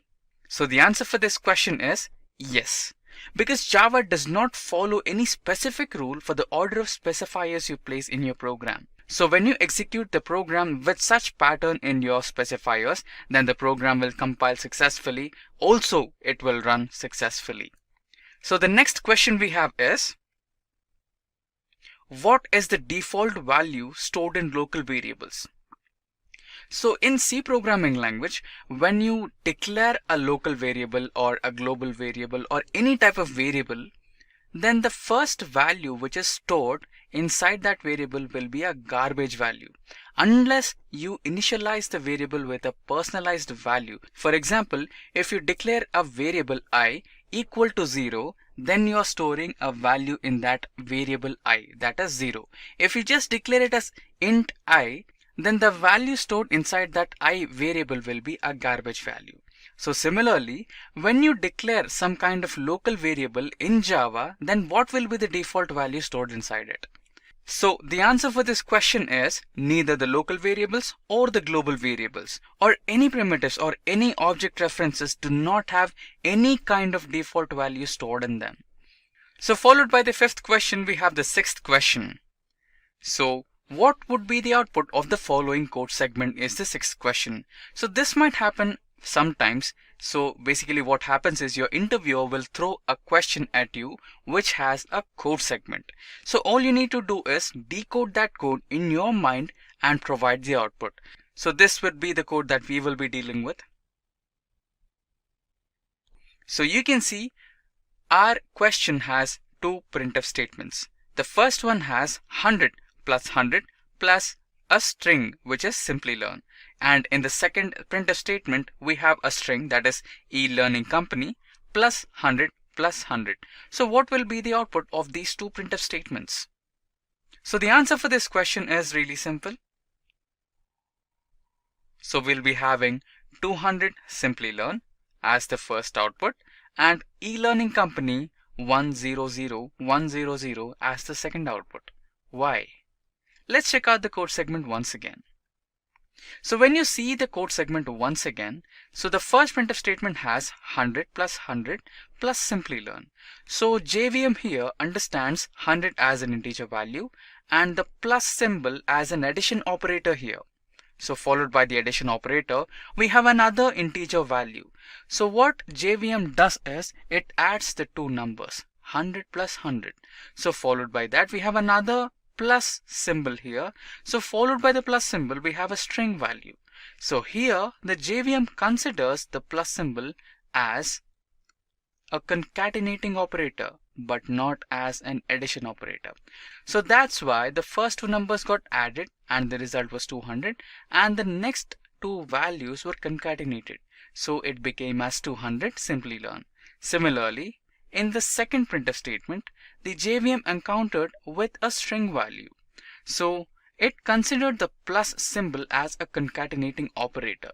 Similarly, it happened with the second plus symbol as well. So that's the reason we had e-learning 100 as the second output. Now followed by the sixth question, we have the seventh question.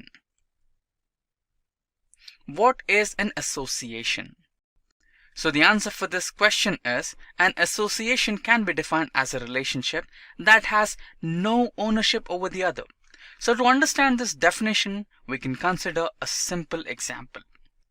Consider a person associated with multiple banks. So consider person X who has got accounts in bank A, bank B and bank C. And similarly, a bank is associated with person X. That is, a bank A, bank B and bank C are associated with the person X. But no one has ownership over the other. A person X who is an account holder with all the three banks, that is A, B and C, does not possess any kind of ownership over the three banks. Similarly, banks A, B and C who has the customer, which is the person X, but the banks do not possess any kind of ownership over the customer. So the relationship between the person X and the banks ABC can be considered as an association. Now followed by the seventh question, we have the next question, that is the eighth question. Define copy constructor in Java. So the answer for this question is as follows. A copy constructor in Java is a constructor that initializes an object through another object of the same class. A copy constructor in Java is really helpful because when you want to copy a complex object that has several fields, or when we want to make a deep copy of an existing object, then the copy constructor is the one which will help you out in this situation. So followed by the eighth question, we have the ninth question. What is a marker interface? So the answer for this question is an empty interface in Java is referred as a marker interface. Serializable and clonable are some of the popular examples of marker interface. So basically a marker interface is just another interface, but normally in interface we provide some signatures. So these signatures belong to particular methods. So in normal interface we just have method signatures but not the complete implementation, or at least we'll be having some variables. But in a marker interface we do not have any kind of data manipulating method signatures, any data members, nothing. They have special functionality unlike a normal interface. So followed by the ninth question, we have the 10th question. What is object cloning? I guess the word object cloning is completely self-explanatory. Yet the answer for this question is, it is an ability to recreate an object completely similar to the existing object. This process is known as object cloning in Java. Java provides a built-in function or method, that is the clone method, to clone an existing object, offering the same functionality that of the original object. So followed by the 10th question, we have our 11th question. Why is Java not completely object-oriented? So this question might be a little confusing, but it's true. Java is not completely object-oriented. But what's the reason? Yes, I'll explain you why Java is not completely object-oriented. So the answer for this question is, Java is not considered as 100% object-oriented programming language because of the data types it uses. It still makes use of 8 or more primitive data types, which are int, float, double, and few others. So this is the only reason why Java is not considered as completely 100% object-oriented programming language. So the next question is, define wrapper classes in Java. So the answer for this question is, in Java, when you declare primitive data types, that is the int, float, double, etc., then the wrapper classes are responsible for converting them into objects or reference types. Just as we discussed before, Java is not 100% object-oriented programming language just because of the primitive data types it uses. So when you include such primitive data types, then wrapper classes are the ones which convert them into objects or reference types for the ease of compilation and execution of programs without any issues. So followed by this question, we have the next question. Define singleton classes in Java. So the answer for this question is, in Java, when you make the constructor of a class as private, then the particular class can generate only one single object. This is the reason why such type of classes are called as singleton classes.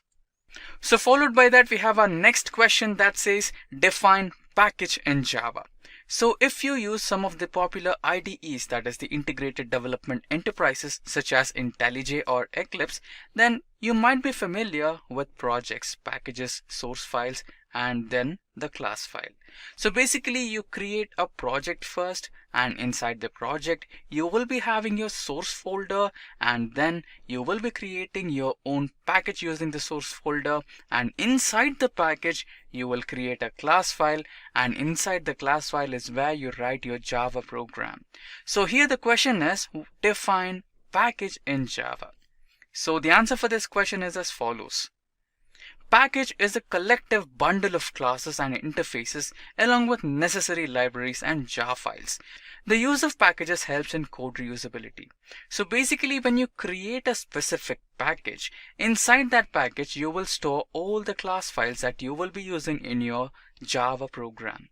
So not only class files, in case if you use any kind of connectors or any kind of jar files or any kind of dependencies for your Java program, you will include all those inside the package so that the requirements and the class files are bundled together, and this helps out in code reusability, making sure that the program files or the jar files or any dependencies are not juggling between one package to the other or one file to the other.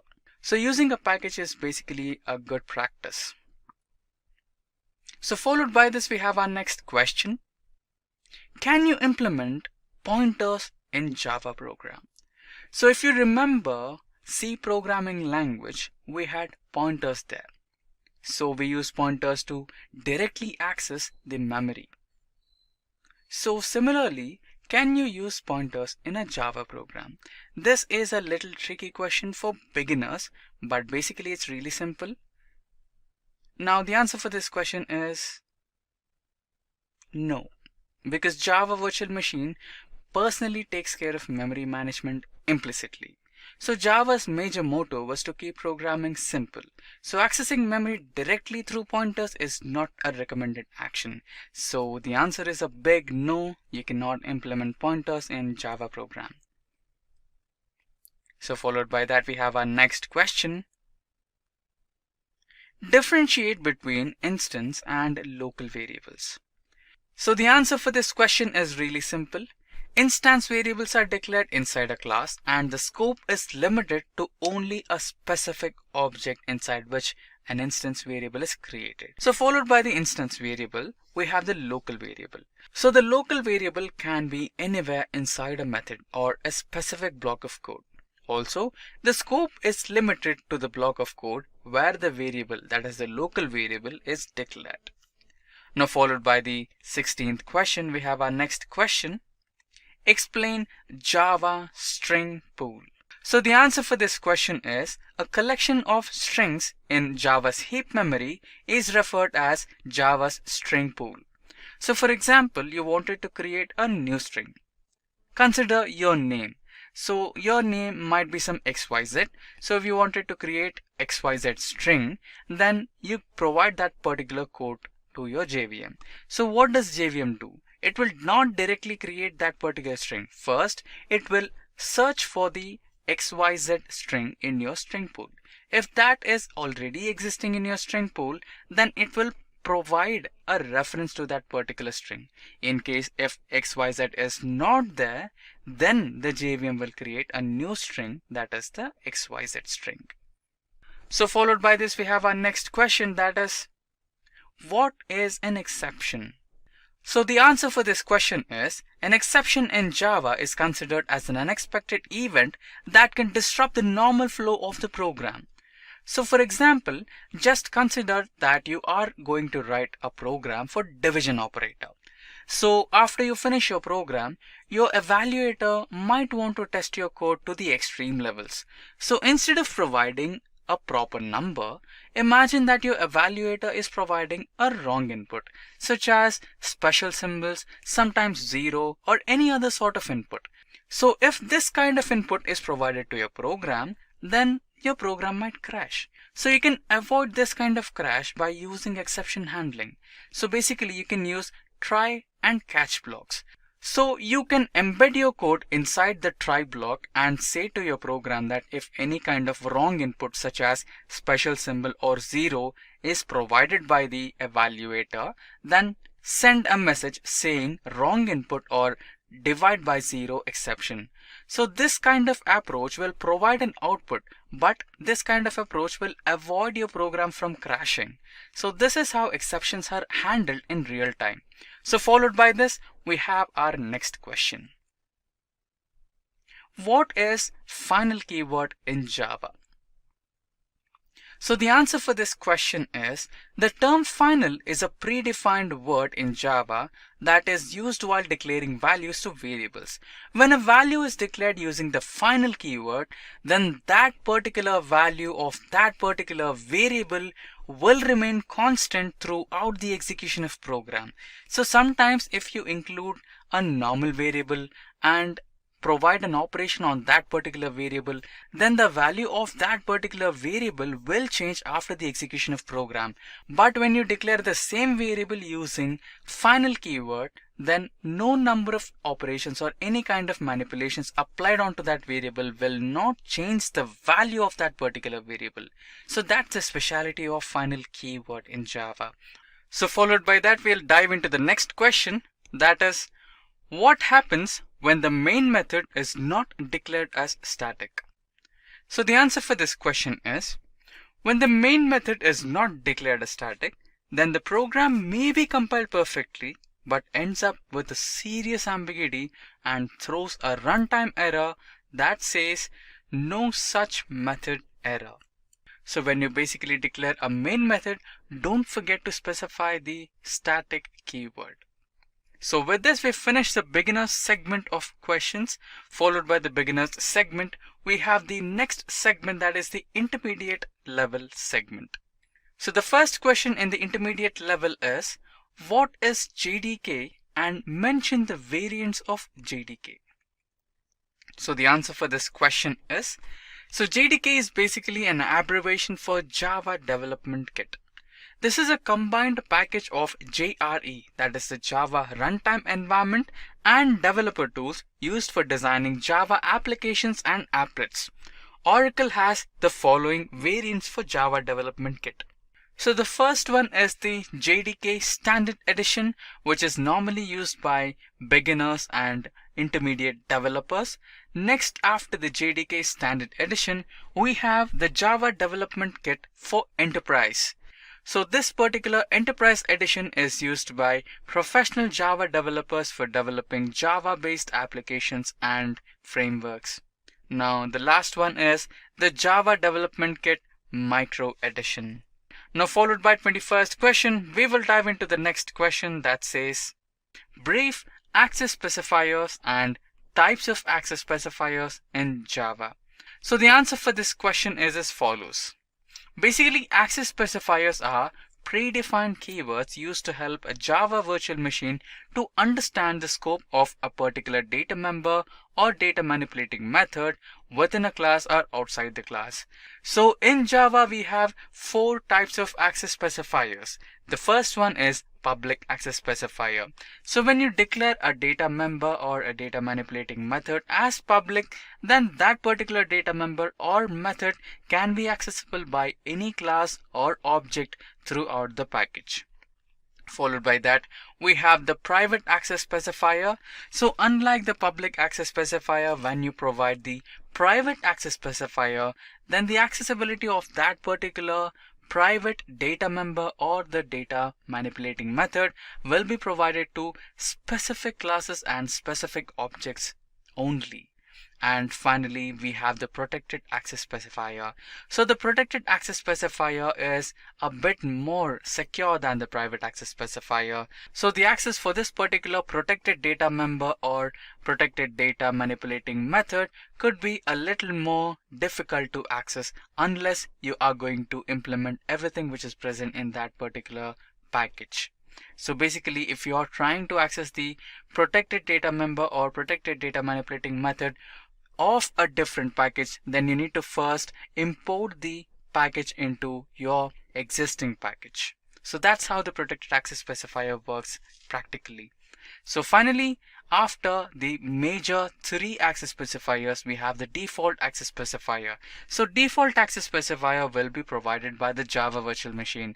So in case if you declare a variable or a data manipulating method without using any specific access specifiers that are public, private and protected, then JVM implicitly considers the default access specifier. So there is no much of a difference between the public access specifier and the default access specifier. Both have the same functionality and accessibility.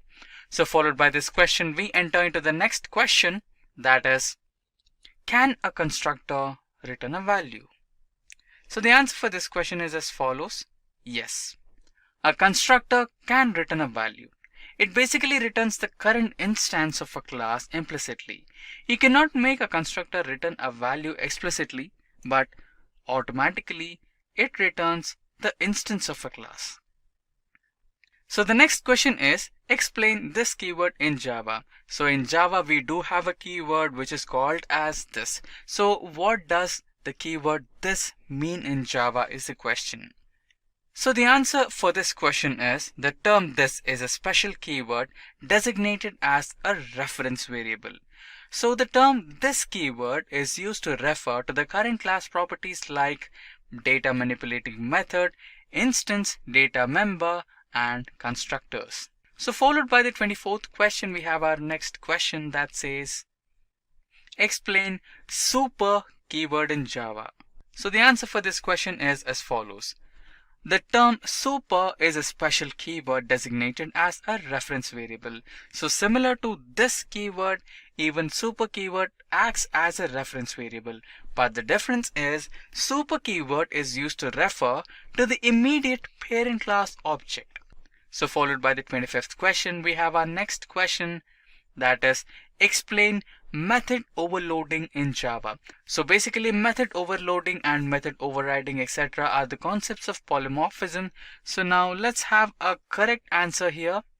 So the process of creating multiple method signatures using one method name is called as method overloading. So for example, consider that you wanted to include an addition operation in your program that performs addition operation. So the first method will be having the name add, and inside the method parameters, you'll be having two integer types of parameters. Similarly, you wanted to perform another addition operation with the same name, add. So here you will provide the method name completely same to the first method, but inside the parameters there is a difference. You are adding 3 parameters here. So when you pass the values to the add method, then which method to be overloaded? That's the confusion, right? So should I overload or should I execute the first add method or the second add method? So this completely depends on the number of parameters you pass. If you are passing 2 parameters, then the first method will be executed. If you are passing 3 parameters, then the second method will be executed. So this is how the method overloading happens in Java. So the process of method overloading can be achieved by using 2 different ways. The first way is to change the number of arguments. So that's what exactly I've discussed before. Now the second way is varying the return type of the method. So with this, let's enter into the next question. Can we overload a static method? So as discussed before, the values of the variables or data manipulating methods will not be changed when we have used the keyword static in front of it. So the question is, can we overload a static method? Now let's discuss the answer for this. The answer is no. Java does not support overloading of static method. The process would throw an error reading static method cannot be referenced. So followed by this, we have our next question. So the next question is, define late binding. The answer for this question is, binding is a process of unifying the method call with the method's code segment. Late binding happens when the method's code segment is unknown till the method is called during the runtime. So followed by this, we have our next question. Define dynamic method dispatch. So the answer is, the dynamic method dispatch is a process where the method call is executed during the runtime. The overridden method is called through a reference variable of superclass. So this process is called as runtime polymorphism. Now we have our next question. Why is delete function faster in linked list than an array? So basically, linked list and array are the Java collections, or in other words, it's also considered as data structure. So to answer this question, you need to understand the analogy of linked list and array. So basically, an array is a complete memory block of consecutive memory locations. So consider that your memory location starts from 100 and your array has 10 locations. So it's a complete reserved block of from 100, 101, 102 to 109. So you have 10 memory blocks. So in case if you wanted to add a number or delete a number, then you had to make changes to the complete memory block. But when you come into linked list, you have the memory blocks used from the memory heap. So basically what you do here is you basically connect the nodes through addresses. So in case if you wanted to eliminate a number, then what you do is just to manipulate the addresses. So the address of the consecutive node will be changed. So that's the only change what you make. So now this is the reason why the delete function or any kind of manipulation function is faster in linked list compared to array. So now let's have a brief answer on this. Delete function is faster in linked list as the user needs to make a minor update to the pointer value so that the node can point to the next successor in the list. Now followed by this, we have our next question. Give a briefing on the life cycle of a thread. So the life cycle of a thread includes 5 stages, which are as mentioned below. Newly born state, runnable state, that is, it provides the JVM with a feedback that I'm ready to run now, followed by that the running stage where the thread is actually running, followed by that the block stage. So basically the thread will be blocked for some reasons, for some intermediate output or something, if the thread is waiting for an input from another source or something similar. So that's where the blocked state comes to existence. And finally, the dead state. Once after everything is processed, the thread is eliminated by JVM. Now followed by this, we have our next question that says, explain the differences between the operators provided here. So the operators might look similar, but they are different. Now let's understand about these operators in a much better way through the answer. So the answer for this question is, although they look similar, but there's a huge difference between them. So the first operator, which looks like two greater than symbols, perform the operation of right shifting. So when you provide a binary number or binary value, then the bits will be shifted towards the right. And the second symbol or the second operator, which is having three greater than symbols, is used to shift out the zero filled bits. So this is the functionality of these two operators. Now followed by that, let's have the 33rd question. Brief the life cycle of an applet. So the answer for this question is, the life cycle of an applet basically involves the following stages. The first stage is the initialization stage, next is the start stage, third is the stop stage, fourth is destroy, and finally we have paint. Now the next question is, why are generics used in Java? So the answer for this question is, compile time type safety is provided by using generics in Java. So this approach allows the users to catch unnecessary invalid inputs at the time of compilation. Generic methods and classes help programmers to specify a single method declaration, a set of related methods, or with a single class declaration, a set of related types. So followed by this, we have our next question. Explain externalizable interface. So the answer for this question is, the externalizable interface helps with the control over the process of serialization. The externalization interface incorporates read external and write external methods. So we have listened to a new term here, which is serialization. So what exactly is serialization? Serialization is a process of sending your Java code or Java project from one computer system to a different computer system. So basically, if you wanted to execute some kind of Java program from a different location, then you serialize this particular code to a different location where you actually want to execute, and this particular process of transferring your code is called as serialization. Now the next question is, explain daemon thread. So the answer for this question is, the daemon thread can be defined as a thread with least responsibility. The daemon thread is designed to run in a background during the process of garbage collection in Java. The setDaemon method is used to create the daemon thread in Java programming language. So we have our next question now. Explain the term enumeration in Java. So the answer for this question is, enumeration or enum is an interface in Java. Enum allows the sequential access of elements stored in a collection in Java. Now the next question is, why is Java considered as a dynamic programming language? So the answer for this question is, Java was designed to adapt to an evolving environment. Java programs include large amount of runtime information that is actually used to resolve access to the objects in real time. So this is the reason why Java is considered as dynamic programming language. Now followed by this, we have our next question. Can you run a code before executing the main method? So the answer for this question is, yes, we can execute any code even before the main method.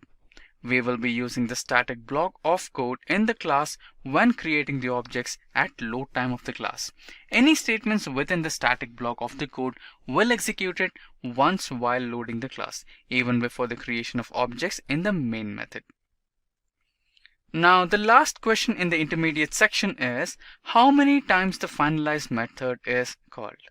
So the answer for this question is, the finalize method is called by the garbage collector. So for every object, the garbage collector calls the finalize method just for once. Now with this, let's enter the advanced segment of interview questions based on Java. So the first question in the advanced segment is, can the keywords this and super be used together? So the answer for this question is no. This and super keywords should be used in the first statement in the class constructor.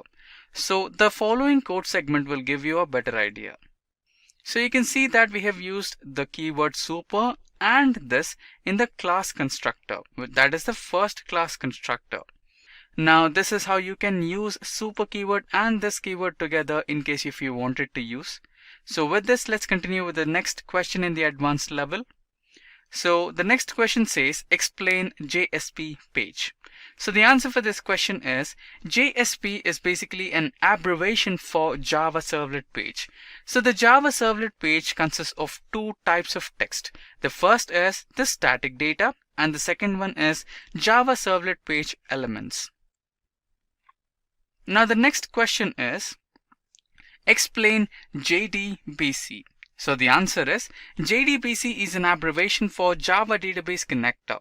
JDBC is an abstract layer used to establish connectivity between any existing database and to a Java application. Next question is explain the various directives of JSP. So the directives are instructions processed by JSP engine. After the JSP page is compiled into a servlet, directives are used to set page level instructions, insert data from external files and specify custom tag libraries. Directives are defined between the following symbols.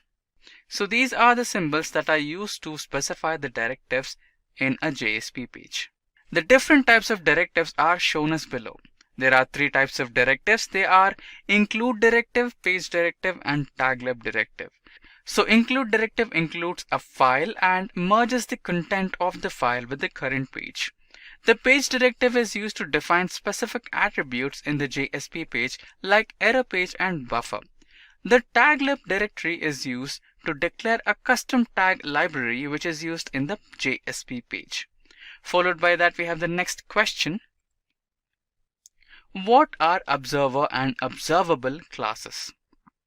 So the answer for this question is objects that subclass the observable class maintain a list of observers.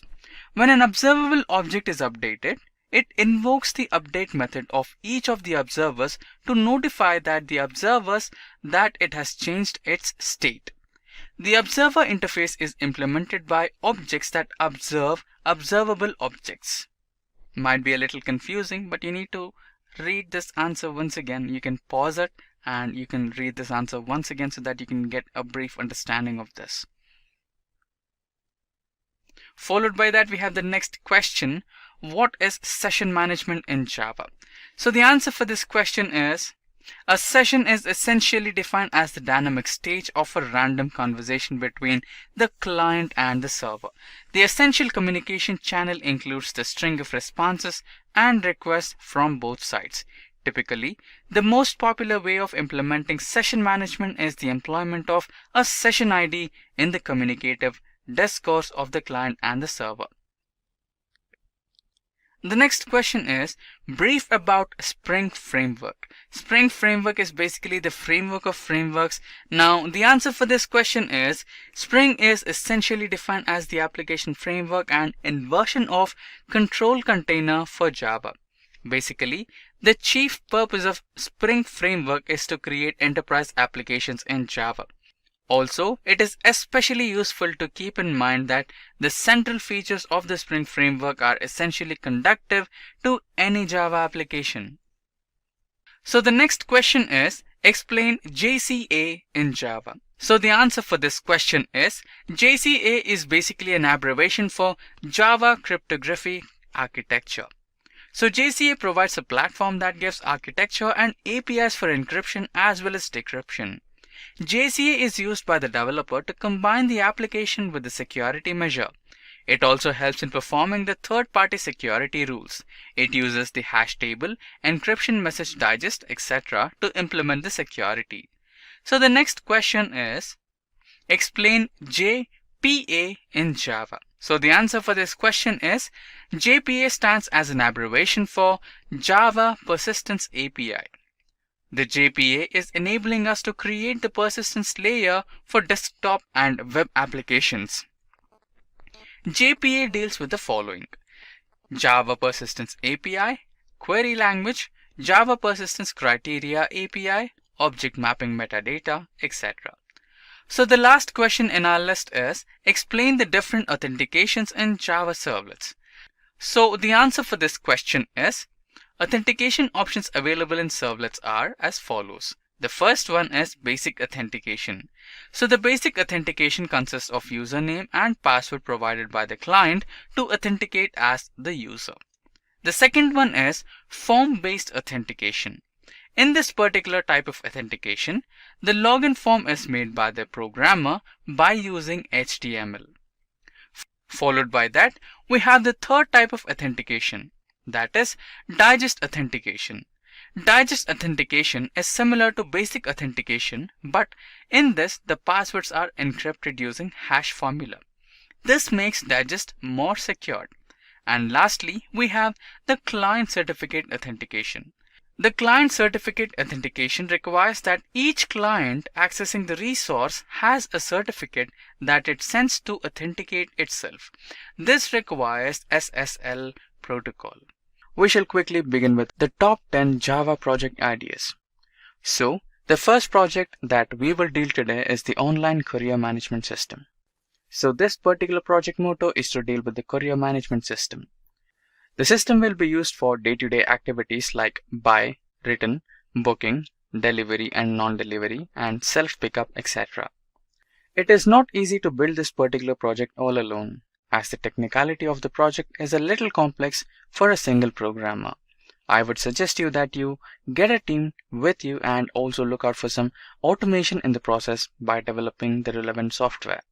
Robotic process automation is the new normal in today's life.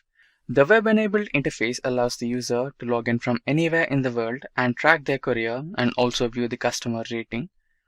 The system is designed to integrate with financial accounting to eliminate duplication of data entry and is also scalable to grow along with your company. The system needs to be built with user-friendly screens, rich in functionality and features, and finally the major part, it should maintain a high level of data integrity. So with that abstract discussed, now let's look into the features offered by this particular online courier service. As discussed in the abstract, this particular project should be providing the features of order and dispatch of the product, information regarding the customer, delivery executive, and followed by the delivery executive, we should be also having a payment window which manages the accounts and bill reports. So having said that, let's now move into the software requirements. So the software used in this particular project is the programming language, that is Java.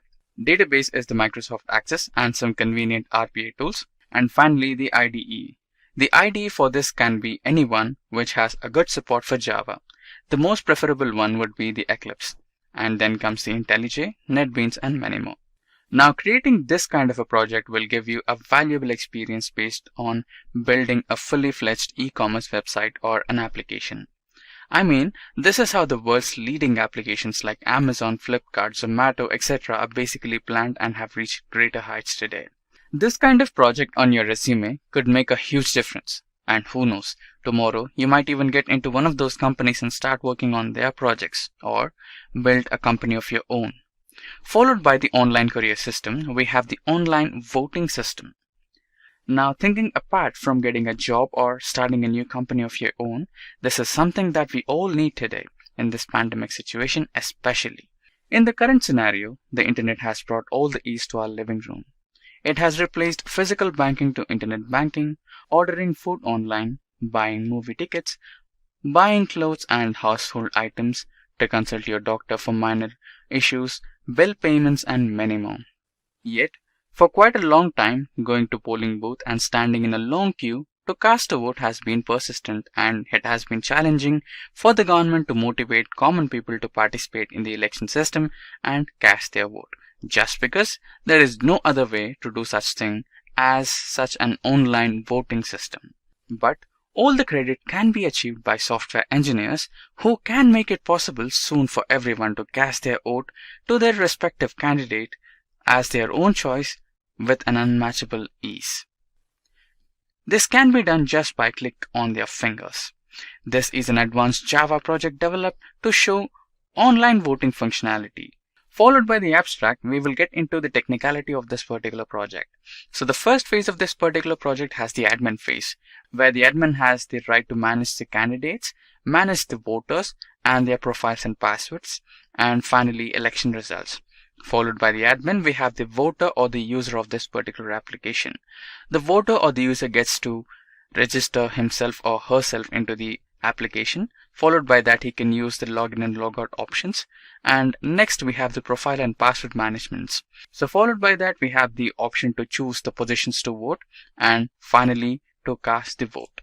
Now this particular project is an advanced level Java project developed to show online voting functionality. It showcases the use of Java Servlets, HTML and CSS. Again, coming into the IDE. The IDE for this can be anyone who has good support for Java. The most preferable one would be Eclipse and IntelliJ. Followed by the online voting system, we will now continue with the online healthcare management. Named as the Corporate Medicare Management, this e-healthcare management system is a web-based project developed in Java. The main aim of this particular project is to provide effective management of data related to staff and patients in hospitals or clinics. The features offered by this particular project should be as follows. It should optimize bed occupation. The project should improve the use of operation theaters, avoiding the cancellation of operations. To know how much emergencies affect the administration of the hospital departments or services which include cancellation of operations. To optimize the allocation of human and material resources to wards and shifts. To detect the influence of certain diseases in the hospital services, and finally to find clusters of patients. The software requirement for this particular project are as follows. We need DHTML for the front end and Java as the programming language, and data mining tool which is Weka, and Oracle for the database, JavaScript for the scripting language, and finally Tomcat as our server. The e-healthcare management system is a web-based application that assists the management of staff, doctors and patients in an easy, comfortable and effective way. Here, the concept of data mining plays a vital role to develop an effective healthcare management system. The proposed application aims to create a friendly working environment for any healthcare centers to overcome the drawbacks in the existing system of healthcare management. This system is very reliable and flexible from all aspects. So new features and modules can be easily integrated into the system in the future. Followed by the e-healthcare management system, we have a new normal, online banking. Not interesting and arousing for a normal person, but for a hardcore programmer, it is as exciting as a roller coaster ride in an amusement park. Because this is how the major national and multinational banks implement their banking facilities in a wide range so that their customers could experience the ease of banking at their fingertips.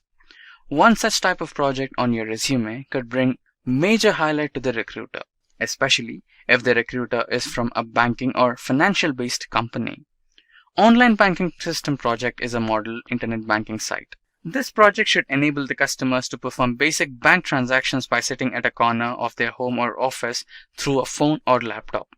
The customers can access bank's website for viewing their account details and perform the transactions on account as per the requirement. Bank employees can log in and add customer and account information to perform transactions with internet banking. With internet banking, the brick and mortar structure of the traditional bank gets converted into a click and portal mode, thereby giving the concept of virtual banking a real shape. Thus, today's banking is no longer confined to branches. E-banking facilities banking transactions by customers round the clock globally. The features you can offer through this particular project are homepage for online banking site, creation of new accounts, login and logout, manage profiles and passwords, view the balance of the account, deposit the amount into the selected account, withdraw amount from the selected account, transfer the amount from one account to another, close the account.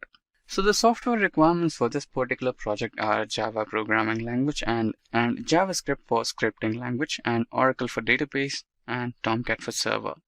So followed by the online banking project, we have the online examination project. Online exams are normal for us nowadays, but this is totally limited to high-end exams like CET, GRE, CAT, etc. The requirement for this particular project is increasing day by day because of the current scenarios. Many schools and colleges have now turned towards the online education system and are looking forward to hosting online exams for student safety. Online examination is a simple project developed to provide an online platform for faculty and students to conduct online examinations and their evaluations. This particular project has two parts. First is the admin part. Admin has the right to add students, create one-time login, adding questions, receive answers, and finally to evaluate. Followed by the first part, we have the second part, which belongs to the students.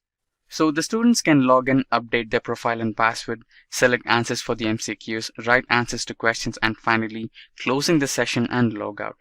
This particular project can be made a grand success by making use of simple Java servlets and Java programming languages and server like Apache Tomcat. Followed by the online examinations, we have the Smart City. Smart City Java project can be a web-based software developed to store the details of a particular city. The main purpose of the project is to help tourists and other visitors to a city by providing information about hotels, transportation facilities, air ticket booking, shopping details, city news, etc. The Smart City Java project serves the visitors as a guide of the city, and hence the project is called as City Guide Project in Java. Using this project, the details of the city can be accessed from anywhere at any time. The implementation of this city project promotes tourism and business effectively. Hotels can be searched more easily from anywhere. With the help of this online software, students can look out for academic institutes located in the city. You can view the complete map of the city using this project. Followed by the abstract, we have the features of this particular project. The features offered in this particular project are login, update profile and password, search for the options, select an option like booking a ticket or hotel or anything like transportation, etc. And finally selecting that particular option, booking that option and payment window. Finally, the confirmation of the order. This particular project can be fulfilled by using the following software tools as mentioned below. They are the Java programming language, Tomcat server, scripting languages like JavaScript, etc. and database as Oracle for interactive data storage. This could be escalated to another level by following. Design drones that can act like a cop, act as a tourist guide for the people touring the city, a drone that has capability to take pictures, videos of suspected activities and store it for future reference. A drone can intimidate a cop if any suspected activities are detected. There can be many drones in the city with different functionalities, and finally, you are required to implement the functionality of the drone to the users to interact with the drone. Users could be travelers or cops or travel agents or cab agents. The code for all these projects are provided in the description box below. Followed by the Smart City, we have the bug tracking system. The bug tracking system is a web-based application developed by Java programming language for software companies. The main aim of this project is to manage the errors or bugs that occur during the software development phase and cycle.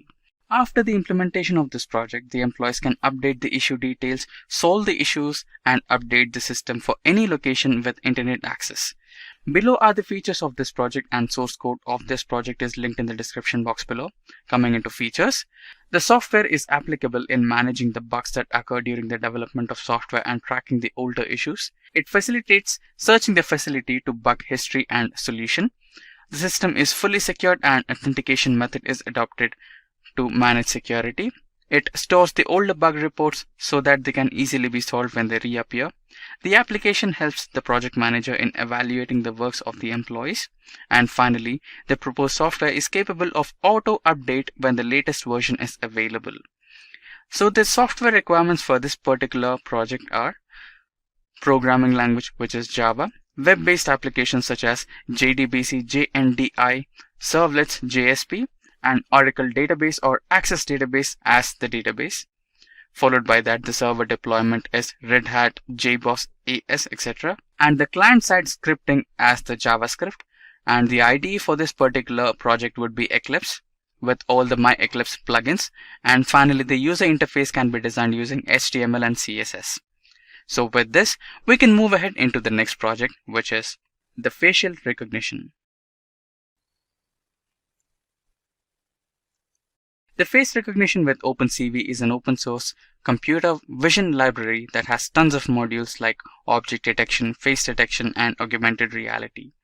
The major features that this particular project offers are managing the use of faces, facilitate face identification, easy login and logout, store face IDs, identify suspects with just images, enhanced way to find cyber criminals. So followed by the features, now we should look into the software requirements to build this particular project. So the programming language we need for this particular project is Java, and followed by the programming language we need the Apache Ant framework, Ming W64, and finally the CMake framework. So followed by the facial recognition project, we have the next project, which is the vehicle recognition. So Java ANPR is a number plate recognition software which implements algorithmic and mathematical principles from artificial intelligence, machine vision, and neural networks. So the features offered by this particular project are high-level language for numerical computation, interactive environment for iterative exploration, mathematical functions, built-in graphics, functions for integrating MATLAB, and many more. So this particular project can be fulfilled by using OpenCV and Java programming language along with some natural language processing algorithms. So followed by vehicle recognition project, we have our last project, which is the speech recognition system. So speech recognizer converts audio to text.